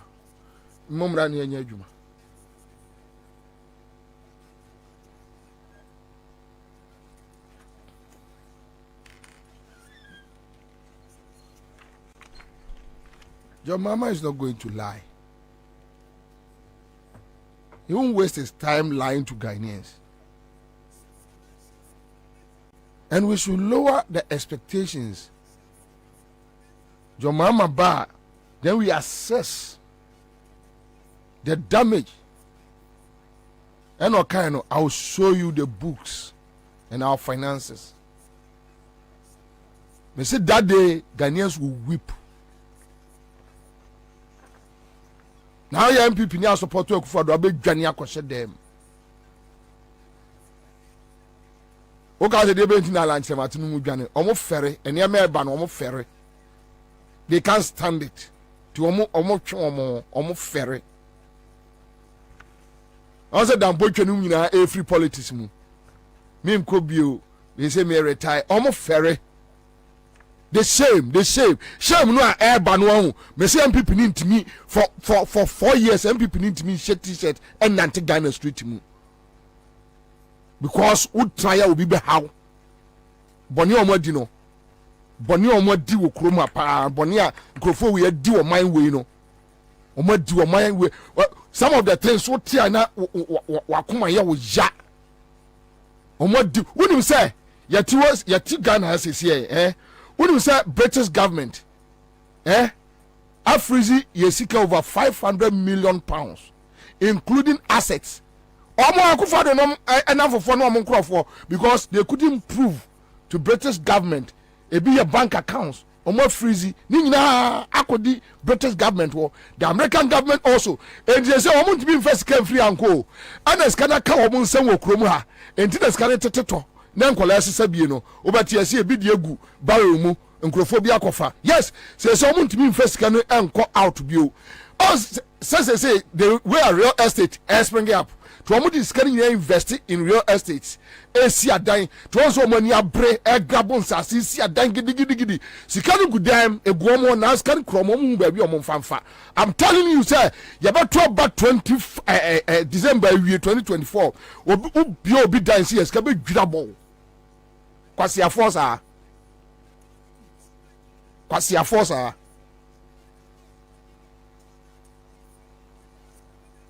over 500 million pounds British government a freezes cano including assets mu yes ka dia 500 million pounds there was system no garden why are you doing this to us? Nobody is telling you that NDC has not bought for. There are similar criminals in NDC. NDC for the crowd there. Omu Jimmy Ntino, omu wia, omu ntimi nkodinu abonten. Omu dinu ya. Honestly, for the igbe for no omu nim papi. Na chim for the asan for no kwasi asam nkwa. Trinidad and Tobago man omu du omu Venezuela. Omu swa omu ine na do omu back club no omu ko Jimmy. Say the NDC for the ya only legon for the US for ya boss sa that's Caribbean system no omu chisu no omu bom ye pete first cycle bom sa bom sa boom omu ne musa that's kind of system no de mu wi abom ye ni no ha mo bone ne nkwase asem tu mu wi ya na mo de ko Guyana asoa omo ye street carnival na mo se condom na mo na mu fucking boys na mbe tua mo ka mo and this the omo wi a o no okwai onu ayi gbeni ojida pete sika you can cool no cause for alarm na say put say na NPP before the Victoria Hammer tell say who cash $1 million $1 million is car $1 million pet na no of why and this woman me that we are $1 million pet why you know here why them now you slow so krom for ba no and also see e bititi ne sini bititi so sa no and also wa body braces ne sini braces so there ama ni nyina timi agina yie and also ase aslem no atu abom se football no amudu o my bone sa ade o my na demoka state lands state properties just say left right center everywhere mo club bia ade next kada come on sem na afi the real estate wo de o free power real estate de be hu crofo mo chechire ye be hu enanajo ye ko ba bi ko ye adwuma bi on the ground. Look, the guys behind some of the real estates e wo chado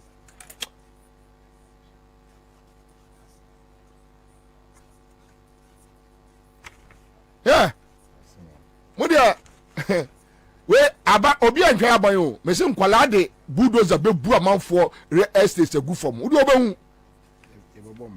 obehu me se amanfo de bulldozer be bu nkrofo real estate egu fom o krom a ebe ye pipe pa ebe ye pipe hard one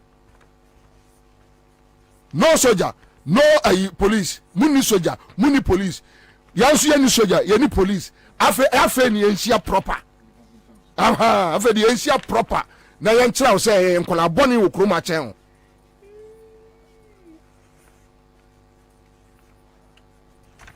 eja kwaba Major so commander. All right, so Ghana Road Transport Union of TUC Ghana 20% upward adjustment on the transport fares. One of the issues are and let me quote it quickly. I say this has become necessary as a result of excessive taxes on spare parts adversely affecting our operations due to hike in its prices. Spare parts, and that you know the reason why Emaya Tonsa efre spare parts. Just to ask you, say what is happening, and in the studio, Ora Techiado, head of communications, about so kind spare parts dealers association, head of communications. I want to say, Mira Akwaba, Major so commander. Fache me say my farm time. Oh, okay, so Omar raising concerns about 20% lorry fare increment. And one major reason is about spare parts a boy. Safedie, you don't do a frote gare dene. Mona moa boso kai. The omo can no cre. Give us the breakdown. And if it's so, why? What is happening? Commander, me man obi afisha pa na ahwefo atiefo bi ma obi bia afisha pa na even say me nuanom na driver for no nso mo ka no they don't know legitimate because spare parts no ebi mu wo ho a ne bo no ekosoro pa ebi won so abo no ahyedan cost too much but ho ne ho na omo no omo 20% no increment omo ka no omo dika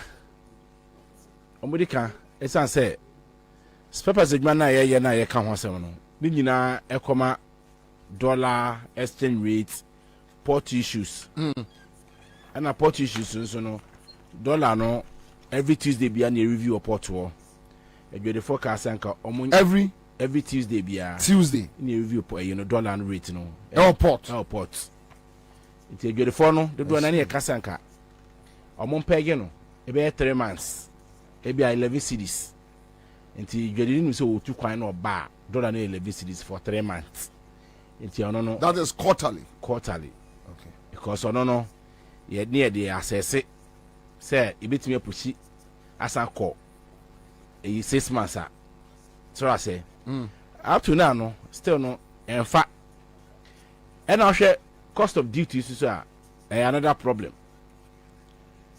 Duty akosoro a shitu pa ni nyina border 2 things: exchange rate, taxes. Exchange rate, taxes. Na ubahwe tax bi e buy na yo no ankasa na eye aban no anisa na adwuma e covid issue buy.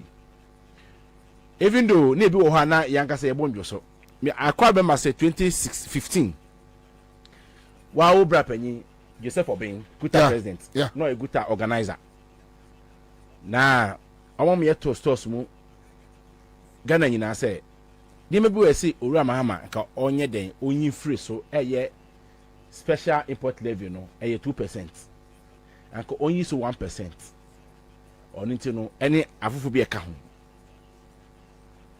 ye kan no omo afa anya adwuma eti aban no we opposition o share bo say ye support nyen toma no adwadifo na oba obeyi sa 1% na eden efri so amadwadifo commander me no ka say 2% igusu wo component duty and levy say form duty no makoma sa 22 ba ko de na 0 nti e fa count 21 component.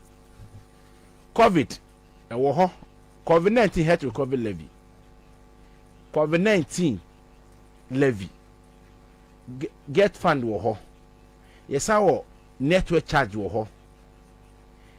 it is all kind of the boma close to 12%. Yes I come to me be found na made for your high after today igusu wow it we had there niama bobedin afiwe se yanhwe ne anya bi afa ho a price besa kosoro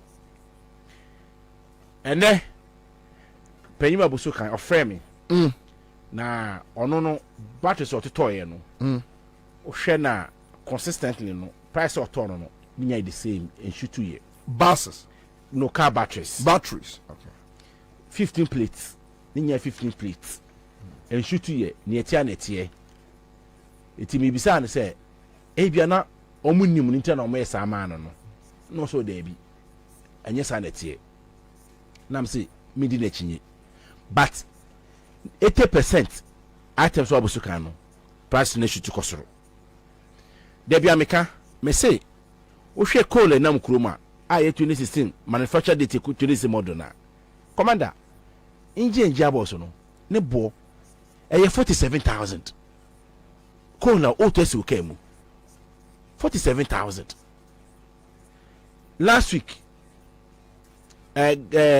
ye customer po remember back in US wakoto Highlander 2020 model no ono oton 31,000 commander and I say me check duty ni mano no washepoka no duty no check no ekodue close to 300,000 also can of amba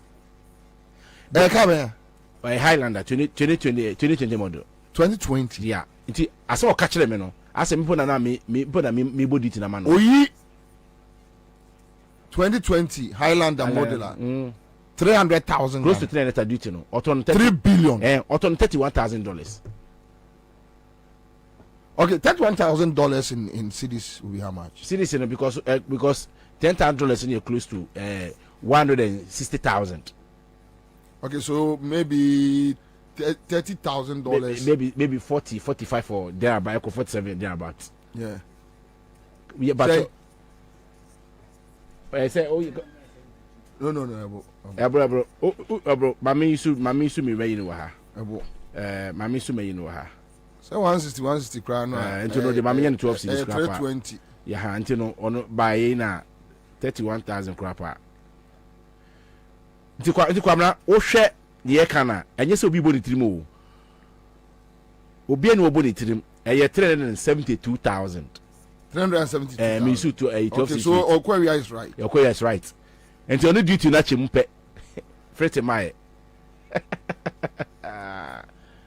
oh yes it won say o kwabra he o ka asem na wo ha onim a obefi se bia o bo tirim anase wo di ntwa na ompo bi asem commander ade ama wo de pem masem say my very consistent e wo say issue sharp 7 years ni asema me kan ni nyina bam commander baby a wo pepper so wadu ayi so ani etie wo baby a wadu mpedifo wo interview omu o Ghana ni outside and you be no man opportunity sir esa say ye de no kwe na nam wo hwe sa di wo ya Kwabena bede o de aba o famba na nye ya ba ko ne say sa demorage no demorage issue no aba no e o port one no o say demorage scan no enko GRA ho ship line for no first scan no o boa Kwabena eye practice e wo dada na e wo ho demorage de wo ho eti you I'm talking about scan baby e ko no e ko ship line for dia say omo ship line no mo dia verse na ba uni mani sini container no so to obeje awaje. Now don't forget say annually demorage $850 million any friend capital flight no mo de call etina adwedifon ye pelida obey bold say sa policy no on ship plan no be kana on ankasa waje ni nyina ye wutimi yi uniama obeba no na duty na shoot wutimi yi uniama okopa bosia wonya okopa bosia bank facility e fama ye the man so interest that so no you can't 7 days and 14 days demorage na uniama ne ko obeka ya 2020 no owe ma manifesto free be say the big push or bibi wo mu so ka say wo ye dwadini na wo kra wo ka ba na say wo nya access ana say wetimi anyi a aba ne mon auction o aba be ma wakwanya say kope buyer no mbe to say to gudie pepepe na aba te tax free etu bo hwe ye ba bonte be ka say that's the best nke bo dwadifo ana wetimi amba sa policy no eso mo hwe na mo hwe ni biem because ocean policy no chairman emoayen obi akobo ne bra ato ne card aba wetimi enye sika that time na fanji because of say o bad governance intino ditna kosoro okopeska wen na wasi afre chairman nkola asa akwakoto na mo tono fofo yes o mti bi to aka no bi 1000 Ghana oh yes na no mo ye ono ye panyin oto ono no wa mani na fo abonte mo nkoto car no na wa fa kira akwa je frɛ musem ndo ko di fio no na kasisi ho etikasisi etisi wa kasa obi akoso ati ni nyina ye sa policy no ese o mo hwɛ no mo hwɛ ho ene ha dwadifo dwadini panyi bi obesa board say sa demorage issue no obehwɛ no wa check ya I think say dwadifo ni beji pa dwadifo kese dwadifo eti no say adrofo no ka say omo niaman omo cars no omo cars dinti no omo pack esi wo omo sesi a omo dika but sometimes so omo kan hu too much sometimes oh yeah sure sometimes omo kan hu yeah commercial sometimes no na me ka say 80% you are right but the way omo ka say price na shoot akodu percentage ni 150% percentage wise no too much because en shooting do sa and I say items ni bi it's me ka say items ni bi no demand was soro and 80% nyama de ne bo akosoro fact 80% nyama bo akosoro and the umpo akosoro and command don't mind you say edwadifo no obi akwan ofa so yin nyama o port wo obu ha no links wa ban mu eti de wa wo uni links na obebre yi no ono mbre bia na onye exemption eti nyama no opa obetu ate so enti se nyama no nyama bo ofo a obeje bia ka so say we mu ni nyama bo ofo se ko na ta se na odi agina so enti wa wanya exemption so e wa uni links uni connection so e nyama no bo be kosoro because detail no me no kasa we member ba ko ene ne car batteries aba 20 feet container and then 3 days due to the buy no na 220,000 adechi ene akodi 229,000 tobo e ba da be container by last week na say duty near 220,000. And 229,000. And now we buy. Yes. Say na abeka because say na betos because Osha 220. And a 9 and I say 229. So which means 229. Na se see ano now 220. You see a 20,000 difference. Oh yeah, we have a crisis now because of say dollar nitira. Dollar should to be now. They don't care. Say dollar you say normally I do 12 cities. 12 cities. And a dollar so no how will be an idea. Bag of Gamba catcher say a loser. 12 cities 50 pesos. Bag of Gamba catcher 12 cities 50 pesos. Bag of Gamba son be do. Really? Yeah. And so bag of Gamba unya bi da. Okof unya bi. Gal for na benya dollar no mo sem. Gal for na. Kwabena sintino so obi ka say spare parts ayedin na obi ka say enye enekwe ni baabi en pakoro mu okeka. Yesi ye dibi sa emission no eco levy. Commander no ma go tell ma sa enwise ni epificat no. Omutimi to engine no. It obesha rents bearing. Obe service engine sa for so many years. Na engine no e break it down only ska beto no paka desi go. Opaka desi go. Enti abra for ne de omoduma ne de edi mo. Eye din pa, eye din. It is purpose no. Duty ni de say aba ahwa anye bia fa wo de a and de kwa na beko. I'm telling you. Now uniema ba when yes can you say call demorage. Ni ona me kan wasem no. Who say na won de man call demorage. Duty they all come wasem say see of the call demorage. Oh yeah. Oh. Who say you wa kwa ho mi money din. Oh. Okome money achiro. Call demorage. Or feed the ultimate no usu. Oh. Want me entua because duty ni buy no. Na afedi most of the document odini nyina ba wi nya na ebiti no ko dem 7 days or 14 days. It is sa policy no sa demolish policy no so mo hwe na mo do mo saka tim si aban obey board and na political people obey board say me ba sa demolish no ese me hwe na me yi free wa edwedifo o me pejawo abo edwedifo from papa na COVID-19 na etifie no na opoman onimu no opoman ni kote de siwa besiwo e say na mu da kodi opoman na mu da kodi mortgage convenient na mo say market dem no ni kote na buy na mu da kodi mortgage how me say dem me dey mo da kodi mortgage yeah because unim the phone penny for them can omo. So tell me about so current business situation to say. Very terrible, very bad. Very Mr. Academy, very terrible, very bad. Very bad. Very bad. Really? Oh yes. Very bad. Commander, as me Mr. Maton how many years he? Honto Maton how many years he? Asema mekan ono na meguso keka ene ni nyada ho mene kwa branti yesi benchmark yama ye discount 50% ni 30% benchmark no was say yin afro bium yesi obi no enjoy discount bi abium.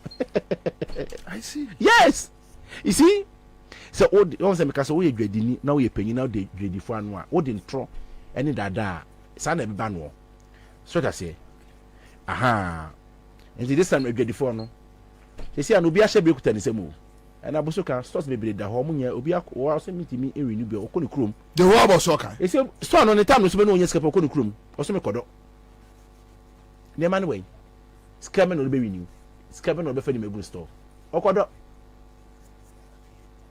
o fa tax so ko be so ko se me mma ko se ho e choke this time enti sa o onamu yo eti new chairman no wa ba no Henry Oche no ona up try say o be so send mani because anya sa abusukan 5 years a day anymore. You're careful. That will be the end. Egu. Oh, can you? Egu. Empany for a beam chisel empe. By the Beko Swaka or Piptama, a dready, a fun to my day, a fra. You see, I know, what share verses now, careers in a decontinence manner. Do na 60% Emma Ghana Bume, almost say Port or Ghana Port is too expensive to do business. What share the whole Africa, Ghana port penny the most expensive port. And the Kakana Abano, and abiding no edin, or either so. 2017 containers zero memoha, a 1 million containers. It almost to $1 million $200 scrapper. His car band be annually. It's in a port expansion, you are Mama Sanka or Yano. Naki between 2 million containers. It's the only cascan boma and his car by Benya annually. It's huge. It's almost a monk like Kodiwa. It's a monk like Kodiwa. And it Togo. Until Ghana for be a honor medium near Mafa.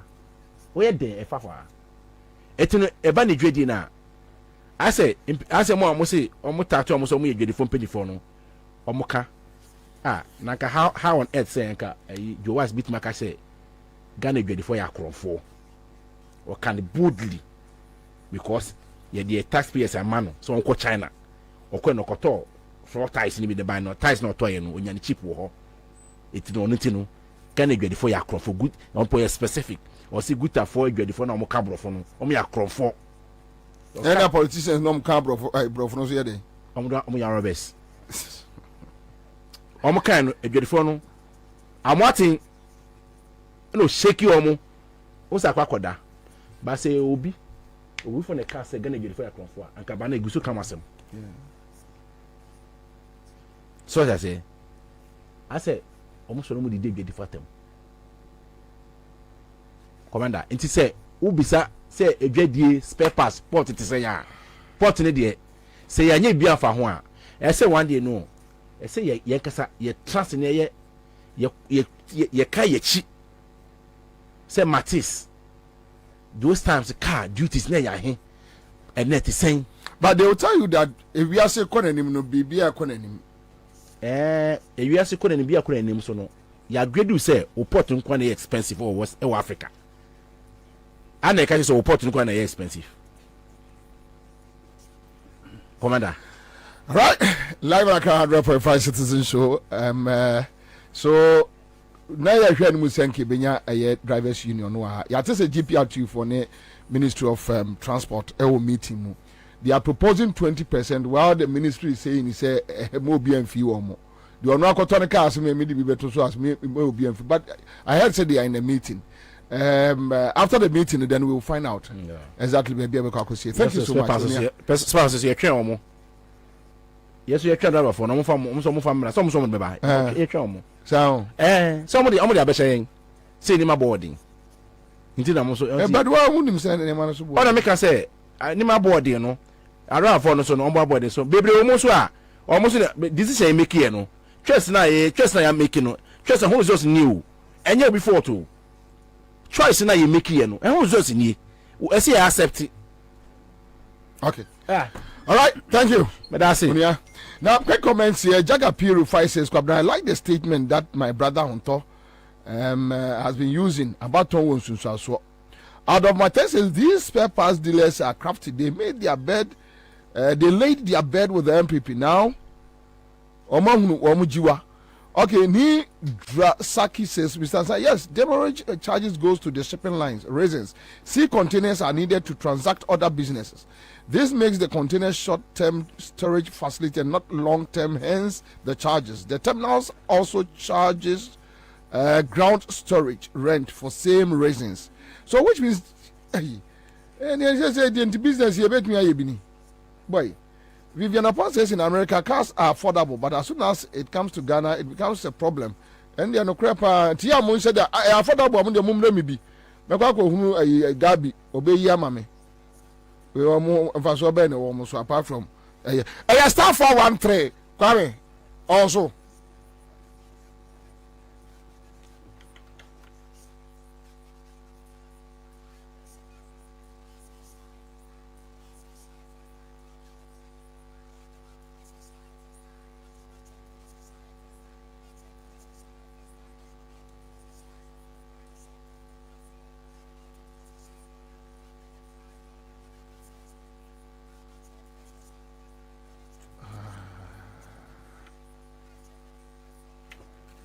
Anyway, sorry, Akwaba. Ofa, enyamia mejuso na boko de. Enyamia dum boko. Sorry, mimbiemu mawa na se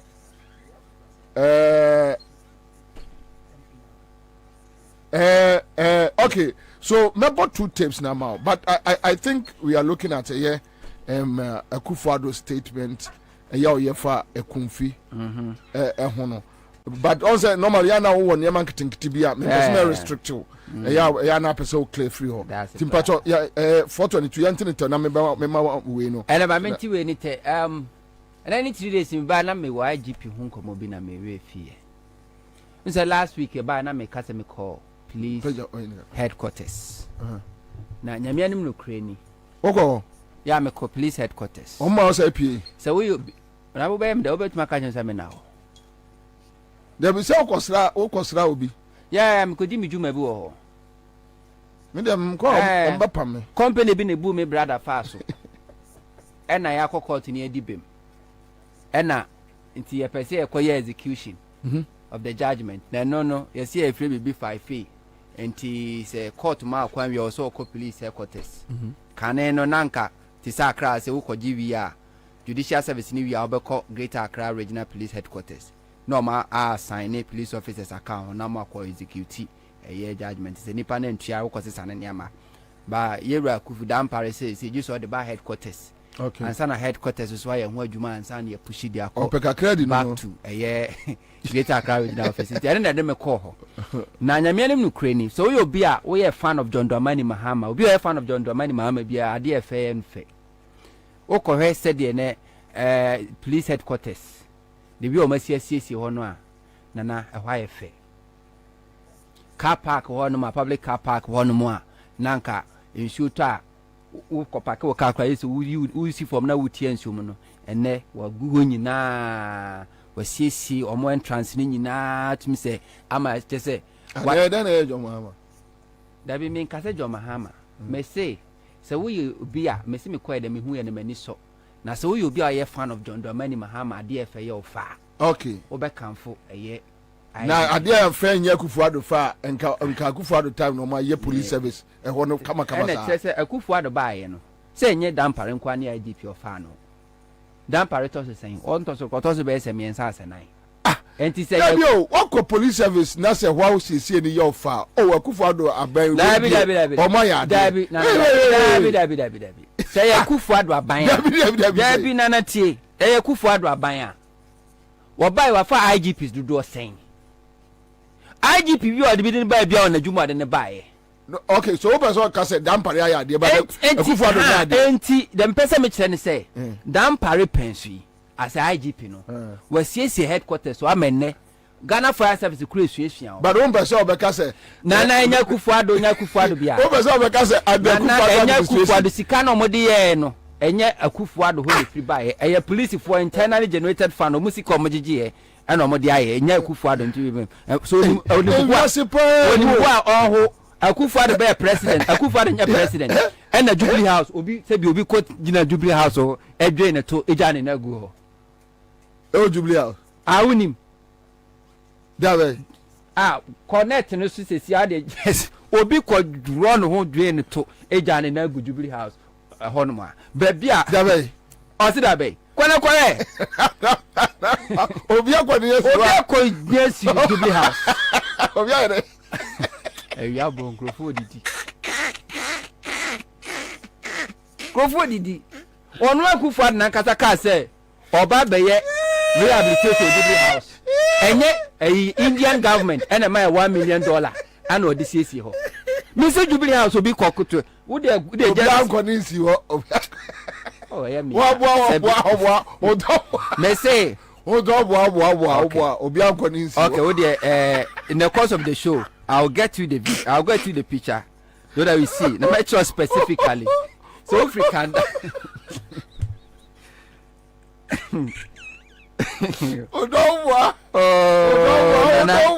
one we say Zamo honto ade abisi minye bida and say we dey throw radio so Odonwa yo okay yo Mati yo but who they say in the course of the show be here listen away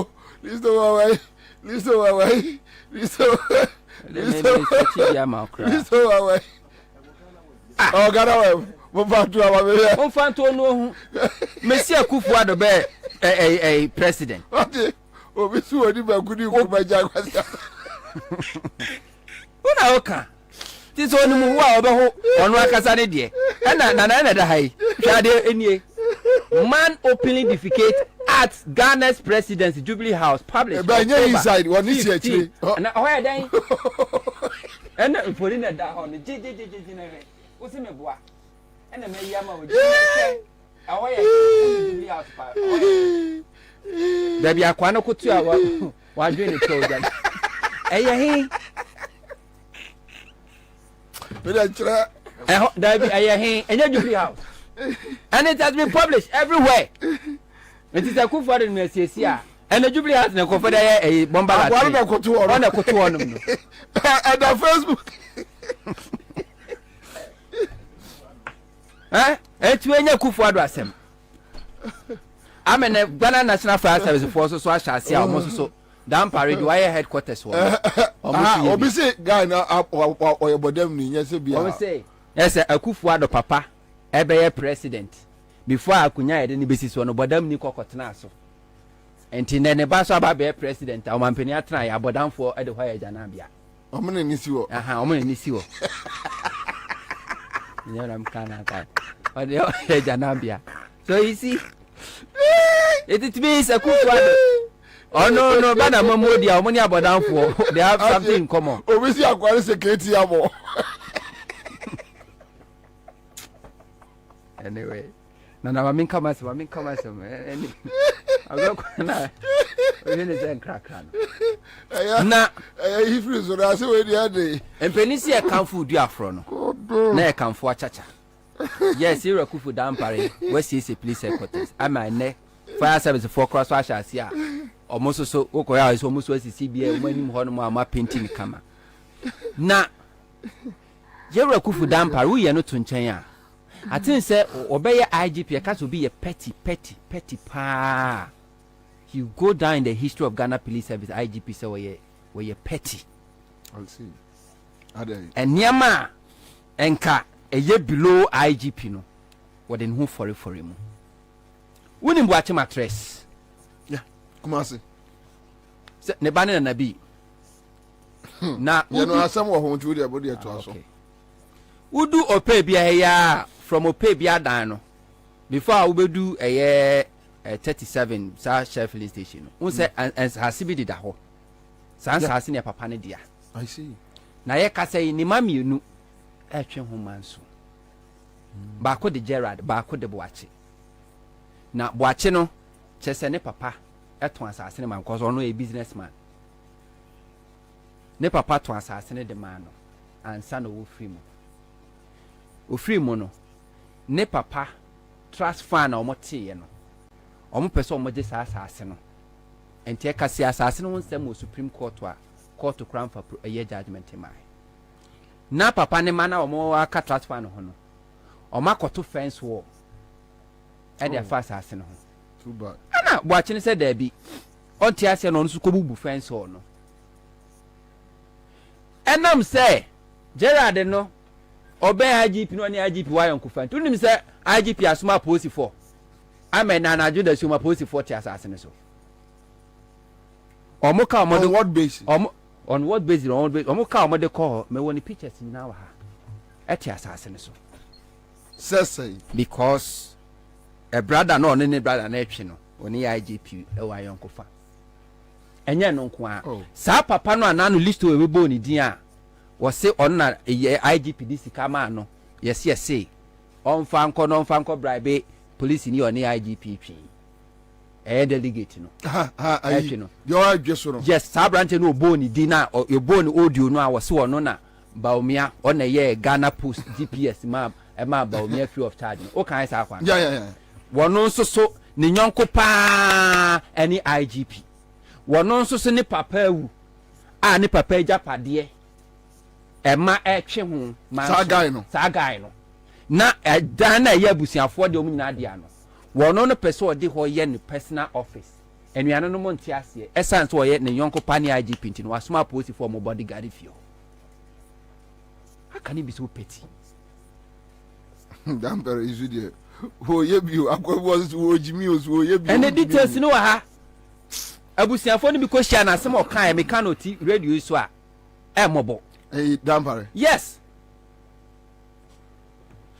Mama so many brad obi ni papa wuo na japadom nyina pre ho no ba akofo no de wo asma post for wo de akwakoje ho ba akofo ne de ka chezo na ni brad won do mama mfa me first win a quick one Oria Eja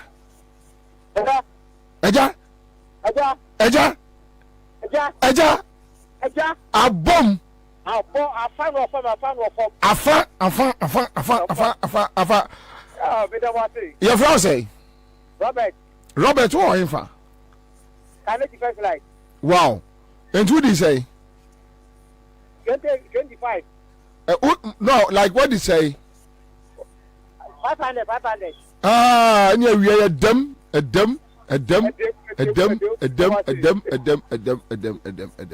All right, okay, so congrats. Because one and CM just catch it here. All right, so that's it. Star 413 hash. You check 1,000, you check 1,005, you check 500. We bet me the 1,005. We need the 1,000 every year. Star 413 hash. Also, Oba 5 cities. We try 5 cities. Now, we have 500 Ghana crown. What's that? Say when in na 500 Ghana cities are be good for so pum.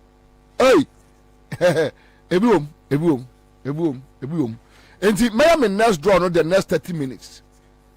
Chanentem no ankasa Kwabena menya biani star 413 hash wonto na mi wie ni sa na ma menchia eyejo NDC communication officer ashama abato pesuaso wone wodo madwuma mobo yankopon hira mo pa na mesha say dey free abuso can spare pass ene okay we dey bom esha na wo kan Ansah na maba akufo ado asem okan ne so you see political party bia won ideology ni nyina ne se trimopo enti political party bia won trimopo de na dwuma NDC a social democrats for no mo de ne se yen gigisika yen nyo ma no kakra ye benya no yen kyem obi anya bindi titiriw ni wo mo ni bie eni ti se wo kofa NDC under Rollins ye wo nkrase bebra na ensukrogen no mu ni bi Rollins person no mu nya ensukrogen no ye mia kasa makrase e wa Ashanti region offense north Seseko Rollins 1998-1999 ena ombesi agric post omobesi primary school 6 unit classroom ombesi ye ana osa etu boreholes miensa ade makra na se already no wasi kuku shed police ni bia say ni me say you see that pare ni constable for okra kontokwa why you petty dodo anyway let's go uko faga na bakwasam Rollins penso and most of the polyclinics and regional hospitals we see here in kronkro bebre ho no ma na nyina mon kanea omuni bie ti se srim ti sa from place Rollins person on the coy because NDC trim pose ye nyema obi bia woni bie no ye mpagya na system kakra. That's a social democracy. Talk of a Professor Mess so buy no or buy no trans who say no ye school ya ye ka ho asemi enkwada bebre 18 years ko school even secondary school mampeni ku for be from 3 years and they call 4 years no o mampeni ku for single secondary school those of free a year 3 years they call 4 years no are there anything infrastructure. Professor Mess buy no must make sure say yen sense more and the schools under trees over 2,000 of them we in the free hall and the school under trees are policy na Professor Mess the buy almost akoko ekome class seseko esa ko CJSS wo ho enti ne seseko or primary school and Rollins ne see atamas so ba no so be CJSS mahama penso enkanea enso so ewo ho ade aka eye kwan omobeye ofa Ghana nkranase a ntu wobekọ no wobon se be bia wobohu se NDC o meka tro na nukumawu ni o ma na edi adanse ya kwan eye NDC we that is NDC trimopo eye social democrat NPP se omene de omo no a property owning democracy. Omo de ne say ekwan a mefa so a menya sika. Eno na me wo se mefa so. Because ba dwene say so obi anya sika your money na anya sika. Mpenu say ewo me ene ye wo yen ense. And this MPP policy no most at times it favor the rich and not the poor. Nana do babam 2017. Unuma dia odika ye. Taxes are not that domestic flight. As one what so. Se enkrofo mo ko Kumasi kwata maleko sunyane. Omo fa wi mhia ne to ane da so no what so de ma omo. Ena petrol boa eno na trotro for efa no or two mu. Na se wo mentality ni se obeboa Ghana fo a nana hwan na se bio ne ho kire no a okokuma se obekwa kofa flight wen tua kra no me se be me le mam nana okokuma se ofa flight bo bisrew nim se wen tua kra between 700 to 1000 dia obetua bisrew hwan na ne ho kire no obefa kuma se obekọ obi a ne ho kire no obi ofa bus sa woni kra na ne ho kire no watoto petrol buo mu to ama transport akosro na obi a ne ho to no ntimi fa wiem hyen 30 minutes 45 minutes no di Kumasi no wakwatete wono no to so it means wo dwin sikani no ho unyi hiani ne ho tiana na do ye no na saa no di atrasia first year second year babesi ni last year ene woko o wie kura no yesi no si wie no ene wakwa akoto VAT 15% no wan fa nkwa nkoto omo a omo yusu enyamankade ano for commercial the same feel nyuma omo ma biebie nyuma mo de adwuma je mfa so wo de akoto residential ni ye fie mu na rate na wa set no so no quite here ahiafo say lifeline no from 50 Ghana cedis aircraft yes yet Ghana enim say ahiafo e na obekọ efie ba akom nipa miensa nipa 9 sometimes nipa du no mugu 1 meter so enti 1 meter ne nipa 10 na wo so a are you expecting so mo be consume electricity less than 50 Ghana cedis? No, they will consume more than 50 Ghana cedis, and so as far as we consume, so long as we consume more than 50 Ghana cedis, no more fall within this a year 15% VAT now what they are abano and to money betia. This is how udija Ghana here for, and ne aboso ka for say they be American na but what they won so. Almost a flight no 1,200 from here to Kumasi. More and a VIP as you say 100 cities. And one and a what chile no or be kwa 5,002 instead of 100 at the Kumasi. And it's a word G or man do one Ghana has say how many times and a flight. How many times in a flight a 2-3 Accra to Kumasi no? How many passengers and a day? Na yanko VIP. Any way na yankop new plan ni yankọ nipa dodo a every day omu free Accra Kumasi ni free Kumasi ba Accra enti if so ye bibi di bo man for na be the larger population but in this case or the total eye fan go boss ma ashantiade bo kosoro ene wiem hyande no teso because he came for the rich and not the poor and the policies are who do di be nyina no e favor the rich and the poor to tax it. The poor no they share the rich and it's a 15% tax we are no ye here for no and say be go omo so amu ba betua why e dey na dey aba Akufo-Addo IMF conditionalities no e bi eno no na aboso kan for ene Kumasi soamefo obi nuaburo enkoti kube o de nipa go na no an wo twente na bia am kan Ghana for say abato hu wonsunsuanso omampeni kufuo beye omampeni aboso kanfo ani Kumasi dwakesiemufuo soamefo omotete omoniama bo so automatically na president Kufuor first budget kura no ready ye omotete omoniama bo so omosi yedie ne yaban Professor Mills taking over Aban 2009 Ghana before sheda holiday dollar ewo Ghana ha said the beya be ma eniama bo shutu akosoro automatically already no man peni Kufuor the single spine pay policy no or the shemels kon omu making sure say omu ma omana you ungovernable for Professor Mills. Yes, we don't go no. Only part that's any go to me no. Professor Mills maneuver and way and implement single spine pay policy successfully. And ye da sukremu. Mahama be your mampeni the same aboso kanfoi. Any adwadifo a ewo kan shi makola ketia ene swami. Omo sa tutu omo nyama buomu ye koka omo so dollar no kwosro. Na se abani timi ma dollar no eye stable a omo beti so. Mahama buy make sure say dollar na is stable o man to ma de bo so da ye bi so omo ka che omo say oh yes dollar ni dey stable. Na so se nyama na e kofa ba ye na nsan. Enti ye da so turn aboden sa esan Ansah da ebesine. Ekufuado ba ye the same aboso kanfo eni Kumasi adwadifo esa te omo nyama bo so sa ka so ye de na abani. Enne monte mo nyama bo so bi mai. Ayaka. Aka be fi. Enne monte so bi mai. Afi kura da ya bato afi. Tinka monte so ne na manya fo. Na nkrofo say yes Ekufuado eni MPP abande e ba. Na nyama bo aye fofofo. No ma hwe so ato abama ba omia mo. Monte so.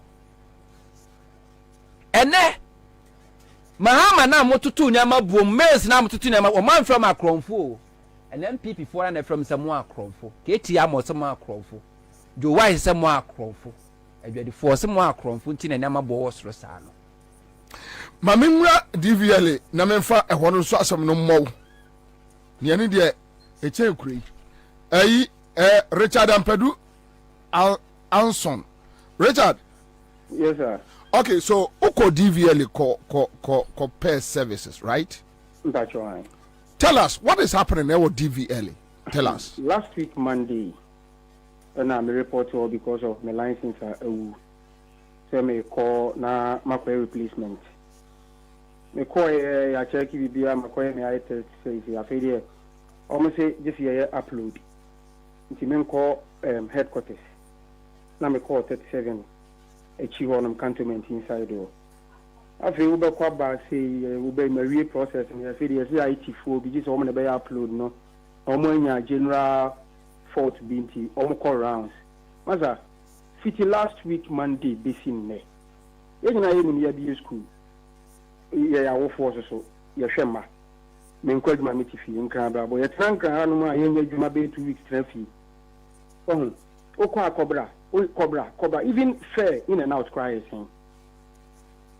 Kwaba, Nessie, when I'm free to say I be goofy. Yes, I for about my one bitty sabri will be a me do it, and I'm sorry and I'm by me fee. Oko up and down, sir. Now, no, some more general photo. At the end, it's some big announce it. No, mamma, note, yeah, I'll be ready here, baby, you know. Mamma, note. Or license. Hello. Or license.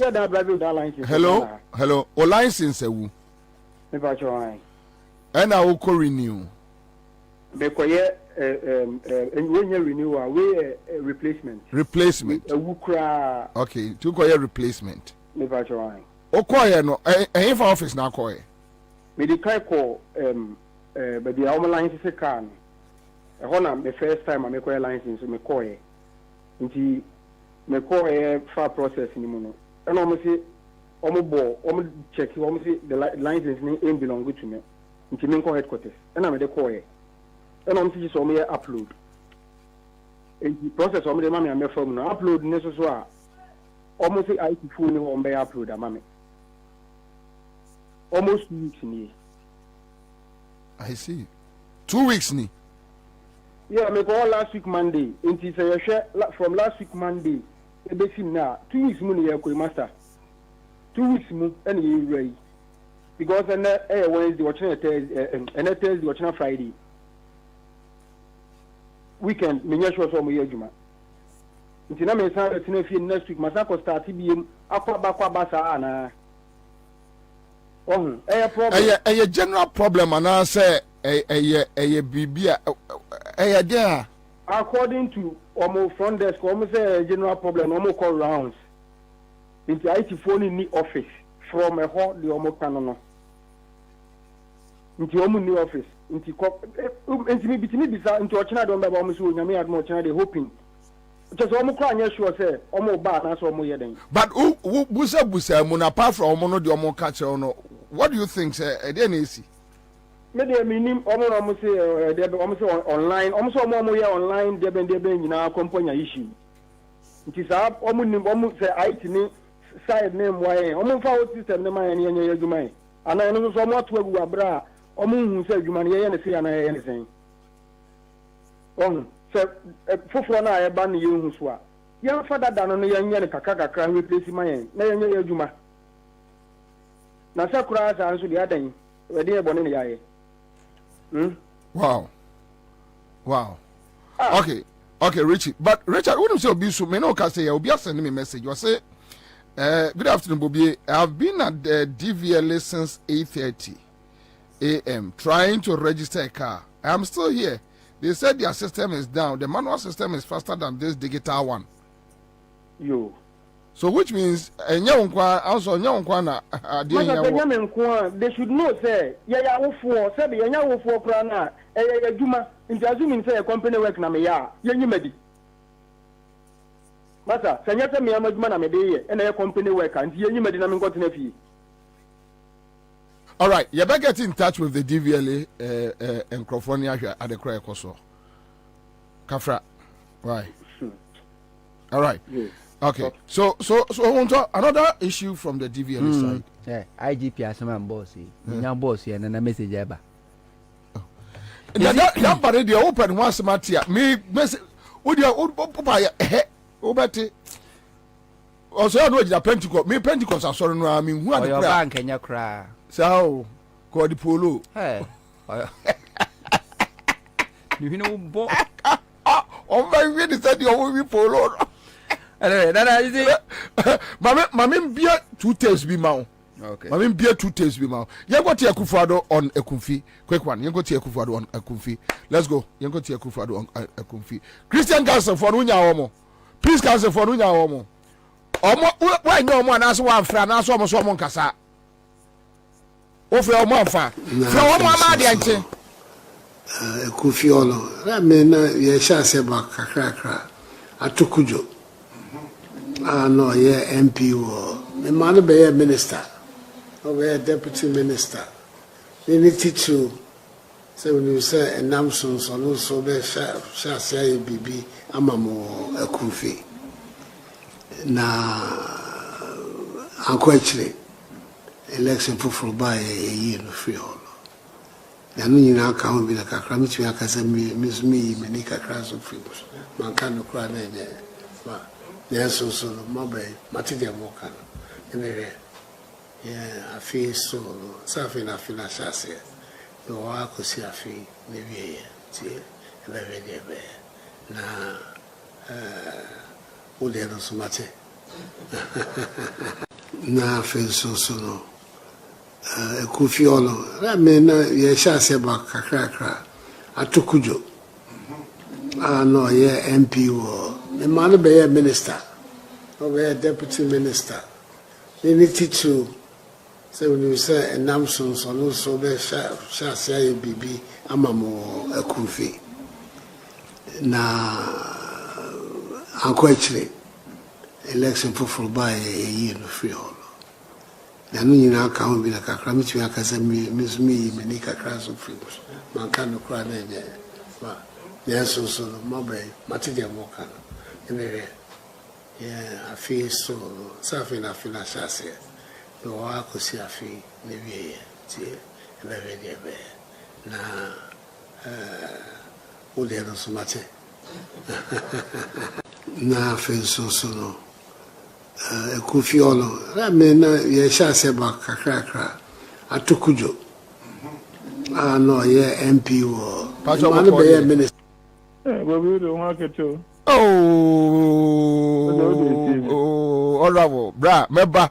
Me I say me very sure o. Enkomo bebre o wa say me be hu pa na o de nyanya me de meba pa meba. Papa, ye man ben yakodi nkomo bi. But Ansah na no pacho ma me musa Ekumfi when we talk about development in a Kumfi, to say what to say, situation to say. About development, Mihunia main Kawasamumbo.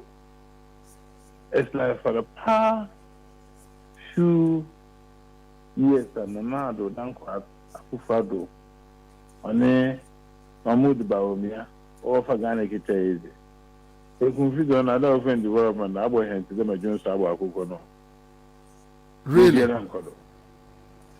Roads, water. Water, they are not, fortunately enough. I am in your opinion, work on 2 ransom. A brown oil and Beshibu, and Mebano.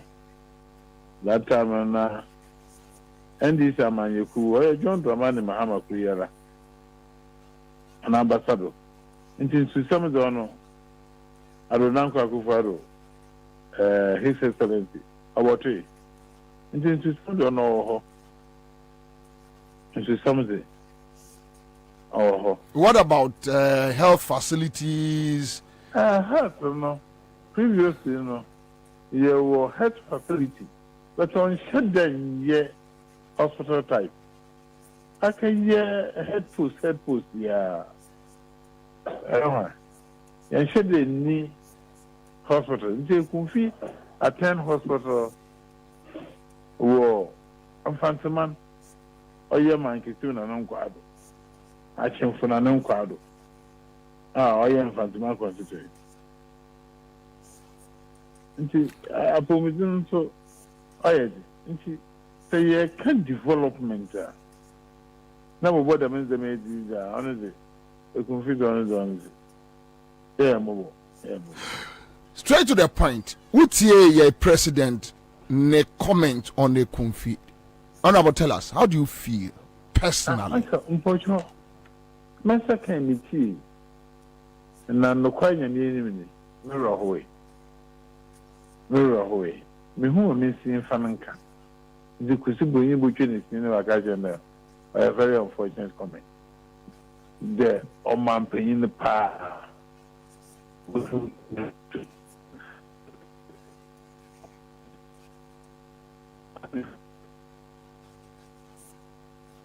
A politician, even assemblyman or crown, I don't think the original academic.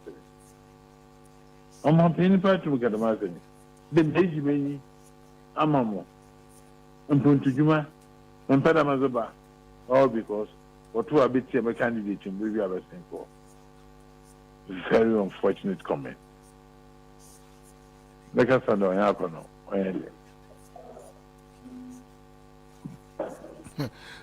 But Mamim Busao, when you confuse traditional leaders na kasa about this issue? What you will say? When you confuse traditional leaders, what do you come about this issue? About your hand. Pachai. Oh, and come some development. No, about Nanado, a president's statement, no.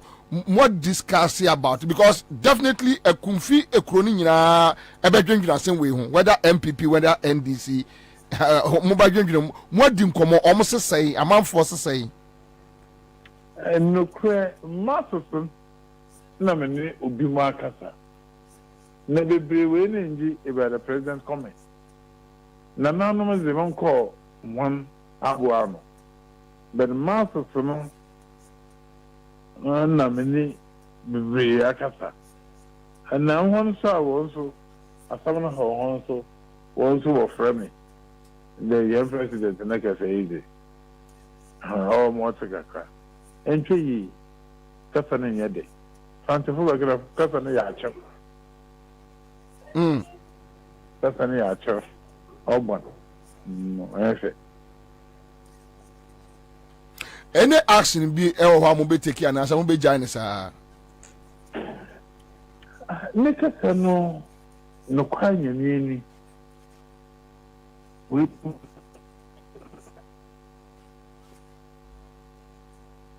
I'm a confused in general. No, we when they na son na be ku cancel. Number ya, or baby, may she be going. One bro today be in Puntujuma, and said them Kodu Kunfi. No, from my opinion, I say. In time, we have indicated. Now I found so. One boy and children there, but Damaza. No. Coming election. What time was the NDC Akobio? Wabra winning there. John Dramani Mahama. It's many Renorbe. Wabaye, a control. Maybe something. Anyway. Ọ̀rọ̀ mi ni sẹ́ wọ nyuma bebree yẹ mẹ́sìrẹ̀ ọ̀họ́ àná wọ́n sọ abẹ́sà yẹ wọ studio kakra na yà ni afẹ́ o why. Tobi emenu aje papa Medasi bebree yìí ni a medasi bebree nyame nhyira o yẹdasi alright so that's it but I want to nana ọ̀nà abẹ́ẹ̀kú kírẹ́nsì àkànṣe bi wọ́n sì campaign Akufo-Addo awie ẹ̀wọ̀ constituency wọ because na ṣe ṣe ẹnu àmọ́ obi àti àṣẹ ṣẹṣẹ ẹ̀yẹ ṣe MP no na MP bìbí abá họ na ṣe é sisi Kwabrafo bi firi Chebi forest ẹ̀na ògyina kọ́ ẹ̀ mu mputu nyuma na eba na ana ese adwumbone ba abo akurati mu a otongum na kama kane na kama emi se we take time kakra so Akufo-Addo pensi de kama no chese oye ani akufashion no de ama kwaku anyi do ho any MPP ni Akufo-Addo agenda omo set again John Dramani Mahama na hwede do ma bewie Ekaba obi send me message you say Kwabena according to police report in Kumasi is now like cocaine. I have applied for one and it's taking me more than 3 months. Now though I was assured of 2 to 3 weeks, what the policeman keeps on telling me Dampare must act on these issues and stop the trivialities. Okay, so this one is coming from a friend in Kumasi, Edu who is monitoring us on Facebook. All right. Yes, it's also the Mumba Kwakua. The Bubowa Kwakua, you the whole free say, Obit my issue, Professor Mills, Edia ye. Now, when ye and a Mahama person to Akufo-Addo last minute, also ye. And into one Ankasa recruit to Sibi, were recruit to Cobol of Bobie. Say, Obiso your hema. I can't walk with Jubilee House. Oh, at a mercy, wouldn't call him. Just say, Yensa, you do about 2 or something. Yensan Kofa, a mercy, wouldn't bra. Yan family, and a dear Quacovi. Pay people, pay poor through pay bank to the gym. Pay for and a that way. Now, him, Akufo-Addo or Bois, I say, and yet I took good beer a month for no to a betiano. And ya Akufo-Addo no ankasa a kumfi for to a betiano. And no one yaw.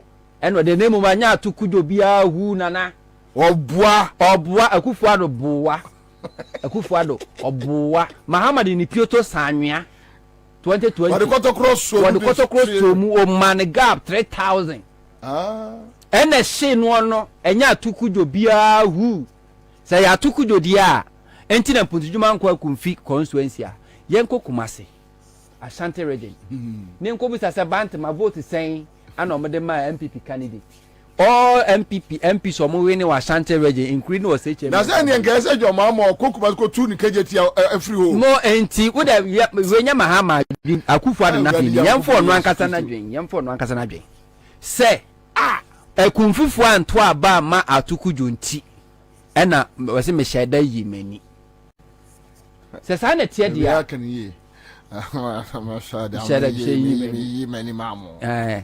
Senate dia yenko Ashanti region out of 47 constituencies of Ashanti region MPP was saying 44 yenko busa say about moto both presidential and parliamentary vote omudin ma Akufo-Addo ni MPP MPs no emputujuma be na ode akọ oboa anya tukujo bia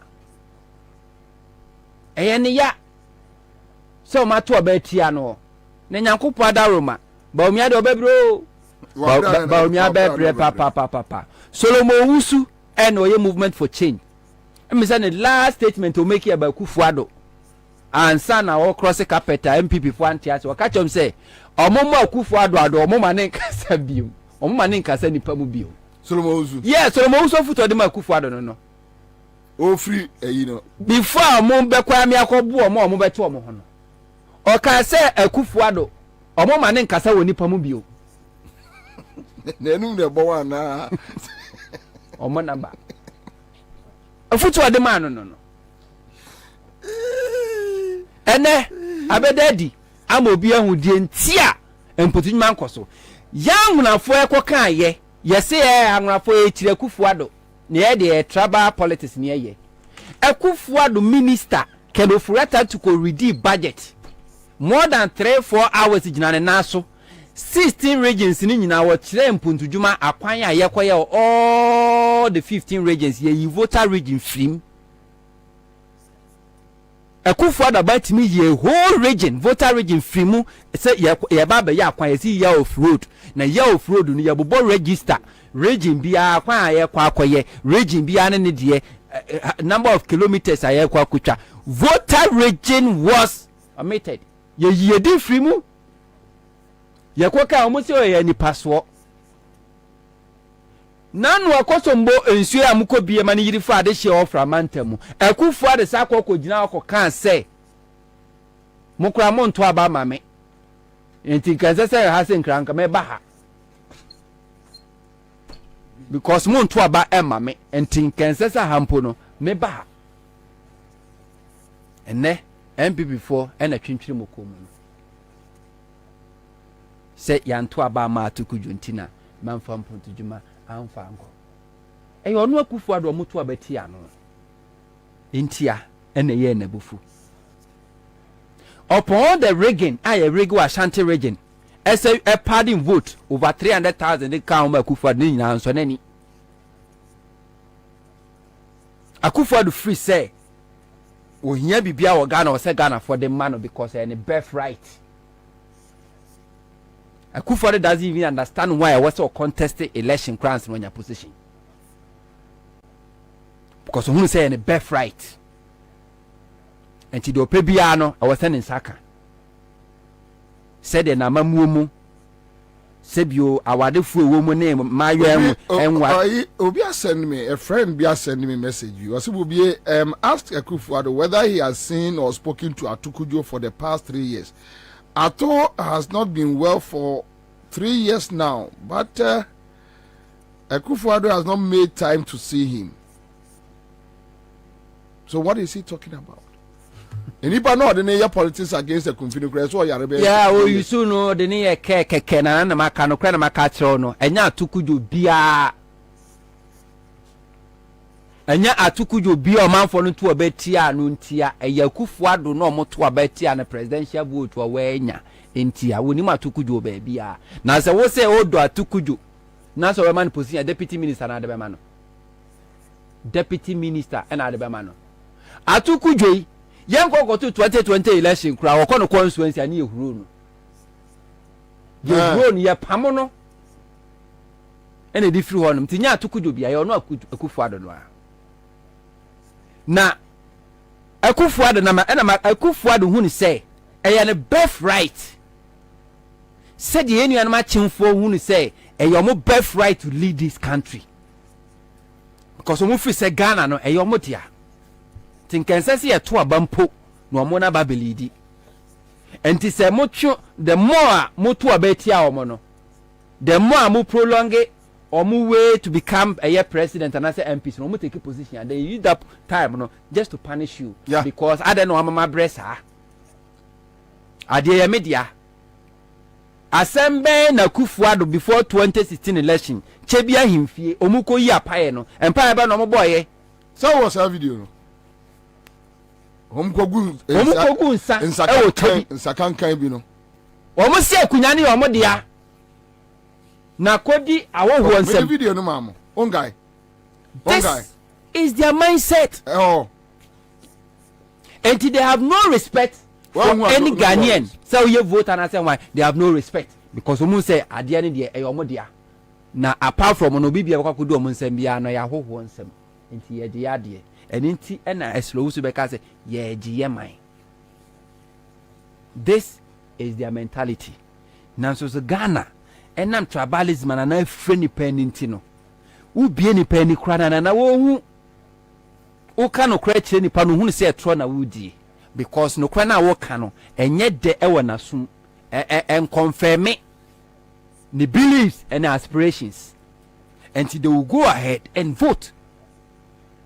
Yan can't let Ghana for some motor Bama Kufuadwa. What the Ghana Bequechi. Nawana Otamaklo Wanka. Yan Quadan Krankitin Kitty, see, say, your motor Mukranian Fu and Fu Pono. Yantina radio Suni TV so. Anka. Yan Krankitin Kitty, a motor Munian Funi. Yantina radio Suni TV so, I'm Ghana 4 Coco 2016. Some motor Bama Kufuadwa Ghana, a no Yanka. Most of the amosi ni Ansah because ye nafia kesiem ye nti easily gone ye ndravikas akesie enti academia professors experts omune nimu ade enti ebekọ abato a the expert beka na yefa ene lego lecturers a omo ebo Akufo-Addo achi no we don't know the same people no mo kasa tia Mahama kasa Akufo-Addo and MPP e superior policies. How come say yani a yenko school mpo ye hu ye wo foresight hu say Akufo-Addo a disaster e ma Ghana future sabe ho we dey no mani efra tire ka say ye ko school ko sua nim de ye nko sua nyansa e wo school mu ye nkyire nyansa e wo school mu ye kyire nim de obi nim ne de bi kyire wo nyansa de Nyankopon na de ma General Mosquito si school pepa jimi dabi wa jimi ana wa jimi emfa oni emfie na woni nansani ni pasere Nyankopon bo nipa no wonyini na wo nyansa enyini nansusu jimifo na wonyini da emfa oni ni age wato up yes TV President Akufo-Addo bi oko 80 years fiane kasa oni timi kasa na bodam ni kura kasa akoya aksemo kan nyansa ni obi a wabodam so nyansafo a on kasa sada because who you now nyansa ni e mama wa Akufo-Addo to back obi also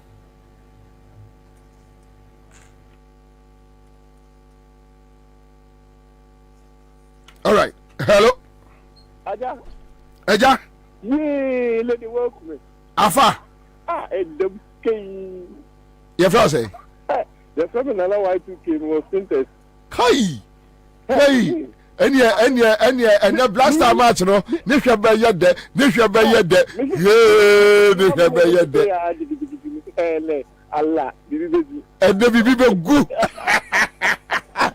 who dey say because you might come na ma ko trouble na me be se Ghana almost say Ghana 10 crab me found me media who dey say me ya 5 million hey adelo because me so na amfa internet say alam so ba me so ba ko timu ya bia pau me pia 20 Ghana gumu tesia ma pon kra me ko fie na me so ma me pe akukọ nsa bi na me fan ko hufu that's right me pacho uya twame de breme me bo line me bo touch line Mate, congrats, congrats. All right, so that's it. Live. CMG sketch there. Kwame, me some more another draw, mommy. Star 413 hash, star 413 hash. And then me check 1,000 no down, 1,500 no down. Emu bia obetumi adi. Pau, una wo krono. Okay. Onto uni mame ma throwback bi on Nanado nsemwa okeken ho. So yanko eye Peace FM studios. When he was asked about a year school dying and year before some obiani di watem omniya kutukum sane buafu pacho ninya order. All right, so yanko Peace FM studio yanko tie no we are just giving you just let me just take one, Mr. President, the one in Aflao where the chief himself has complained on here Aflao pacho say e-block no oba yenya hoshi into all my education minister up to February say ombe yehu bibi it's an say no minister alternator so abre and you go here into obisa no there na ka che e be out of frustration e be okasa when be aso yeah bobo yehu ni aye as much as possible. I've given you these examples to let you see that on the contrary, despite the propaganda, because one of the things that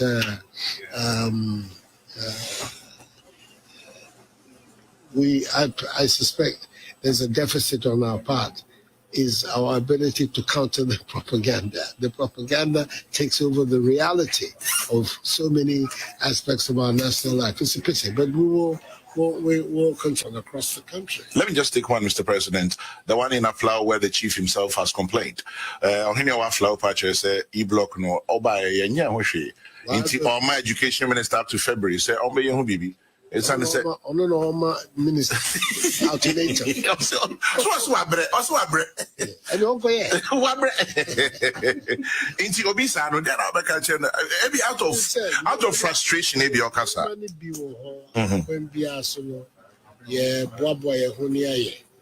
As much as possible. I've given you these examples to let you see that on the contrary, despite the propaganda, because one of the things that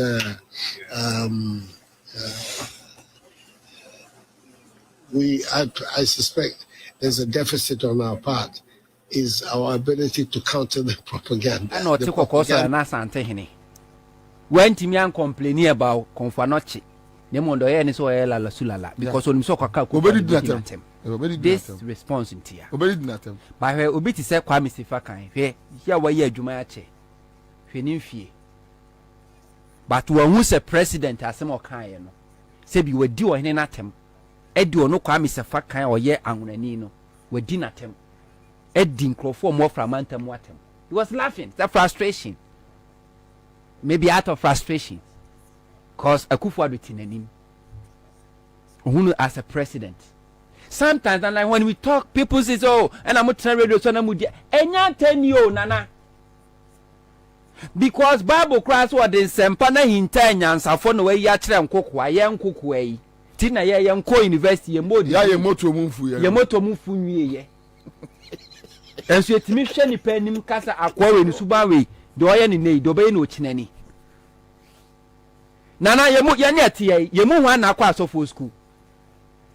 Ye mu wan na gina property say ye gina property so for wadifo. Nanso ye wure ka kire Akufo-Addo ne Ghana for say sa national cathedral na oba besie no. Enkosiaga eyeka. Duncan Williams also otimi gina na so bom paye. One now that they were white.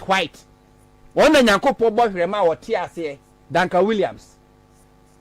Wa hunu swadi hunu Holy Spirit emie nani embie na adwimu amana hu se Akufo-Addo scam National Cathedral na fraud. Wa hu ba ye hu kan. Ni nyina kire the same Duncan Williams abedi Ghana for cry atem se ekure kasa dodo adan ye dede sa National Cathedral no enye Ghana for taxpayers money ni di kokosie the church and e bejeje ntubo adi asie and where is Duncan Williams? So ni nyina kire no Nam 1 and them yesho say nam 1 saka to ba be ye men's gold bi mu a obi anu obeko so enam say eye esumunti no Duncan Williams fraudulent fragadam oni Akufo-Addo ye Ghana fo nyina echi no enkrofo mu so ma ko school nim de ye sika for da so kotena ho se ekwa akotie nyamesem na Duncan Williams second video. So the second video no yenko Kumasi omubusa no say Rose no Otek say Otek FM no koye say ombusa ne se Rose no se kwabrefo wo de hwe voting pattern omoto abadodo pa de manana obese men kanche yes obese men kanche president so omakwan no se president anya ma wo mo a na se be yo mo ya pa na 2024 on beto abanetia NPP. No problem. You do it. I'm saying people make those kind of threats. Me, they don't frighten me. Okay. Somebody votes for you, somebody supports you. It's because they want you to do things for them. So I understand that. There's no need for people to go to my say. I don't want to of course, mayor. And about who decided to my NDC. I want some. I don't know myself. Will be a song and in Timsu baby. And they are the important thing is that we have a responsibility. I understand the responsibility. And we will deal with it. Fantastic. Right. Now, the last time I was Bahano, now you're a candidate. And as president. That's right. Now, Mami B, Opewa sempa no send a question way. Also ba her as candidate no. Oka say they will take aye. Sir obey president or rain feeder. It me musa says sa bona was shared. What do so and I feel now can you imagine say Mahama kwatena Kumasi na yebusa Mahama question Mahama ka to say mo beto amonje na ye mo amasem hey Mahama ko gina Kumasi David nka gonja fo ebro mo ye demonstrate Mahama ye mpuntu dwuma ye asphalt no ka so dede na nkrofo anase nsem mo kan de ye ntie because enim say Asante mantam ye won nkrofo bi a ye de sika kokokra be ye kwan o mo be ka se ye nya hwe yes wadi Asante fo atem enso kotena odi o munyina atem se o beto ama me this same Akufu Addo 2016 na wonam pa chew e wanya sika ni bia wi sa mo so me hwa ye kan o se NDC fo se me pacho mekoso ama pa chew ene onya obio because wa jimi baako wa jimi wompre no yes onim so obesa jimu ne prince aso e de amaba omia enti onim wo hu adwen wo hu the strength of your intelligence. He talks anyhow. My uncle third one no third one no kran yanko ketu ensodo for mo no aso ngwasi aso ko ka kire wo mo no yanko okay yanko enso ofanipa avec du kolala mekede amesia melegana du come ben come of all peoples in Ghana, all districts. Amesia melegana nutoresia de melegana. And whether they voted for me or not, once I have taken the oath, I am the president of all the people. Ta ameyo vote na imo vote na yo katala elebe ya po opera yan obonewe. So Togbe, you and your elders, I want the people here, you, beginning with you and the elders, to understand that when something like this happens and government acts, government is acting for Ghanaians, all Ghanaians. I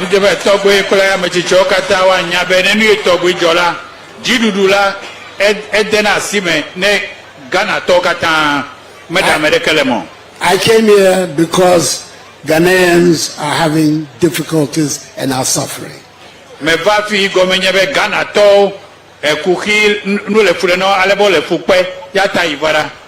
And it is my responsibility to try and help.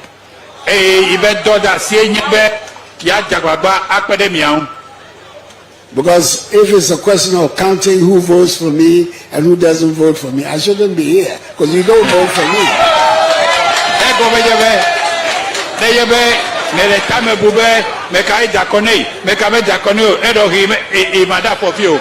But that is not my concern.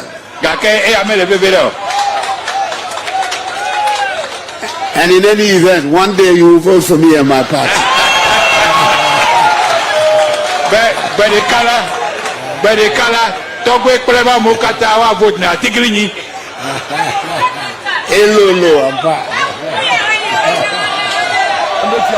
So talk. Nyambetu ya mokano. Nyambetu ya mokano nye last one. Papa peruko vije dio watwe. We want to kwasi asafo kwa se nyambetu ya mokano. For yankwa ayi friend say kufi. Yankwa kufi. Ubi one. Send you the Kumasi now last one. The carry the maybe Friday we can do it. So. Kufiolo ramena yesha seba kakrakra atukujo no ye MP wo me man be minister or be deputy minister they need to say when you say enamson so be sha say bibi amamo akufi na anko actually election for by ye no free all. Na no nyina aka ho bi na kakra mitumi aka se me ni kakra so free man kan no kra na nye ma yeso so no bay mati de mo kan ene yeah afi so safi na shase no wa ko si afi ne wie ti ebe de be na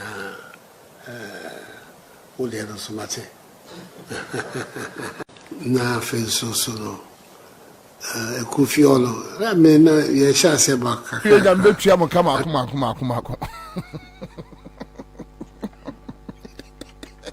o dayasro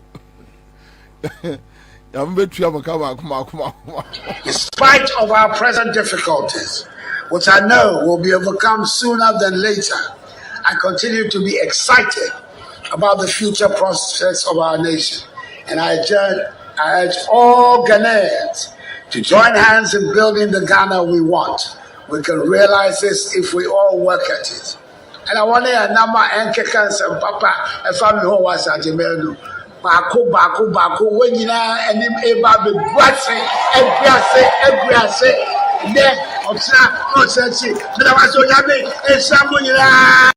in spite of our present difficulties, which I know will be overcome sooner than later, I continue to be excited about the future prospects of our nation. And I urge all Ghanaians to join hands in building the Ghana we want. We can realize this if we all work at it. And I want to number Enkekans and Papa and family.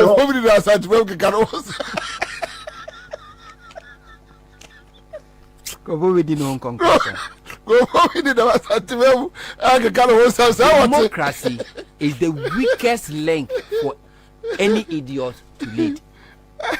It's democracy. Oh, Jesus Christ. You don't have idiot leading a nation. Debut. Democracy number honto. Menu eya na akufo ada asem nyame yawo. Enti bebrebe no a na free 80s 90s especially in 2000 no mu a na kwakuba akunumu hadi pa adwene ewo kroma kasa about good governance ene latter party gabi ya ne nice jot na asa joy for mu hu nipa da adi so adi straight na muni ni deal me obada no nyina adi na mu no nanti sadede no no mo ye ni bebrebe no enti enie we ni nyina ni nana me say omo ma di Ghana nya ayo omo a Ghana is like ye judge in kofo level of intelligence with the ability or their control by English language and how they dress sorry ben no call or sorry pin enti se woni nyansa kra na wo ka nyansa asem kire ni pa usase na we brabe na wabo ehe na otie is gone na japade e sen ne papa hwan ba nie nipa no so agimi ensa na etie wa bodam me say a political party like NDC yeni aye mo bra bi yensem o etena radio su kai proud to 2016 election so nkomo for mu even 20% can NDC and lose elections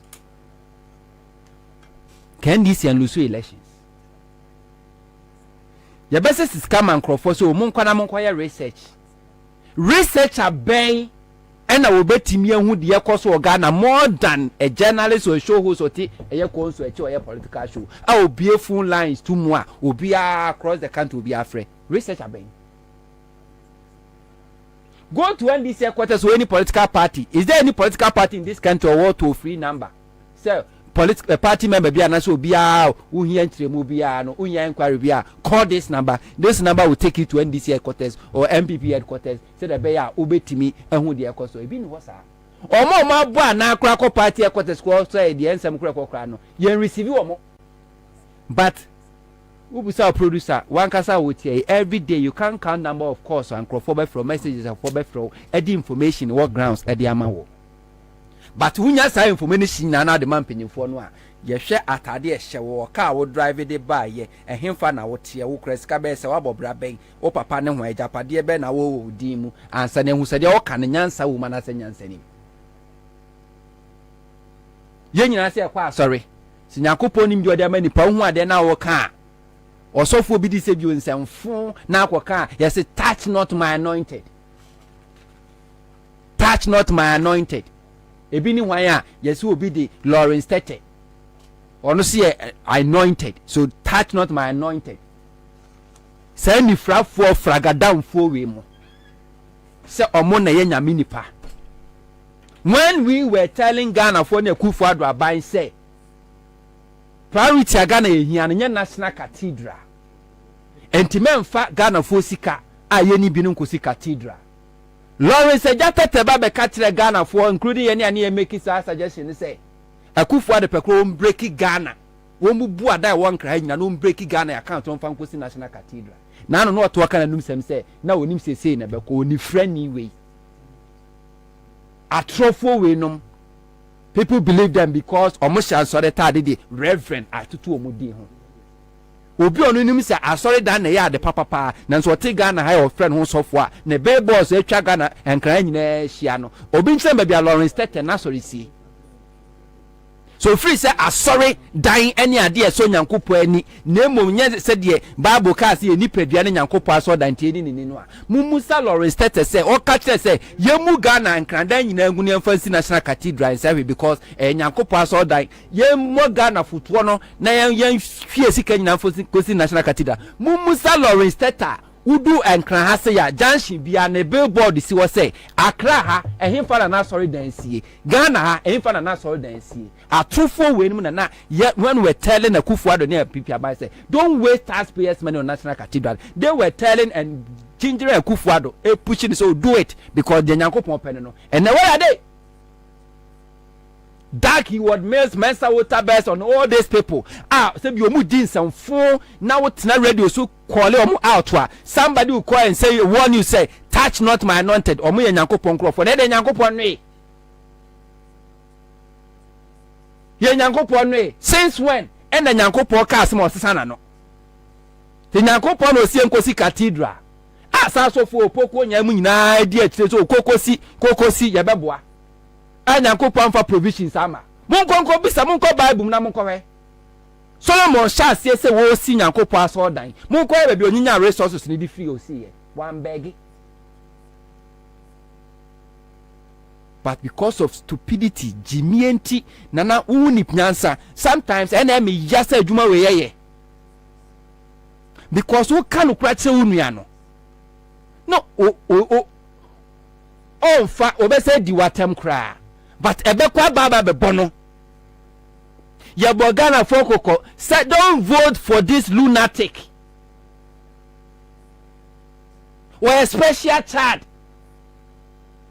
na jimu no sa ontimi mu aman mani nye ye though democracy allow any idiot to be elected but mama ya jimu na ho ye come sit da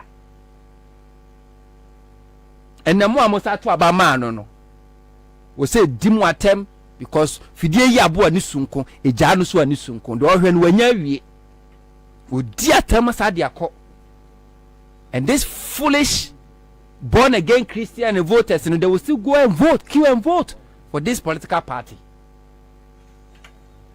or hine na beka say nhia mpuntu juma na udi na tem chebi man hine eye demonstration against John Dramani Mahama say kwaya tutu Mahama ni na tem o Mahama ye Cocoa Rose no de chebi kwan ka ho esa momu water esa momu so kroje mo nom ye Kwame Zuko kaya no for swampofo akekere ne se odwan a ede ne kwama yanka akoyi musuo ede na akogina chebi ahimfie se munjojo no ni ajojo no because of swampofo ye chebi ni na Kwame Zuko asema kaya na etia achemfo guna ni mwase Mahama ni ohini bia tem obi nkyere yen Mahama be yo mampeni ohini ba ko a Mahama no atia no then so Mahama pen so ohini mu a demonstration against Mahama even Rollins crown yes so ye basa even Rollins she wa hini ba ko a Rollins didi na promo Mahama ye Kumasi akwan AC Retro Park AC Ketia market na emabo adeja eye demonstration etia Mahama no entia omo da oye mpuntujuma edema omo across the country woye wo baya wa anya hwe wo so ampesen krofo beka se wa anya hwe na omo number wo frɛ professor Doolittle what have you done na watumi aye ama wankasa wukuro anu pom pesen krofo beka ho asem because matena se so momo HD4 no what they want is not development. Kwasi akeka no mpe ade o mpe ni se obi o trabalist bia no ade o peso hu ni se yes me kinsman me yanwrani anwrani na lead se kowe asa ya ka ne mfa no ho mpuntu djuma anya na sem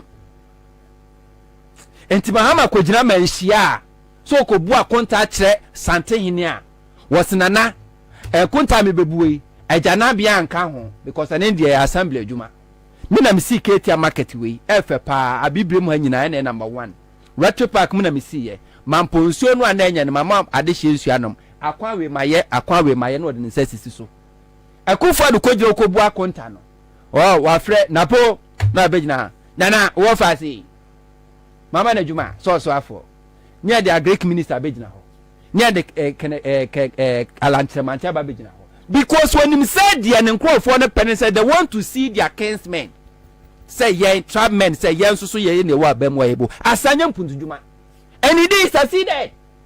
To go for 2016 election results were Ashanti regional. 2020 there was a massive improvement. Akufo-Addo got almost 2 million votes because Akufo-Addo approved to Ashanti say ye de mabamu no Ashanti fo bebre mu a omosom na okobusa say akwan we a was nanane de bebre ni bobo bi a omo ba uri nse bi ofia bi tu bi say nyame say adenti na ye penso no ma ya ade say why? I will tell people why people won't listen. Ghana so mind did you deserve any? Ghana pass or mind you deserve any? And Crawford so Marco school your professors your experts. Yakofa economist.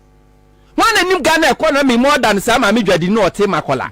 Kantama or take Abuso Kain, Kantamanto or take Abushi. Why the name economy HS Amamino? As we say, when we are discussing economy, I was a colleague on near Kofa professor. Nkumsa. Professor now or no the professor na di what the government bungalow. I don't know team no cry won to rent.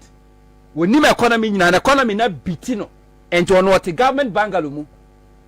Na the real economy so mutidwam. Na me be siafo a one co school da. Now so what the 100 Ghana cedis manual woman afe obeko no okuta hundreds of thousands yan from munyu o madwen kire because if so man go school da Ghana ha kire me 1 billionaire a o ya graduate mako bi na didem ya kan nyina koborofo nko a patomu wa adwen a edibu man na ya masa nkrofo no mu frɛ ni ya se nkrofo bi so omo de omo ya middle class se occupy Ghana for so omo de omo ya middle class omo de omo kɔ demonstration omo wi pizza no mu die ento omo ne die so omo kasa ho kyerɛ wɔ Ghana it means ho kyerɛ wɔ Ghana and people fall for this and where are they omo wu mako na me si abato wo nsunsuanso abato hu wo nsunsuanso papa na ye wa nyomtofo sinitwafo agokansie footballers politics people don't want to talk and now some blasters Pieto na dey form no asamoja adentina won kasa blasters ahwe ase nyina ya asamoja and politics with the blasters camp ene ene but they are not talking anyomtofo a omugina simpie su ko record nyom again John Dramani Mahama ene omo wei wache abusia for mama yako o kasa sinitwafo a omosode a na omudi Mahama ateme demonstration eye movie against Mahama ni end hospital bed kwa wanya bia na so won ko wuo no hospital bed mpopo wanya bisu anna empa wanya bisu anna ana odi wuye empa wanya bisu anna abato won sunsuanso Kofi bi ana na ojusu ni wo wuye kwala kwa 2016 woni dada kedi ene dada kedi wonu ankasa wontimi nko back to Germany bio oso wade ka 40,000 euros wontimi ntue no abeka Ghana ne ma ena busiafo wontimi nko Kofi bi the late any that kedi ebonyom asa osa grocery eyabro asa grocery eyabro dum so Kofi B na kuma ya de ba ya omudundu hospital no wanya ba bi mpo anna first attempt and the koye. And where are they? These are the people and Crawford so we are celebrities. When we are telling people say Crawford we are liars or madwum ye shallow omunim nyansa do mo bedie no mo dwen ho do mo bedi ne ne enye ochina enye nchirima ho no ye kan Crawford nyini they believe these people because wabonyom because we twesini Kumawood for say Mahama de bekum Kumawood adaya wasi dum sa Mahama de bae no ene bekum Kumawood and then can you gina so Kumawood na way when you were telling some people for a fully because man kasa ma chese mo agimi ade ba ko a entime na me pese me ma be hwe local stations ne bi no kofa Kumawood movie lewen mo be di atem sa aja kumate nie sa omunim the difference between comedy and we can say real story cry yeah abakwasam a wase de kire mofra no na ye de jimi aka ho ne ye no comedy ne di atem sa ne the politics ne ye sa and then where is it mo ye campaign me MPP 2016 against Mahama MPP win ye no Samira Baumia ba mu wotimi fra etna ehwemhyemu fri akọ India ekohia kunkum bag ya actors no mo kohia e Samira Baumia de kunkum bag ya actors and actresses e bank na ha ombedu kotoka terminal 3 ye the V8 motorcade ene ekofa omo hwe to their hotel yes celebrity omo meanwhile Kumasi ya Samira Baumia ntimi anko back to Kumasi to go and meet Kumawood actors and actresses. They say mo na mo ye adwuma movie mo na mo ye the creative job wantumi anye and they are still there. Acrobat who knows tomorrow not all dum so nyina kan ho ene mumusa no ene kan ani gina so adentro onya acting bio ene o she ma besia kaba and o she DT TV so and o DGP onko movie bi man. These are the people and until say Ghana for ebe just say a judging for level of intelligence based on number ni school dudu awako degree dudu awako no ene Greenfield Scientific Herbal Clinics been control say a bright soldier capsules and a bright garlic plus capsules. When some bua a Greenfield Scientific Herbal Clinic ko jia yaresa e de free ho. Afena liso abeka yensa na emre na so. Liso what's the traffic will come? Too much traffic. I was coming from Ajengano. Okay, use microphone now man for TV. My deep traffic for more than 2.5 hours. Whoa. From Ajengano to here, I'm telling you. Really? You can't believe it. What is happening in town? I don't know. Maybe I'm a first one, may find a bridge. Now maybe I'll be PA action anymore na maba. Kwabena me di hwa be 1 hour. And I'm saying there be. And let me use the 37 road. Kwabena Bobo from East Legon to maybe your friend is saying South traffic now maybe National Identification Authority or Gulf House. Gulf House. I feel the BBM say Wunsi Famutu. But it's all good. It's all good. But I really even though I was really enjoying the show. Thank you. But it's sad. It's sad. Oh, baby, me real who as a Ghanaian. Hey, baby, na mo discuss nipa or ye mampeni in the person of Akufo-Addo. It's terrible, eh? Me dear, my research will tell me why I shouldn't be sad. Because I keep asking myself, why should it not be so? Set me the idea about the IQ averages of the world, and it identifies us amongst the last but 10 omo Jimmy pa we asim list of 199 countries. Ghana also 190 out of 199. A list of 100 and Obia funny phone on Google. Just go on Google and Google IQ averages of the world. Then Shebebia Ghana da time and President Kufuor hono. In fact, almost statisa ASR research somewhere around 1997-98 and almost 30 years. No my research na President Rawlings time na Ghana wonechi up to about 160. Saturn no we use 187 countries na ye. And say Professor Mills ne President Kufuor no nyina no we were hovering around 141st 43rd between that time. That is how Ghana ne say Kufuor Dubai the 190th. No mo hwe nipa odi wo oman because nipa odi wo man nanim na be kire wo nyansa odi yeden ebo bra as onipa da sani ya wuti wiase eti Ghana Kufuor do beda Ghana no ye de agimi na kwa kodu 190th se wiase nyina wonim Japan no mo amode da no sebi America krampo ekoto so 129th or so no 29th America that 29th. Ye hwe wiase nyansa eni emunimdie baby akodru. Eti me no se me was her research work we ni nyoma na aya na enyem nwanwo. But how do we get away from 190th? Say you be free okra ba be di 141st. Professor Mills ne John Mahama baby anom de aduro no. Ebe den ye free. Imagine no. Rwanda say Rwanda na 151st.